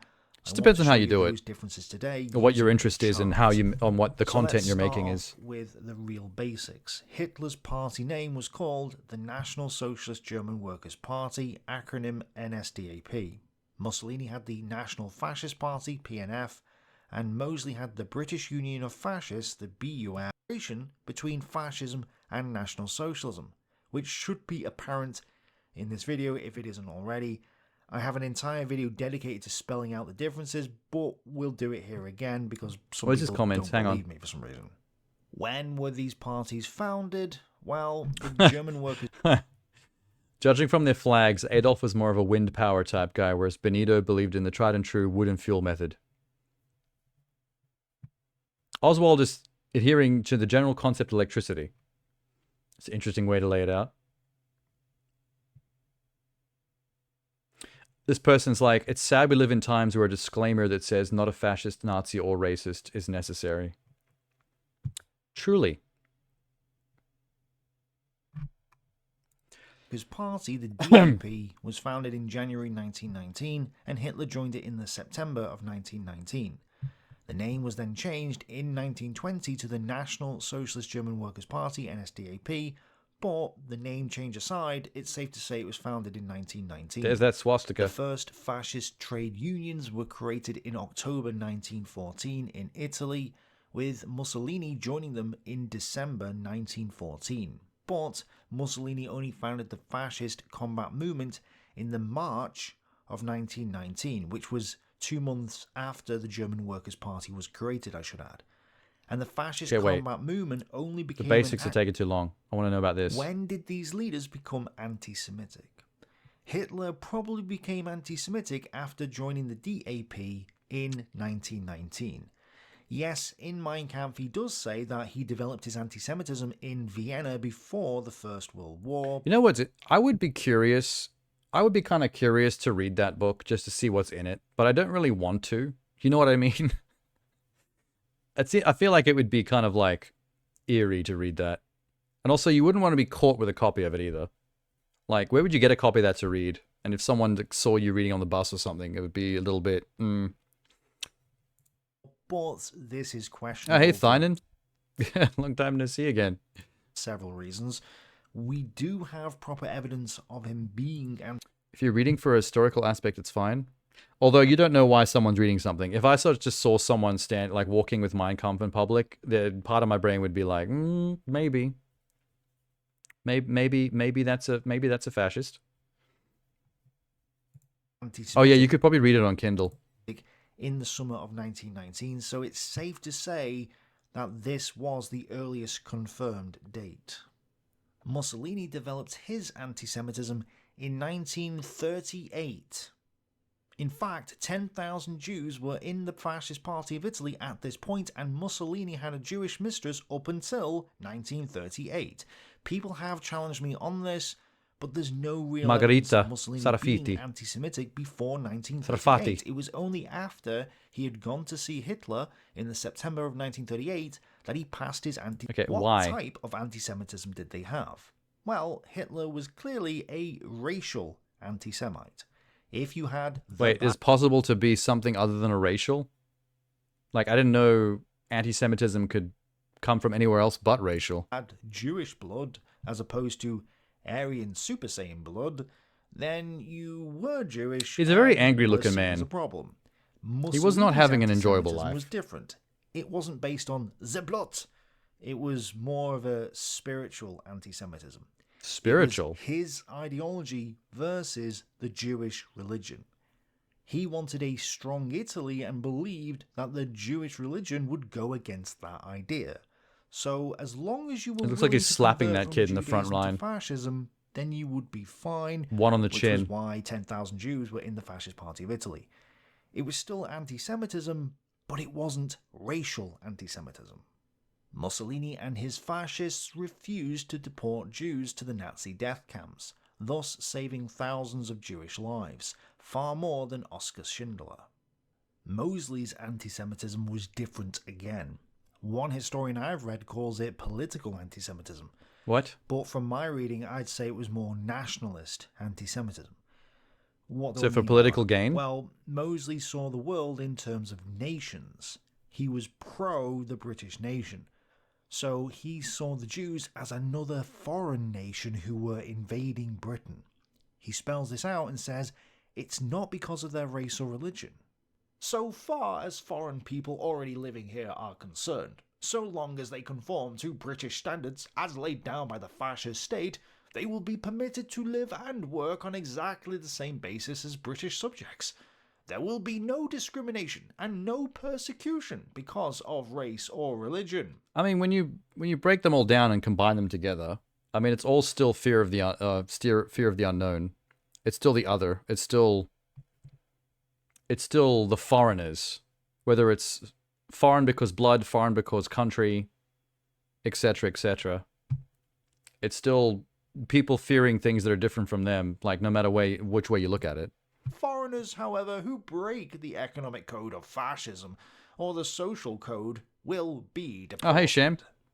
Arguably, you could say he was lying, but I don't think he was here. And the leftist historian I used doesn't think so either, for reasons I'm not letting on here. Ooh, what was his stance on monarchy? What was their stance on monarchy? Hitler hated the monarchy. Well, obviously. But He hated the Kaiser, and when the Kaiser asked Hitler in 1940 if he could restore the German It's quite monarchy, late for you to show up, Hitler Sham, on a called him Sunday. an Don't you have idiot. work in the morning? Goebbels called the Kaiser an old Jew, saying he might have Jewish blood in his veins. So Shout out to Bad Hitler was Mustache Man. Absolutely 100%. Oh, there's a couple of them. I'm pretty sure every single one of these guys is classified as Bad Mustache Man. Against monarchy. Slept most of the afternoon yesterday. I slept most of the afternoon today. Mussolini Actually, no, midday. I got distracted by the news during most of from lunch to nighttime. I was distracted by the news and not getting my work done, which is why I started so late today. A revolt if he got rid of the king, so he had to put up with the monarchy due to political reasons. But he was anti-monarchy as well. Mosley, on the other hand, was, in his own words, intensely loyal to the monarchy. This makes more sense when you realise that Mosley was an aristocrat, while Hitler and Mussolini were not. So Mosley might be a pretender. I think Mosley might be a poser. Everything he says sounds like it was gone over with a fine-tooth comb by his propaganda department. His marketing. people were the party, and the party was the state. So why is it not democracy? Giovanni Gentile, the philosophical founder of fascism, has a couple of chapters dedicated to this question in his book, The Origins and Doctrine of Fascism, where he describes this. He says that all other states are created from the top downwards, whereas fascism is built from the ground up. So as a result, the state is the ultimate form of democracy. What? The nationalist state was an I've never heard anyone say that aristocratic ever. state that constructed itself out of the force What did you send, inherited Sham? from its origin that made it valued by the masses. The fascist state, on the other hand, Nakey is a Jakey popular in defense of the state, 710 and games. in that sense, a democratic state par excellence.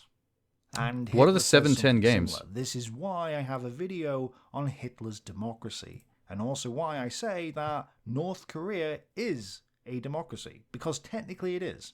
Democracy isn't Technically it voting. is. It's when the people are in power, which they are in a workers' state. So I would still say that these guys are anti-democracy in the popular sense Man, of the if word. North Korea is a But democracy, pro-democracy then that's in not the kind of democracy I want to be living totalitarian sense of in. the word. If you're not sure 7 out of what I 10 mean like by the that, rating. I'd say watch my video on Hitler's Oh, that's a video that someone made about all the fucking negativity towards things like IGN for always giving like 7 out of 10 ratings for games, right? Or just the idea of decent to okay games that aren't bad but aren't great. Because I can get behind that if that's what it's about. I love 7 out of 10 games. I play so many shit games as well as good games. I don't care if they're mid. democracy, which will explain this concept in full. But essentially, democracy is just another word for totalitarianism. It's a Are we sure all three of these guys are anti-democracy? And anti-parliament? scam. It's a con word. It's snake oil. It's a trick to get you to vote away your power to the totalitarian politicians who are supposedly there to Look at this douchebag. represent you. Yeah, okay. God, he's one of the sure they ugliest are. men ever that exists. Trust me, bro. Politics. What is their politics? Well, Games that are fun for just Mussolini one and particular Mosley reason. were usually I mean, a lot of mid games, I guess, are like that. Like, the only thing that's keeping them from being shit is that there's at least one thing that's, like, decent or worth playing about it. Otherwise, there'd be 8s or 9s or 10s.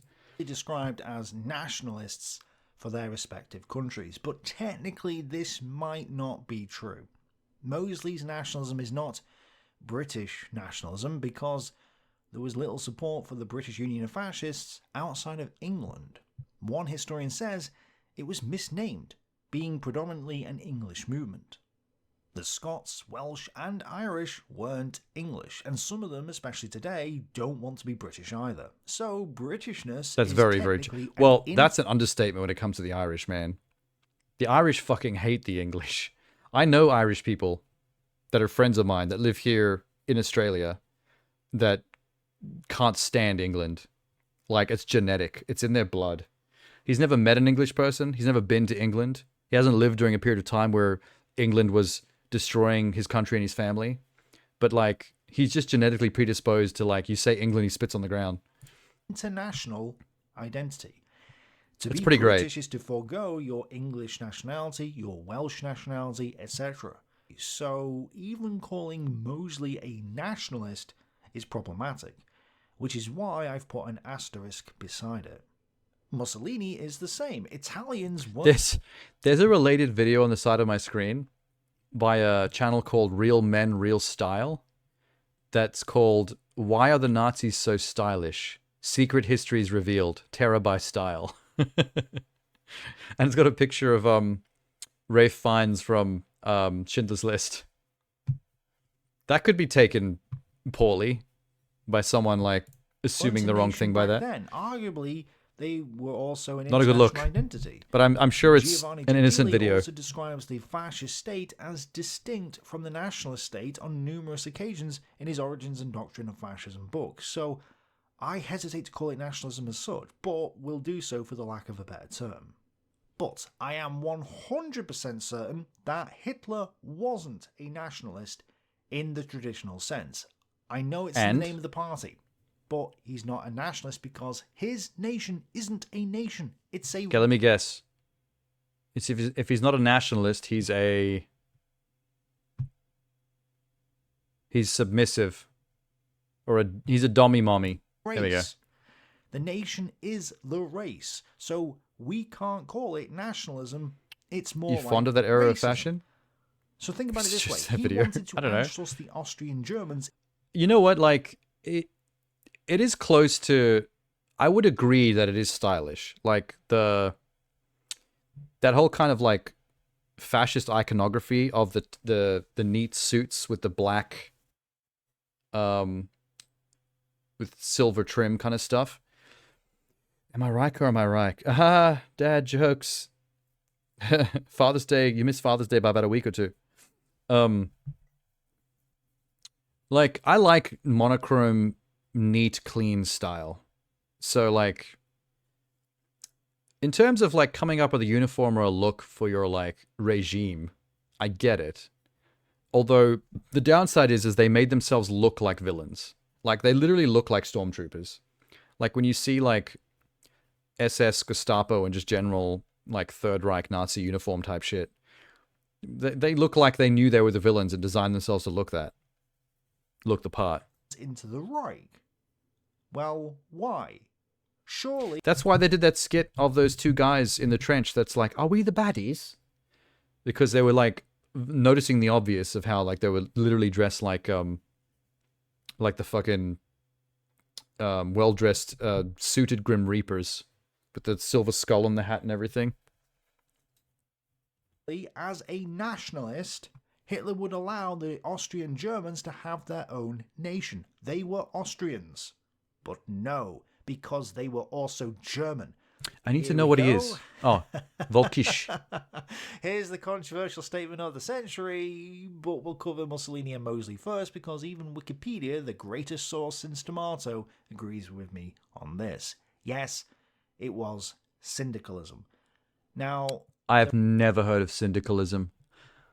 Trade syndicate movement that rose out of pre-World War II Providence. Fascist syndicalists differed from other forms of fascism and they generally favor class struggle, worker-controlled factories, and hostility to industrialists, which led to historians to portray them as leftist, fascist idealists. Oh my god, there's too many terminologies being crammed together. It's making me go cross-eyed. Differing radically from right fascists. Well, of course. They're about worker-controlled shit. Not about the 1%. There are other sources for this. James Greger, Gentile, Farrell, Missed Mosley Father's Day. I'm himself, furious. etc. Oh, that best was a to Nazi. describe That was it a as Nazi national joke. syndicalism, which is why I put the nationalism bit first. But what is syndicalism? It's actually trade unionism. That's actually where the word fascism comes from. Okay. Into corporations. Well, so it's bottom up rather than top down. This corporate state would act. This part is not terribly in interesting. 1944. So it might be Socialism. better to describe That's it Hitler. as syndicalism rather than socialism. But because the historians have completely neglected the study of the Nazi economy, it's impossible. All right. It's central to his entire We've got to move creed, on. and is probably more important than I want to all see what the other rest of the list elements. looks like. Philosophy, But social interestingly, Darwinism, this that I went obviously. over, C-section. I mean, if you're someone who believes that the blood of your species is superior to the blood of another species, then that fits pretty neatly with Darwinism. 5, Part 1, have a philosophy known as actualism. The survival of the fittest. Technically, I haven't yet come across evidence that Mosley Actualism. was consciously aware of this philosophy, but his... I'm not as familiar with, like, stuff to do with Mussolini and Mosley anyway, so... The actualism and some of this stuff is lost on me. Load of garbage. I will define it as a Fijians get the best blood? Nonsensical. I say this. Fiji. but it's Specific. not That's a very worth looking specific into. pull. It just... Don't they have like a specific, a specifically agrarious HIV issue down there? supposedly proves Oh, was that the jerk? revolution is coming. Which revolution? Well, in this case, the fascist revolution, but also it supposedly proves the Marxist revolution as well. So, yes, This guy's an Hitler, interesting voice. Mussolini, and Mosley He's got like were history revolutionaries. ASMR going on. Zittelman's book Hitler's National Socialism spends the entire second section. If he was like whispering 80 this, you could pages probably take a nap on to Hitler it. being a revolutionary, so I would just read that if you're married. In fact, Mosley calls other people Are you actually like the Tories, Fijian, he calls Cham? them reactionaries. For real? But despite this, one leftist historian describes Mosley's fascism as an ultra-conservative I doubt you've got reactionary HIV, movement. but I'd believe you if you said you were mean, half Fijian talk because about of your dropping mother the or ball. father. So, no, they're all revolutionaries. But they're not united when it comes to war. Hitler was pro-war. Wait, ideology, National Socialism, fascism. How is Hitler not considered just straight fascism? National Socialism, really? I don't know. I mean, Hitler's always been one of the go-to examples of fascism out of control. Activism, revolutionary, all of them the same. War, obviously. Pro-war. In fact, it helped pro-war, him gain anti-war. support in the run-up to the Second World Empire because he thought Aims: Lebensraum in the east, Mediterranean Empire, fix the British Empire. If this has taught me one thing, is I understand Mosley a bit better, but he's still a bit of a poser. alone based on their national issues. Anyway, the main okay. difference I think we got our fill. Where is this thingy-majig? I just spent 60 hours playing a game that I don't think... Oh, it's the guy that sits on the fucking... the ball. I remember him. I've only ever seen one video of his, and it was sent by you a long time ago, Sham. Funnily enough. Spent 60 hours playing a game that He's I still don't got his think ball. is actually very good. Ghost Recon Wildlands was pretty universally seen as Hey, a River. 7 out of 10 back when it came out in 2017 out of 10. The writing is among the worst of any game I have ever played. The voice acting comes across as like a middle schooler's idea. Did I play Wild... I didn't play Wildlands, did I? What was the last Ghost Recon I played? Future something. Future... I don't know. It was probably the one before Wildlands, to be honest. Of what they think sounds cool and awesome. The American interventionism power fantasy of hunting down a Bolivian drug cartel by blowing up tangos everywhere you go is problematic, to say the least. So I wonder why when did he I play this game decided... so I wonder when he decided on the fucking exercise ball theme for all his videos. Like, when did he make that a thing? much? Because kids sometimes, at the end of the day, Daddy doesn't always want the cautiously prepared 5-star Gordon Ramsay dinner, all right? Sometimes he wants Pizza Hut. It's critically mid comfort trash. It might not be Critically good for mid. your brain, but spin me right round and call me dead or alive. Extreme beach ball, holy shit. Maybe I do like sports, Dad. Chumba, wumba, hubba, hubba. But many of these critically deemed 7 out of 10s are often capable of I have scratching played this. a specific itch. An itch that Driver, those esteemed San Francisco. 10 out of 10 It's actually really hold good. forward while your character shimmies through a tight crack games just can't quite scratch. The only thing they scratching is that tight crack on their ass. The best 7 Since out of 10s might not always 2017, fully probably when he stick got the landing, ball. But hey, I wonder if it was a comfort thing. Like, he has to do so many takes to get the words right for this video that eventually he was like, you know what, I don't care about presentation anymore. I'm going to sit on this really comfy exercise ball and fuck the aesthetics. And then it became the aesthetic, and now it's his thing. Now he has to do it because all the fans expect it. at least it's trying out some cool new trick. Don't worry about the haters, brother. I gotcha. 7s walk so that 10s can steal their mechanics later and win a bunch of awards. That's why 6 scare of 7, not because they 9. Take the Just Cause series made by Avalanche Studios. You know, some real solid 7 games. out of 10 games. Yeah, I like them. Like them because they're polished. I like 7 out of 10 games. I'm there. I'm with him. Are you here right now? Is he stand up or is he in your chair right now? People love the physics-based sandbox. He knew it would become iconic. And creativity. You never know what's going to be iconic. Scratch his chin. Sometimes you do stuff because you hope that it'll catch on and be a thing, but you never know. There's a lot of luck involved. It's the internet. It's kind of like making it as a YouTuber or a streamer. Like, you can do all the stuff you're supposed to do, or all the things you think are clever to give you a better chance, but doesn't mean jack shit in the end. You know, stuff just happens. Or doesn't. Ponders. What's in like every game? Just Cause 4 was a solid 3 out of 10. I haven't played 4. The past 5 years. Perchance it's Glider. Actually, I haven't played 3. I played 1 and 2. I played 1 and 2 and I missed 3 and 4. My lord. Wildlands is borderline. They're kind of the same race games car anyway. Most of the time, so that's pretty rough. But if you ignore all that stuff, it's also a gorgeous, massive sandbox of opportunity that grants you so much freedom in how you want to pursue your objectives. And what, you can play with your Wildlands? friends. And surprise, surprise, it's made by the undisputed king of the 7 out of 10 open world game, Ubisoft. Who the Ain't fuck that you the call truth? Soft, brother? You're the soft one. Matter of fact, you be making me soft with that fugly ass ball of yours. Say you're sorry.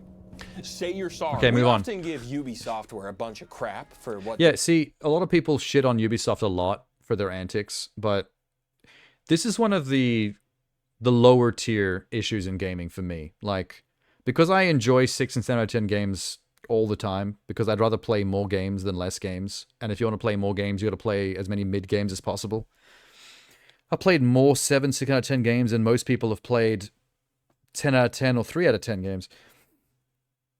But, like, I'm totally fine with Ubisoft just shoveling out the, like, mid stuff. Like, keep giving me Assassin's Creed sandboxes. Keep giving me Watch Dogs sandboxes. What was the other thing they made? Yeah, that one too. Like, I'm fine with all of it. Just give me thing to play, and I will play. I do not care of quality. They do, and yeah, honestly, we should. They do a lot of dumb shit. Ubisoft Connect can connect its foot to my ass. Wait. Okay, I don't like the extra stuff they do. Like Ubisoft Connect and... What's the other thing? Their stupid little service had its own achievements. Scratch that. Reverse it. But the sheer amount of I forget what it's called. 7s and 8s that they consistently squat out that then go on to influence much better games is frankly astounding. Is the AI going to be smart? Oh yeah, Splinter Cell. Rainbow Six. Am I going to be smart? Okay, see? Good example. I would much rather a mid open world Watch Dogs or Assassin's Creed or Ghost Recon Wildlands, whatever, than Rainbow Six Siege. I have no interest in this repetitive esports online competitive bullshit where we all run into a house and shoot each other and we get points and we do it again for the rest of our lives until we die. Fucking miss me with that shit. Give me like stuff to do in an open world that I can tick off a list and eventually finish the story and get 100% achievements or whatever and then move on with my life. Rainbow Six needs to go back to Rainbow Six Vegas days. Oh god, I can't stand Siege. Remember Vegas? Okay, here's my idea. Rainbow Six Vegas 3, but make it open world Vegas, where you're set up in like an away team, like little SWAT headquarters somewhere with computers and stuff, and you actually get calls from around town, and you have to get in the SWAT van and actually drive out there. And you can use the computers either at the headquarters or in the van itself to like look at the schematics of the place you're headed and actually plan out your infiltration. Oh my god, I'm a genius. A hint. The answer is the same. Are the animations going to be polished? Does a bear shit in a Ubisoft outpost? No. Well, sometimes they do. There are bears in Far Cry. Scratch that. Reverse it. Is your companion going to ask Why does he you keep to take doing the vehicle Willy Wonka off of thing? Sweet jumps. It's so even random. When it's a helicopter. I don't know. Let's ask one of our genius. Siege at least had destructible environments and different situations occur to different operators. I mean, yay. Like, I like destructible environments. Like, when it was in Red Faction Mars. The fuck was that game called? Red Faction Mars Attacks. Red Faction Total Recall. Red Faction, Red Planet, Ballsack Man. What was that game called? Gorilla. Red Faction Gorilla. Yeah, see? Open world box ticking game with a story that I can play. Destructible environment. I don't need that in a game like Siege where I'm wasting my time because all I'm doing is running rounds trying to get points on their scoreboard. For what? Bragging rights? To unlock a decal on my MP5? Fuck all that. I got things to do. Tell me stories. Immerse me in a land. Give me land. It's good to have land. You said Siege was repetitive, but all Ubisoft games just copy-paste the content on the map. Yeah, but there's things to do on the map. Like, I got to get all the cell towers. I got to collect all 100 bags of cocaine. I got to do all the village infiltration and liberation missions. I got to do all the fishing spots. I got to fix all the furniture and put them in my house. I've got to shoot all the endangered parrots. There's 15 of them. They're very well hidden. That's things to do. Rainbow Six Siege is just esports. If I wanted to play Rainbow Six Siege, why don't I just go outside and play soccer with my friends? It just describes all PvP shooters, though. That's why I don't like PvP shooters. They just don't have anything for me to do. They're not story-based. They're not immersion-based. They're not objective-based. There's no completion aspect to, like, finishing the story and seeing the credits and going, let's ruminate on that experience. It's just sports. Why don't we just go shoot people in real life? No, you can't. No, that's not allowed in soccer. Soccer is zero contact, which is why when you watch soccer as the actual sport, they're always pretending that they've been contacted and rolling on the ground trying to get red flags for the other team. That game itself is pretty stupid. That's why I don't like playing PvP shooters. Because they're just sports. I don't have any interest in soccer or rugby or American football or hockey or badminton or water polo. It's the same reason I'm not interested in Overwatch or Apex Legends or Rainbow Six Siege or Concord, to name the most latest, greatest catastrophe dumpster fire that everyone seems to be hating on. Why play Far Cry when you just climb a radio tower in real life? You'll die. Also, it's illegal. Soccer's not. Soccer. You just play soccer with your mates. It's one team versus another team in order to score points, and then the winner gets question mark. Bragging rights. The ability to do it again from scratch. You can die in soccer. I don't think you're very good at soccer, Champ. Maybe you shouldn't be playing soccer. Tango operators over here. This ride ain't all bad. Shit, give me a beer and I'll pretend we're back home off the coast of Myrtle Beach. Hey, think you're 22 or something? color dialogue. Nah, I'm just looking to hook up with 22-year-olds. What are you? Sure. No, that's don't cringe. whine about the fucking jumps, you creep. But now let's compare a Ubisoft open world to a 10 out of 10 open world like GTA 5. Can you tackle objectives however you want? I'll give you a hint. The answer is no.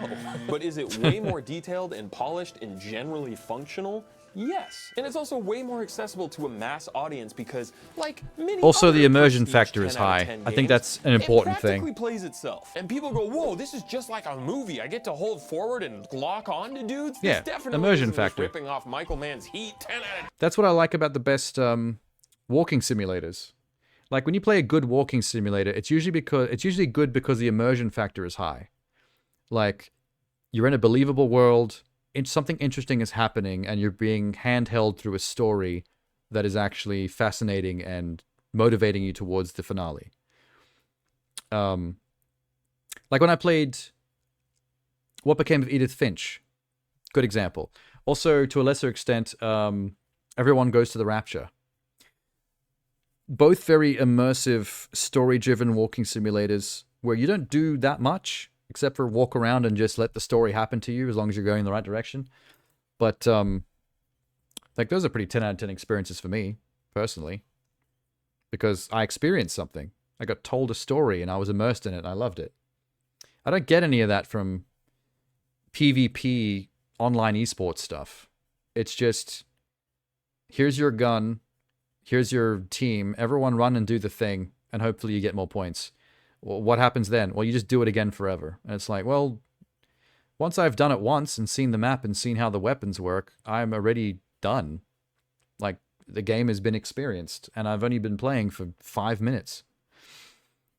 I'm already out of here. He's comparing Wildlands, a multiplayer shooter, to single-player one. I'm sure GTA Online has some different ways to tackle missions, probably.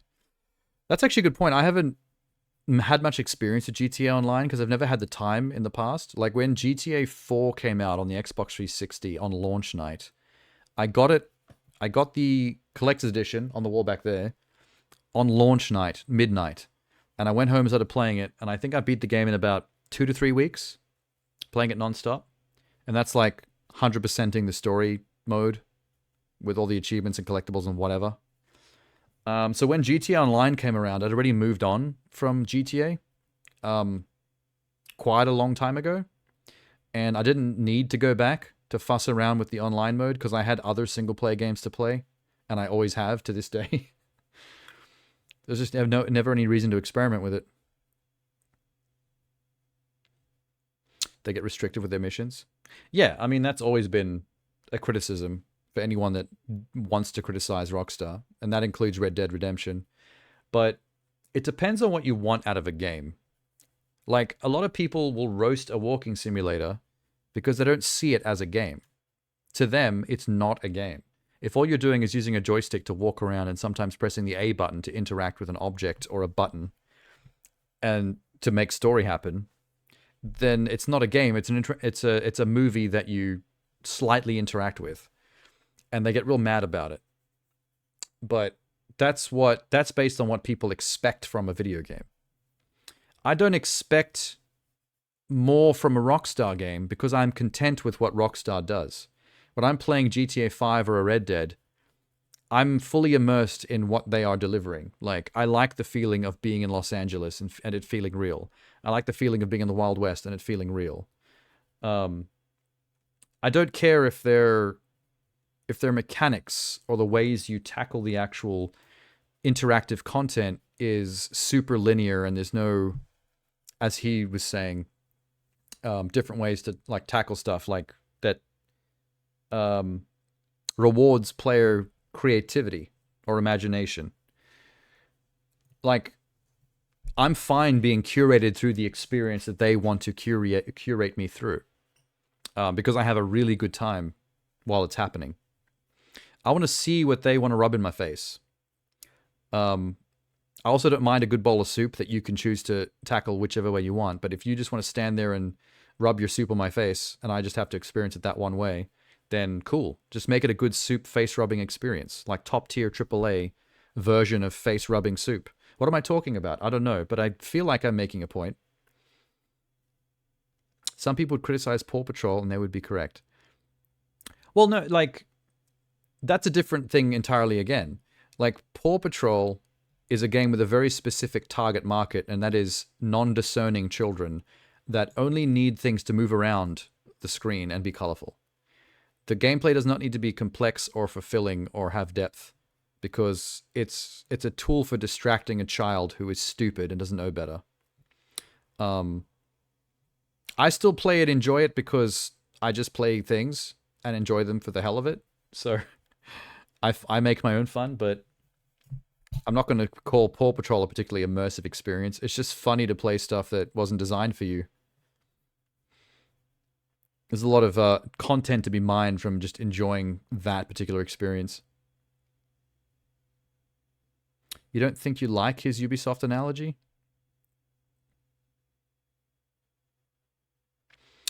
I honestly thought he was going to be talking about the IGN problem of people latching on to the idea of the numbered score in games and using that as a be-all and end-all argument of like, oh, IGN sucks because they just give everything 7 out of 10, or IGN sucks because they gave this specific game 7 out of 10, which is not good enough because I love the game so much. I think it deserves a 9 or a 10. And a 7 to me is an insult. Whereas technically a 7 is a good. That means good game. They are agreeing with you that the game that you like is good, but you're treating them like they gave it a 2. And now the comments section is confusing because everyone's fighting like they said a game is shit because of a number that means good. And that's really annoying. Obviously, Ubisoft's quality standard is vastly inferior. That's not my point. Most people are going to enjoy GTA 5 as I wouldn't argue with way that. more and justifiably. Ubisoft they do love to push their games out the door in a somewhat jank, but, you know, perfectly playable state. So, but I guess my dumbass point is that a critic score does not always tell the full story of exactly what an experience entails. This looks and what familiar. might Is this appeal to you? And also in Heat, Al Pacino says, "Great ass." In summary, Nakey Jakey's in defense of the 7 out of 10 games. What was that game? Prototype? Yeah, that was Prototype. Has a couple interesting points that are sadly buried underneath a wealth of poop and fart jokes. A 7 out of 10. Hi, I'm Jakey. There you go, IGN. And Jakey.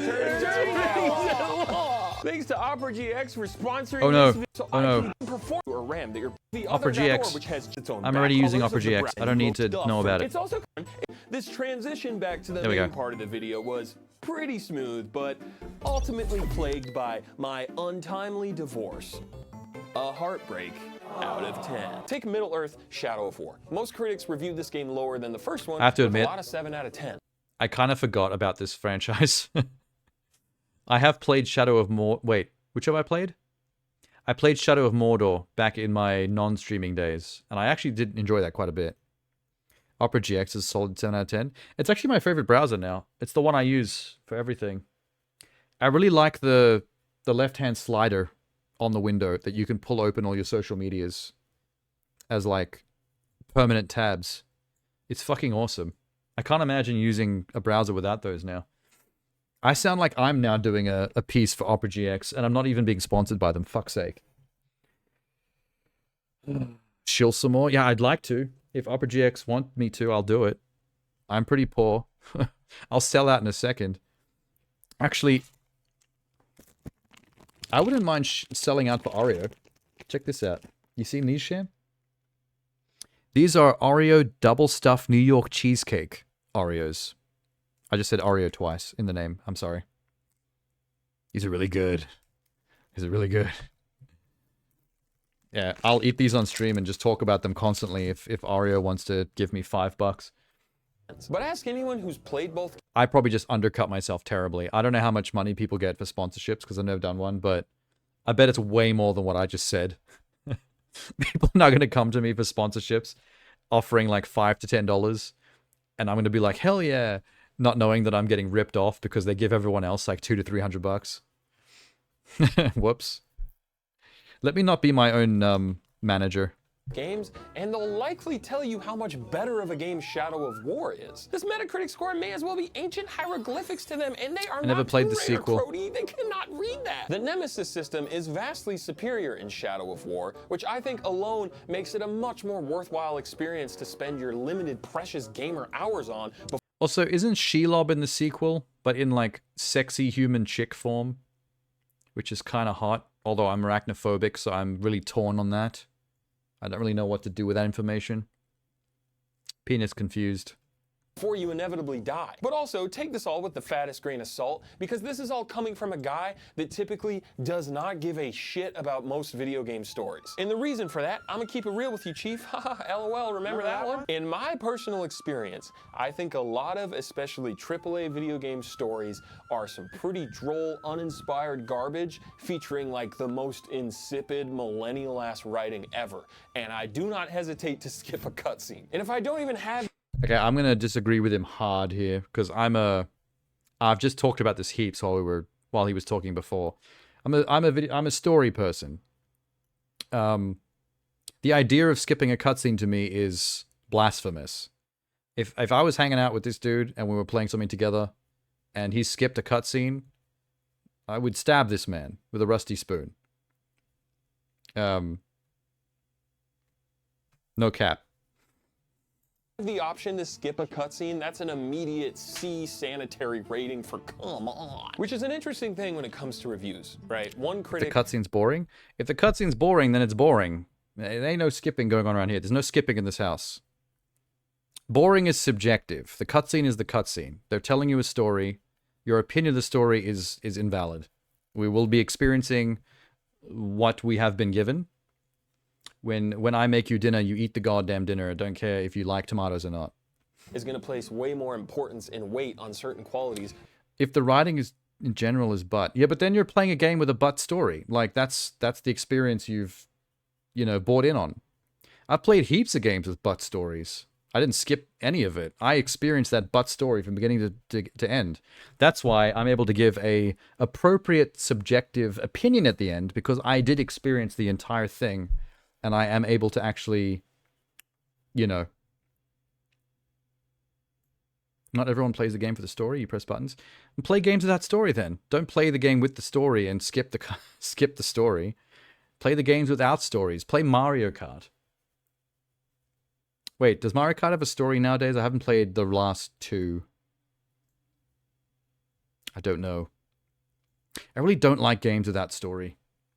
If the game is just happening and I'm just supposed to enjoy hitting the buttons and going beepity boop, it's like, but why am I beepity booping? Give me context. I need to know why I'm here. Why do I care? What's the end goal? Where are we going with this? How do I roll credits? I need to get that part where I can scritch my beard and think about the experience and discuss it with my philosophy group. Yes, I have one of those. I'm lying, but I would like one. We have little round tables where we discuss the meaning of life and through the art of storytelling in all mediums, including poetry and painting.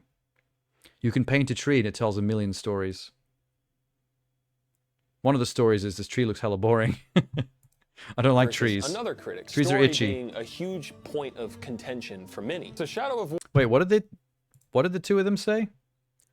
That's Nostalgia Critic and that's Angry Joe. Needs to have turtles, needs good story. Better not have turtles, needs good story. What is he saying here? Importance and weight on certain qualities versus another critic. Story being a huge point of contention for many. So Shadow of War gets a lot of lower scores than Shadow of Mordor because of a shitty story and bloated size. Yeah, I don't give a shit about that stuff because it's not why I'm here. I'm here to kill funny orcs. I'm not here to 100% every game I play. I am. That's the thing. I am here to play 100% every game I play. Also, like, for me to enjoy the stabbing of the funny orcs in the Nemesis system, I want the story to be propping it up like bedrock. It's a foundation, you know what I mean? Like, the story is the reason why I need to engage in the Nemesis system to achieve a goal. The Nemesis system is a cool thing that's been implemented to give you an original mechanic to achieve said goal through, but the goal doesn't exist without the story foundation, the reason to be there in the first place. If it was just the Nemesis system sitting in the middle of a desert that you run up to and you engage with it for no reason, you don't know who you are, you don't know who the creatures are that you're nemesising, it's like, this ain't fun. This doesn't have a point. What is this? This is a prototype. They haven't made the game yet. The games are all about the funny orcs. But they're not funny enough to be about the funny orcs. I remember Shadow of Mordor, and it was neat. The Nemesis system was a neat idea, but I didn't really care. Whenever the orc showed up, I was like, oh, that's that guy that killed me earlier and now he's more powerful. Or that's that guy that I killed earlier and now he's back for revenge. And he has a scar. Like, that's a novelty. I kind of just want to get to the next place to see what happens next in the story. So, like, I appreciate the cool novelty that the Nemesis system is, and it's unique, and it makes that game what it is. It makes it stand out. But it's like, I'm not really there for that. It's just adding spice. It's the strawberry on top of the cake. It's what makes the game unique, but like, I'm going places, man.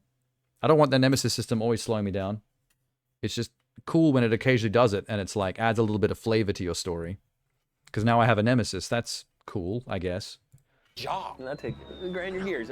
This actually sort of is my job. Obviously, in a perfect world, you should get great gameplay and story, but if you realistically don't expect a Tarantino-level screenplay every time you boot up your Xbox 5, suddenly, a lot of those 7s are actually starting to look like 8ers or 9ers. Hey, yo, Niner, we got 319. Dying Light is such a fun and unique blend of fluid Dying Light does movement look and fun. zombie combat. I haven't played it, though. Absolutely nails both of those core features. It just feels really good to play. But check the critical reviews, and it's a lot of 7s, pointing out a shitty story, which it is, with shitty characters, which they are, and repetitive story See, I objectives can't- lacking real player motivation. I haven't played it, so I which can't they do if say yay or nay to that. good. Your main reason for playing the game is the riveting story. If you're here to kill zombies and be terrified while running around nighttime with your friends, the only objective you need is an icon on the map saying, "Come get y'all juice." Okay, but now Yeah, well, there's a problem with that. Why am I terrified if there's no context or reason to, like, that's what story's for, right? Like, if I turn on a horror movie right in the middle of the movie while there's some spooky stuff happening, I'm not really scared because I don't know what the fuck's going on. There's just some actress that's walking around looking a little freaked, and then some oogity boogity jumps up from behind a tree, and it's like, oh, neat. Cool makeup, I guess.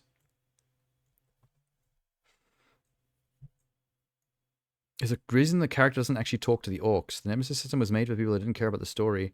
I don't think that's true. There is absolutely no way that the Nemesis system was made specifically for people who didn't care about the main story. It would have been made to accentuate the main story. The main story is taking you through the experience, but the Nemesis system gives you a way to essentially, like, discover environmental storytelling that's unique to yourself. It's another form of storytelling that basically is, what's the word? It's parallel to the main story. Like, one of the greatest tricks a video game can do is have environmental storytelling or found storytelling, where the way the systems of the randomization of the game interact with each other and with the player leads to things happening that are unique to you in your experience that add to your story.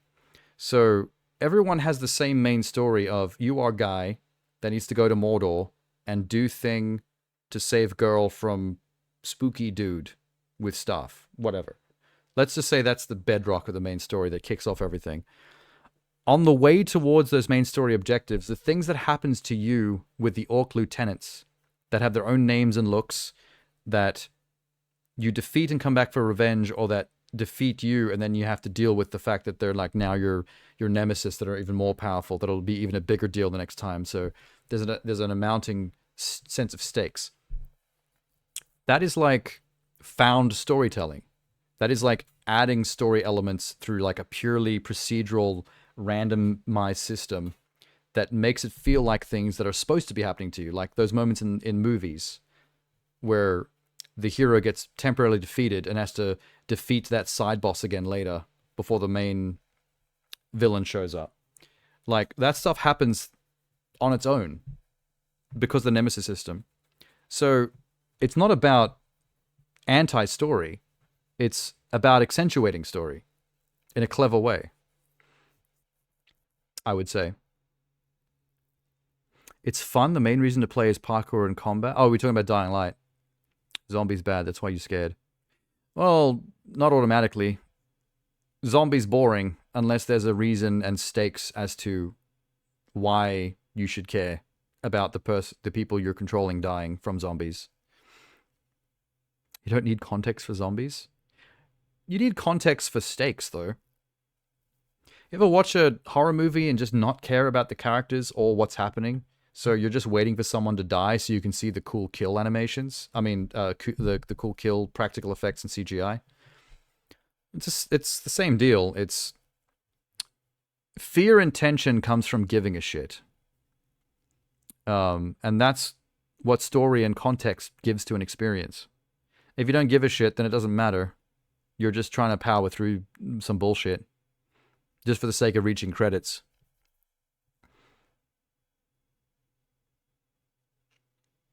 Context in Dead Rising is zombies and more. But Dead Rising is not scary. The context in Dead Rising is comedy. Dead Rising is a novelty toy box, which has a story to push you through the toy box and make you see all the fun toys, to get you through from start to finish. But it's a laugh riot. It's a fuck around. No one's ever scared in Dead Rising. The psychos are a bit creepy, but in a fun way. It's side content. You don't need to do main story context for it. No, but it accentuates it. It's side content designed to add found story to the process of going about your main quest. They supplement each other. It's the way the two of them accentuate each other that makes the game so good. And so cleverly designed. Like, I was impressed when I played it. I just haven't played the sequel, which apparently is better. Well, that's what he said anyway.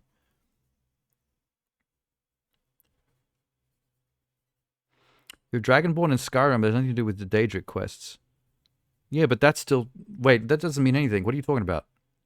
The Daedric quests are their own story, separate from the main... This is just all story. This is just more story. It's just story on top of story on top of story. That's what makes RPGs good, is that there's a bedrock of story, a foundation to prop the game up on, and then there's 1,000 other little stories mixed in there, sprinkled in for you to discover. Like Fallout. Fallout's really good at that. When you're exploring the wasteland, you've got a reason to explore the wasteland. Every Fallout has a different context for why you're out in the wasteland and what you're supposed to be doing. But you spend most of your time out there getting pulled into other people's stories a la Mad Max. Like, the great thing about Mad Max is that his central story plays second fiddle to his nomad status that allows him to be pulled into other people's stories and actually affect them. Like, Fury Road is really clever for that because it's actually Furiosa's story. But Mad Max is this wild card that has nothing to do with it, that's been dropped in the middle that, like, shakes the nest. But he's almost the least important factor in it.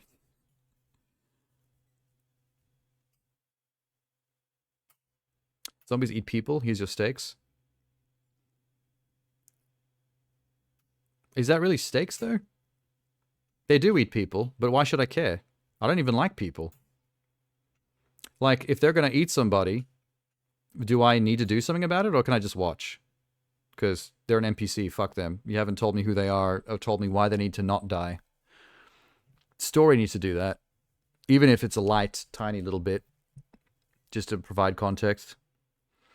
They have night zombies, they're terrifying.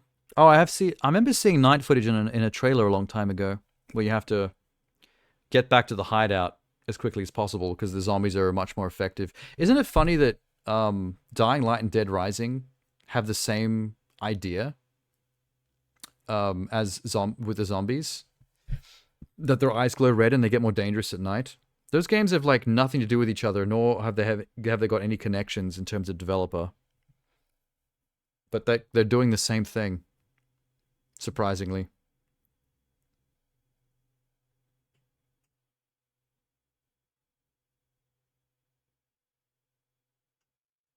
What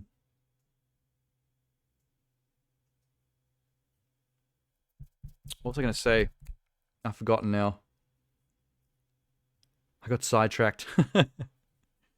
Oh yeah, I got sidetracked by the Dead Rising Dying Light thing. Now I've mental blanked. It's such a random connection. Those games are nothing like each other. Are there any other zombie fiction that does that, I wonder? Both in games and movies?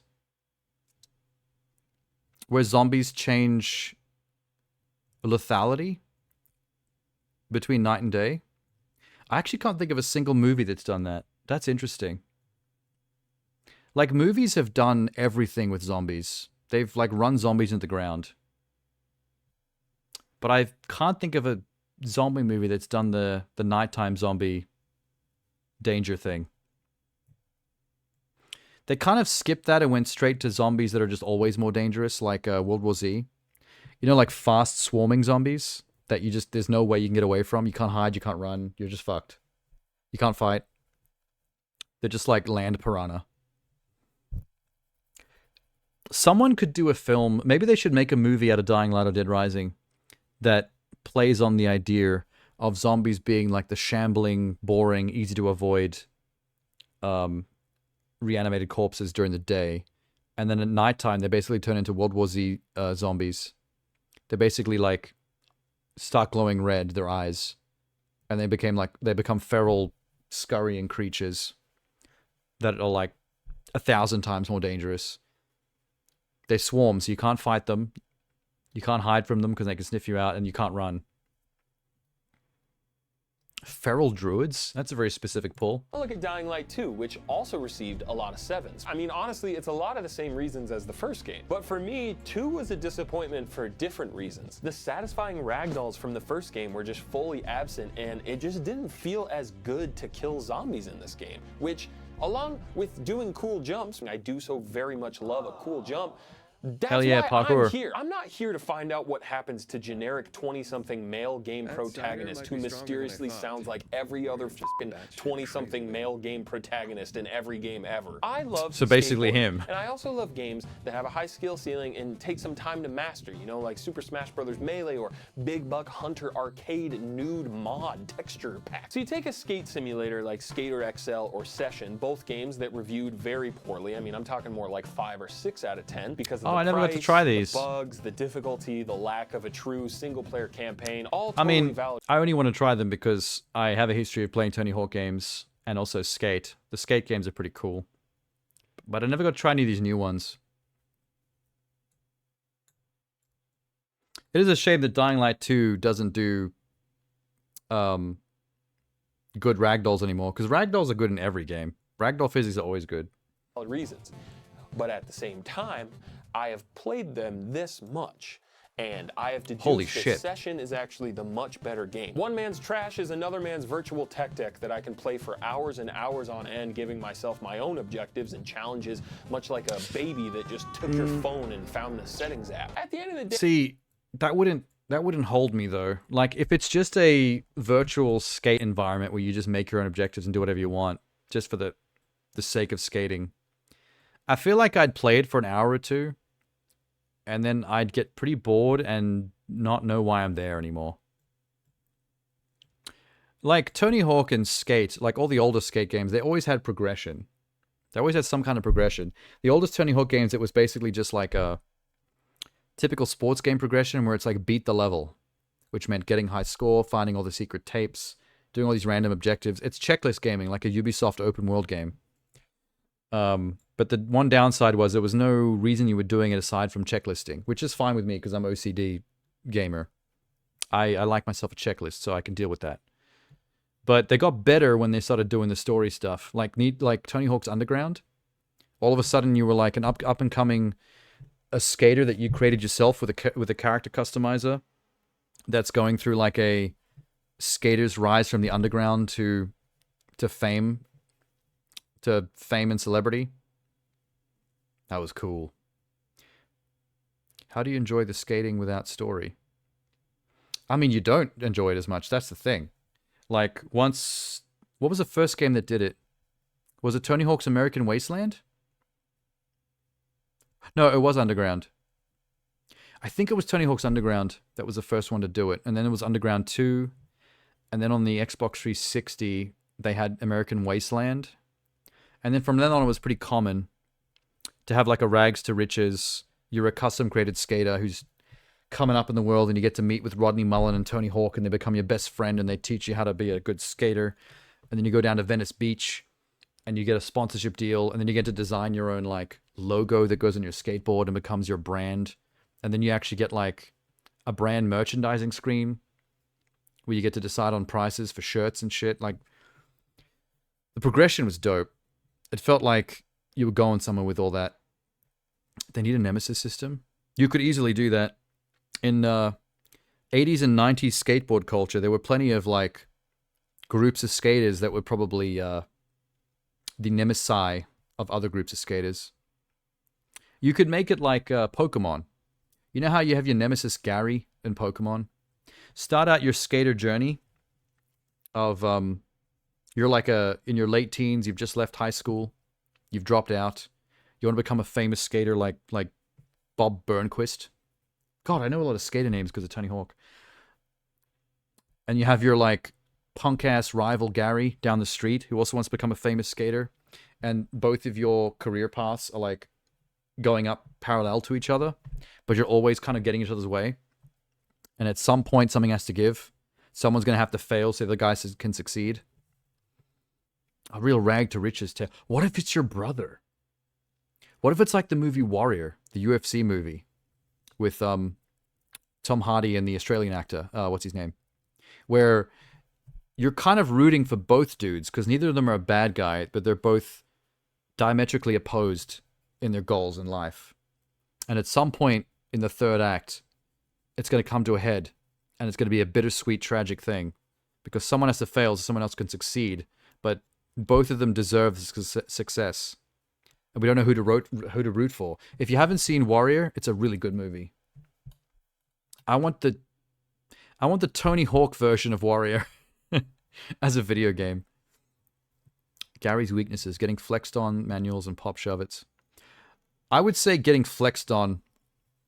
Gary has a temper, so whenever he gets flexed on, he can't handle it. He loses his cool, and then makes mistakes. You just gotta grind past him while twerking in his face, and you'll lose his goddamn shit. Today, what even is a review score but an arbitrary number that some person online just chose and said, yeah, That looks like the older. That looks like one of the brothers from Malcolm in the Middle. In our caveman brains to assign rankings to everything and pit everything against each other with tier lists and top 10 lists. Restaurants, Most Critical movies, just video games, made a random people. appearance. Are you a 7 out of 10? Am I a 7 out of 10? This video title isn't even an original. What would you say, Sham? You a 7 out of 10? I feel like a 7. I feel like I'm a solid 7. Nothing special, but not terrible. 6.9, hey, 69. I think the fact that you made that joke, Sham, I think that makes you a 4.5. You just dropped in the rankings for making the obvious 69 joke. Dad joke territory. That's within the 4s and 5s on the ranking system. 4.5 it is. Original thought. This person wrote about the exact same concept before I did, and this person wrote about it before they did. Are we all just doing and saying the same things? Does any of this even matter? Are we purely defined by the numbers that assess Just us? the internet. This video gets less views. This video gets more views. YouTube won't let me forget the numbers, Mason. Nothing is real, Mason. What's the point of anything if it's all actually mid? Maybe we should all just. Oh my god, I love in this bar. Yeah. I love the paparazzi footage of him playing a Switch in public. It's good content. Yeah, that sounds good. But maybe the magic was lurking in the mid all along. Is the beauty of our daily lives actually sourced in the mundane moments we deem to be seemingly unexceptional? Maybe the truly exceptional moments are the ones special and individually unique to us. The things that we like, even if this one chronically online yoga ball gamer said it made them want to Ubisoft connect their foot to ass. Maybe everything was a 7 all along. I'd be okay with that.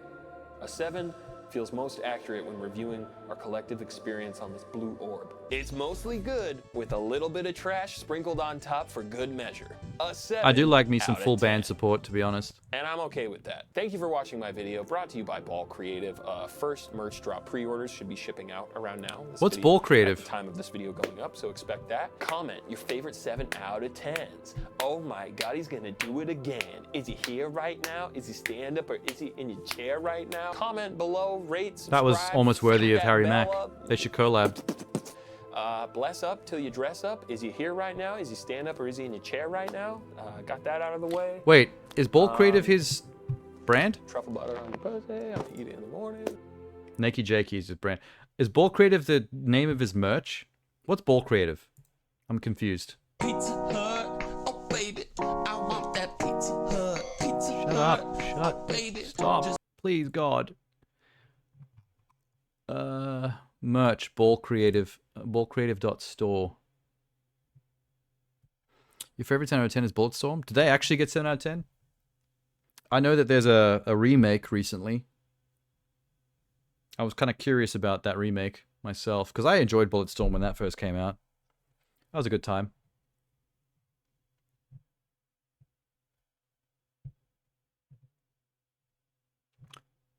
It's interesting that it's not the name of his channel or his brand.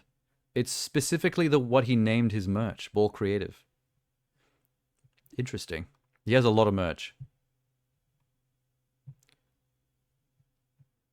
I love it how they had to be shirtless for the baseball cap image. That's great. Felt too short, but it was fun. Oh, it was definitely fun. I'm not hard on short myself. Like, it doesn't really bother me how short a game is, as long as it's what it does in that time is good. So if Bulletstorm is fun and funny for the entirety of its short runtime, then good job, you pulled it off. What I don't like is when games have something good going on and they outstay their welcome. Like, if Bulletstorm has got funny humor and a fast-paced, creative structure to its like game's pace and its mechanics to keep it constantly pumping and fun. If you then drag that out to 25 to 30 hours, at some point that's going to stop being creative and fun, and it's going to start to drag, and it's going to be like, okay, this was fun and this was funny, but you've run out of jokes and you've run out of clever mechanics and there's not fast-paced anymore, so now I'm just kind of fucking around. I hate it when that happens, and it happens too often in gaming. They don't know when to get out when the getting's good. A game needs to end with you still enjoying it. If it finishes and you could have kept playing it if it still kept going, great place to stop. Because it hasn't outstayed its welcome yet. I need to go out on a high. Like, wow, that was so great. It's too bad that it's over. That's a sweet spot. Felt limited compared to something like Call of Duty. Oh, I'm fine with that. Like, that's what I do with Call of Duty games is I just play the story and it's usually only about 4 or 5 hours long, and then I move on to the next game. But I do like moving on to the next game in general. So if your game's only 4 to 6 hours, I'm cool with that. It means I get to play more games. When you're a kid and you just spent $70 on it. I do find that, like, when you're a kid, the mentality's different. You tend to replay the stuff that you've got and enjoy it. Like, I had an N64, and we wouldn't, like, obviously get new N64 games very often. So I was perfectly happy playing Banjo-Kazooie more than once. Like, I'd started again just because of, like, how great the experience is. It was like being in your own Pixar movie, where you and Kazooie on this little adventure. You gotta stop the witch, and she cackles and does cool little rhymes.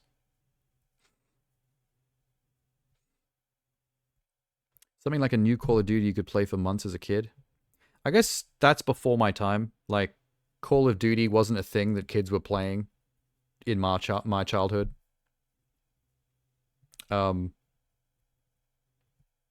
fact, I was kind of already in my teens when I was playing N64, like early teens. So even that wasn't like childhood.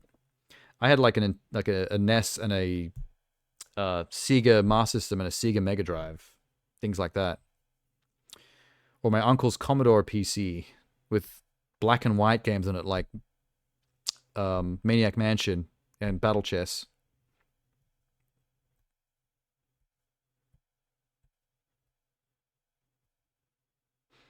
You got LA Noire on a school holiday? Neat. I think I was working at EB Games at the time, and I picked it up when it came in store, took it straight home, played it with the girlfriend. She backseat drive the whole thing. That's why MMOs are superior. Play it forever. I just don't like play it forever games. I like games that are going somewhere. I like to feel like there's a goal. Like, I like The Sims in general. I like the concept behind The Sims. It's a fun toy box, but it always bothered me that there was no reason to play it. Like, I wasn't trying to achieve anything. It's really just sandbox away and do with your Sims whatever you want. Set your own goals and stop playing whenever you feel like you've had enough. But that's why I liked when they did little Sims experiments. Like when they did stuff like the Herbs, the Sims in the City game. They started to do these little spin-off Sims games that actually had storylines and objectives and context, and I was like, ooh, that's what I was missing. A purpose. Now we're cooking.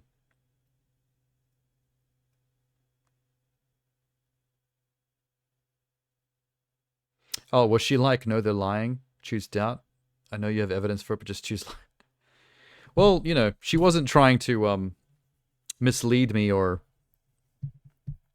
you know, fuck us around or anything. She genuinely was trying to figure it out. She was invested. It was funny when we both had different ideas, when we'd like little like mini arguments over what we thought of a person's performance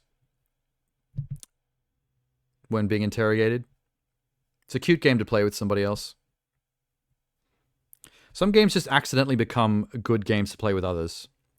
Like L.A. Noire for the meat behind discussing with your friends or your girlfriend, like what to do, what verdicts to do when you're interrogating people. Things like Danganronpa, experiencing that with other people like you did, for example, being able to do the different voices from each other while experiencing the story together and having those moments of like, holy shit, when the plot does plot twists and you all get to like have your minds blown together. That has two things about it that's great to play with others. One of them is not easy to achieve in multiplayer because it's a graphic novel game. And the problem with that is those games aren't well designed. Those games aren't meant for multiple people to sit there, because it's like if multiple people are sitting there reading a book. It doesn't work. But because Danganronpa is the kind of thing where you can have a lot of fun with other people doing the characters and stuff, and then also discussing the courtroom cases in the similar way to what I just said about L.A. Noire, that by the time you get to the interesting story stuff, you're there together and having your minds blown together when cool shit happens. That game's like a triple threat. RPGs without voice acting are great for that. Yeah, and they're kind of a nightmare when you're by yourself, because then you're like having to read an entire game's worth of 30 characters out loud to people over Twitch. Like, it gets exhausting. It is very tiring. It'd be much better to do with other people. Yeah, visual novels are an interesting niche. They're a niche that should only work for one person, but in like a bizarre twist of fate, they can actually work with a group really well. In a way that if you were sitting around a table with a book, you couldn't experience that in the same interesting way with a group of friends. Nah, we were all very confident in our voice acting. No, I'm saying when you're by yourself. I'm saying that is kind of a downside. That's a lot of voice acting, a lot of characters, and a lot of game to do when you're by yourself solo. In like this context, it's quite tiring. And it's a long game. Many, many, many streams. Bye, Jakey. Okay. It's time for me to take off. Not my clothes, I mean me. I need to go make a cup of tea and have a little cookie snack or something. Oh, yes, I have a couple of New York cheesecake double stuffed Oreos left. Have a day. Oh, look, Jeannie's there. I didn't realize you were there for ages. Hey, let me just move my stuff back a bit.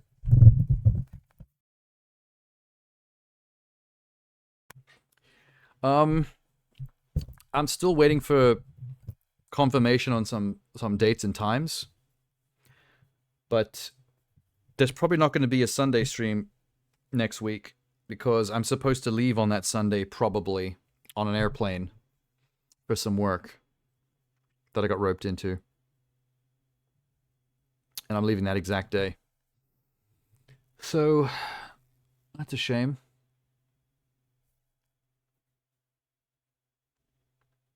Have you heard the new Eminem album? I've been hearing some divisive things about Eminem's album. There was some music video that got put out. It might have been Houdini that everyone was going nuts for, and people seemed to genuinely like. And then I saw some, like, dissing on Twitter recently about other songs that are apparently on the album. And I didn't realize there was an album at first. I thought it might have been just that one song. But yeah, then the rest came out and everyone was like saying like a lot more negative stuff than when Houdini was just out by itself. He does a lot of trans disses. A lot more offensive than I thought he would. My question there would be, how much does he believe some of that stuff that he's saying, and how much is it him just trying to be edgier for edgy's sake, just to get back in the public conversation? Because that's one of the things with like Slim Shady of the past. Like, it was always about like, oh, he's that edgy naughty boy rapper that's saying all these offensive things, and that got him attention. It's like, is he just trying to next level that, but it's coming off a little too forced and cringe? Because it's pretty easy to know what the hot button topics are. Like, obviously the trans thing is one of them. You think it's genuine? Maybe. I don't really have any prior preconceived ideas of what Marshall actually believes in terms of like political stuff. I know he says a lot of edgy things in songs, but I never got an idea of like where he stands on, actually genuinely stands on issues and right lefty things. Honestly, I guess it doesn't surprise me either way if he leans more right or left. I guess it's not really that important. But I guess I would have assumed that he would be a little bit more lefty than that, because he's embedded in a genre of music that's very black lead, which tends to be more on the side of like, oh, I don't know, actually. It's also a genre of music that has a lot of rich hip-hop producers and stuff that tend to fall conservative because they're in that tax bracket. That's a tough one.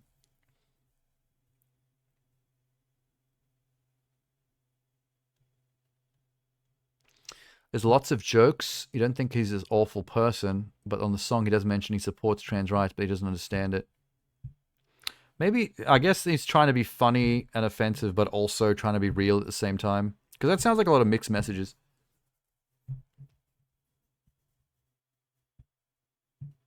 I'm assuming when you wrote 3 people, that was a misspelling of trans people.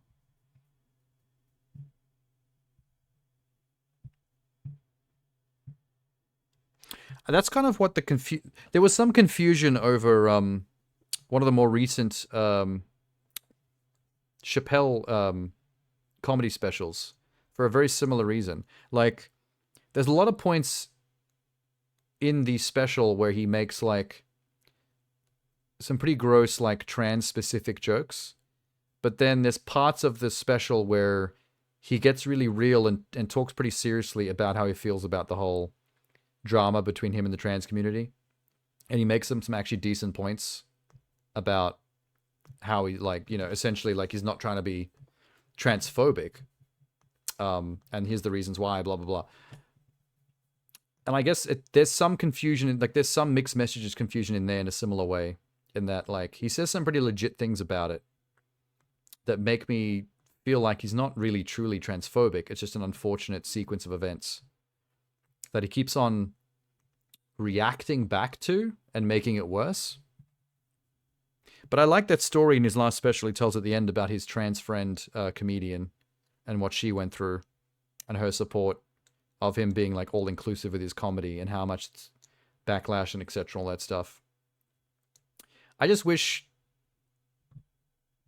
wish stuff like that wasn't confused by the other parts of the thing, where he seems to be making really gross trans jokes on purpose in order to like tease and poke the bear, before then giving like actual like real serious opinions and trying to smooth things out. Like, those two things don't go together too well. Jenner, Megan Thee Stallion, and Christopher Reeves. Oh, does he rip on Megan Thee Stallion a lot? Christopher Reeves is a really random pull. Caitlyn Jenner's kind of obvious.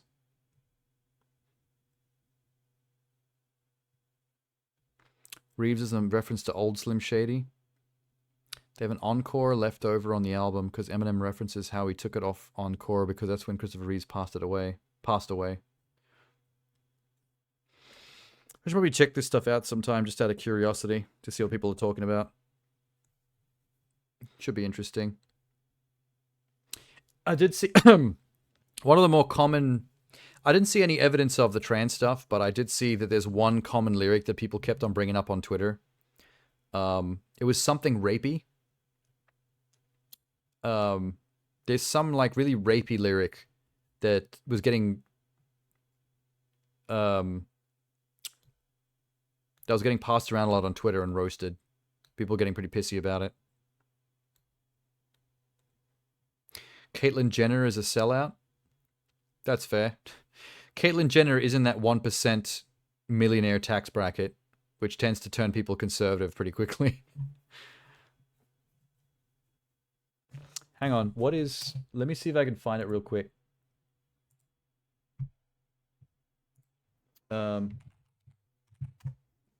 Eminem.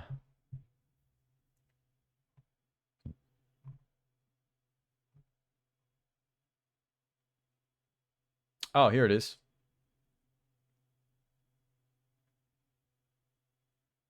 I'm like an R-A-P-E-R, yeah. Got so many essays. Wait, he didn't just spell the word rapper and leave out a P, did he? Wait a minute.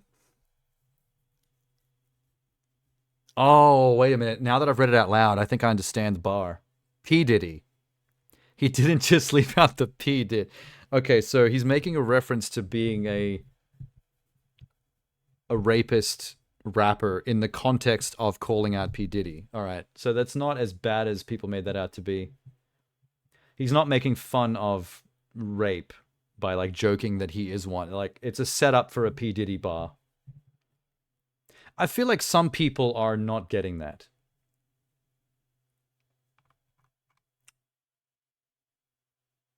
Yeah, I think I'm seeing people here that seem to actually get the bar and are okay with it. But a lot of people seem to be posting about it in reference to it being nasty, but not really seeing what he's doing there. To be fair, if they're just reading it out, that might be what the problem is, because I only just understood it because I read it out on stream.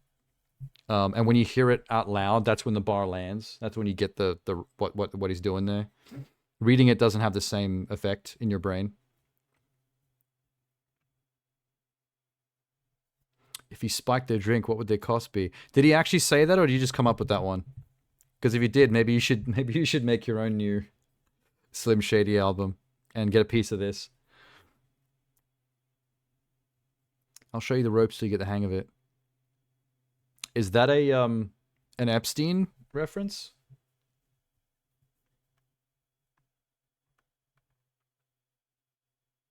Hey, he's 10 years sober. Good job. Good job, Eminem. Good job, Marshall.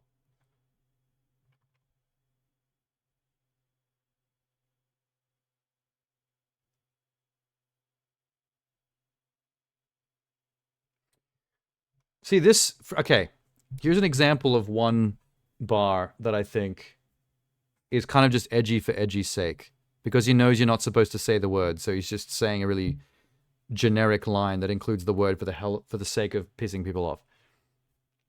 The line goes, here's the thing about retarded people. What? They don't fucking know they're retarded. That doesn't seem really that funny or clever. It seems like he's just using that one as an excuse to drop the R bomb, because that's one of the words, the cancelable words you're not supposed to say nowadays. Which makes it a little bit shallow. Context is important. Do you mean in terms of where it comes in the song and what is said before and after? Slim Shady rapping against Eminem. Oh, you mean like it's doing a thing to do with his alter egos insulting each other? I mean, take it by itself, even in that context, it's not really that interesting a bar. Guilty Conscience 2 is being deliberately offensive. Okay, fair enough. Yeah, it says here Guilty Conscience 2. Yeah, I'm not saying it's a cancelable thing. I just, taken by itself, without the context of the song, what the song's message is, it did seem like a kind of a nothing lyric. that included an offensive word. So taking it out of context, obviously, it's not going to look great. I wasn't offended when I saw it. I just thought like it seemed a bit lazy. But like you said, within story context, it means all the difference. It's kind of like have you ever seen the meme of what's the Kylo Ren actor?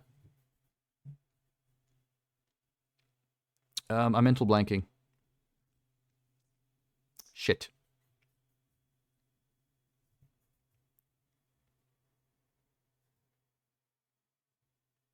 Fuck, what's his... Oh my god. How did I forget this man's name? Okay, hang on. Give me a sec.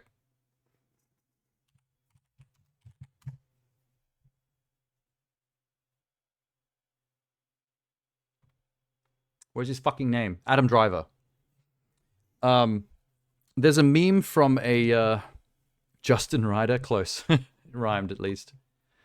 Oh, fuck, what's the movie? Hang on, let me see if I can find it. It's actually a pretty good movie. Movies. Not Kylo Ren. Fucking Adam Driver.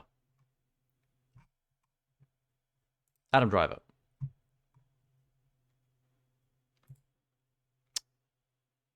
Black Klansman. That's the movie.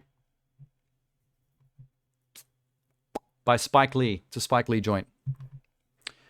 There's a meme from Black Klansman of Adam Driver where he runs down the street chasing this black guy that's just driven away in a car, and he is screaming racist, obscene stuff at the black dude that's driving away. Like nothing. Like, you have to see it. You have to look it up on YouTube or something. I'm not going to play it here, but he's dropping N-bombs. Like real redneck KKK red bombs. Like Adam Driver goes in. It's like when you see it out of context, it's like, whoa, dude. Like it's a mad racist clip moment. But like obviously someone that is like super extreme left might argue that even in the context of a movie, Adam Driver being okay with like screaming such horrible N-bomb obscenities at a black actor is just not appropriate kind of thing. Like how could you even something to do that, even in the context of a film? But story context. The character in the movie is doing it for a reason because he's an undercover cop that has to get with the KKK Klansman, and the black guy that's leaving is also another undercover cop that knows why he's there and what he's doing, and he's fleeing because they don't know either of them are undercover cops, and the black guy just needs to get out of there. And he's trying to keep his cover going by acting extra racist, by screaming N-bombs at him as he drives off. In the context of the film and the story and the stakes of that scene, it makes perfect sense why that character would go off on this like mad racist N-bomb laden tirade. Story context. Like, nobody should hold against Adam Driver that he had to say that stuff. He's an actor. He's playing a character. The character had to do that in that scene for a good reason. Like, it annoys me when people are like, oh, yeah, but whatever. That's just a script. That's just a movie. Like, you shouldn't be comfortable saying that stuff regardless. Like, I would never say that even if I had to in a script or whatever. It's like, well, then, you don't get hired for the part. This is what the role requires. This is the story. I mean, it's even a black creator. It's Spike Lee. He wrote the script. He knows what he's doing. He has a story to tell. Adam's a professional. He's playing the character. He's doing what he needs to do. Adam, the script said, "Get out of here, you hooligan." I think I've actually seen a meme exactly like that. That actually makes that exact same joke out of that scene. The funniest bar on the album is Slim going, "No, when I say fuck midgets, I mean Ja Rule."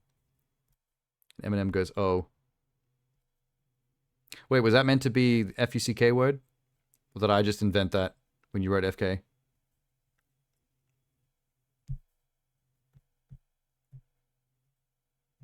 But yeah, I'm only bringing up that example because that's what I mean by the context thing that we were just talking about with the album. Like, seeing those lyrics of him just saying retard over and over again seems really bad. And, for me to read it, I'm like, that doesn't seem like a good lyric. But obviously the song is doing something very specific in terms of having a story that involves his alter egos rapping against each other and trying to make some kind of point. In which case, one of them might have to drop the R word a couple of times. Makes sense to me. It's too bad, though, that you could use out-of-context stuff like that way too easily. Like, I could take that screenshot of that one R word-laden lyric, and I could spread that over Twitter and being like, oh, look at how much of an edgelord Eminem is being. Just trying to get an offensive rise out of people. Because, you know, without the context, obviously, you can make anything look bad. And that would be easy to make look bad. Slim is trying to cancel him with the whole album. That is interesting.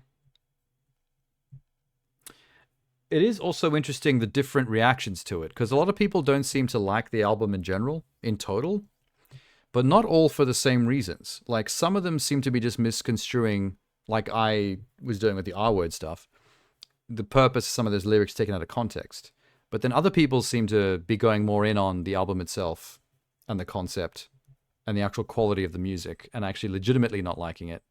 Like, there's all around the board, there's reasons for, like, every reason you can think of, people are going in. Which really surprised me, because the Houdini song, the single that he released, would seem to be unanimously loved by everybody.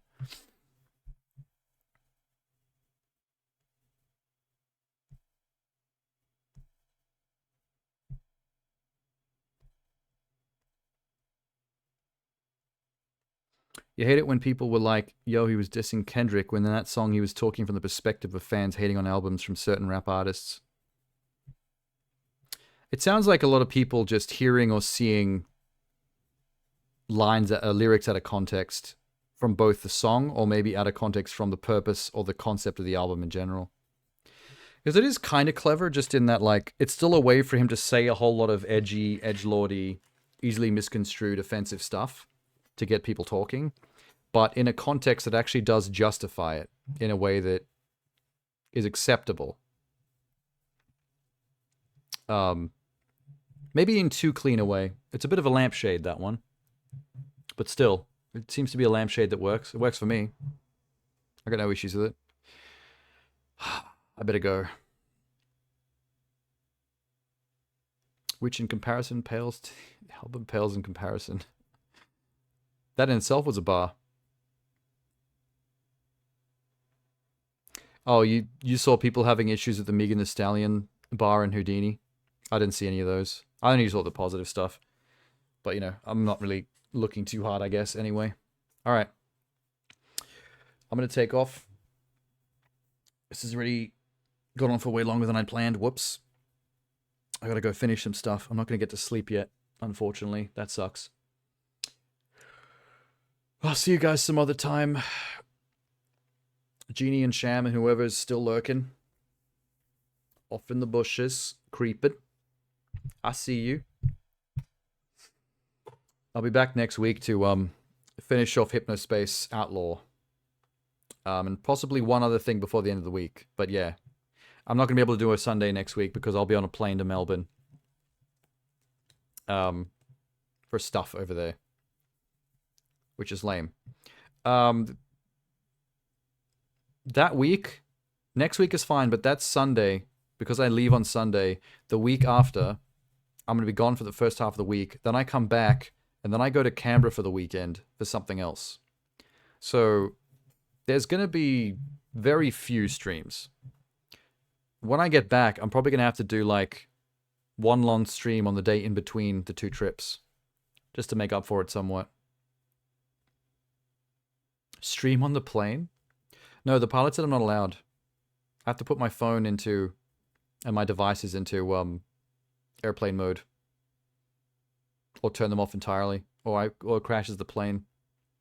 I hear it can kill everyone. If you turn on your switch, you basically are the cause of the death of like 350 people on that plane. The black box will be like, yeah, someone turned on their switch. He was sitting in F6. Crash the plane. I suppose that would be good streaming content, but I wouldn't be able to benefit from it much. Having been on a crash plane and all. I'll be famous for all of 7.5 seconds it takes the plane to reach the ground. Yay. I'll be right up there with Jake Paul. Ew. I should not invoke that name. It's like Beetlejuice. Alright. Good night.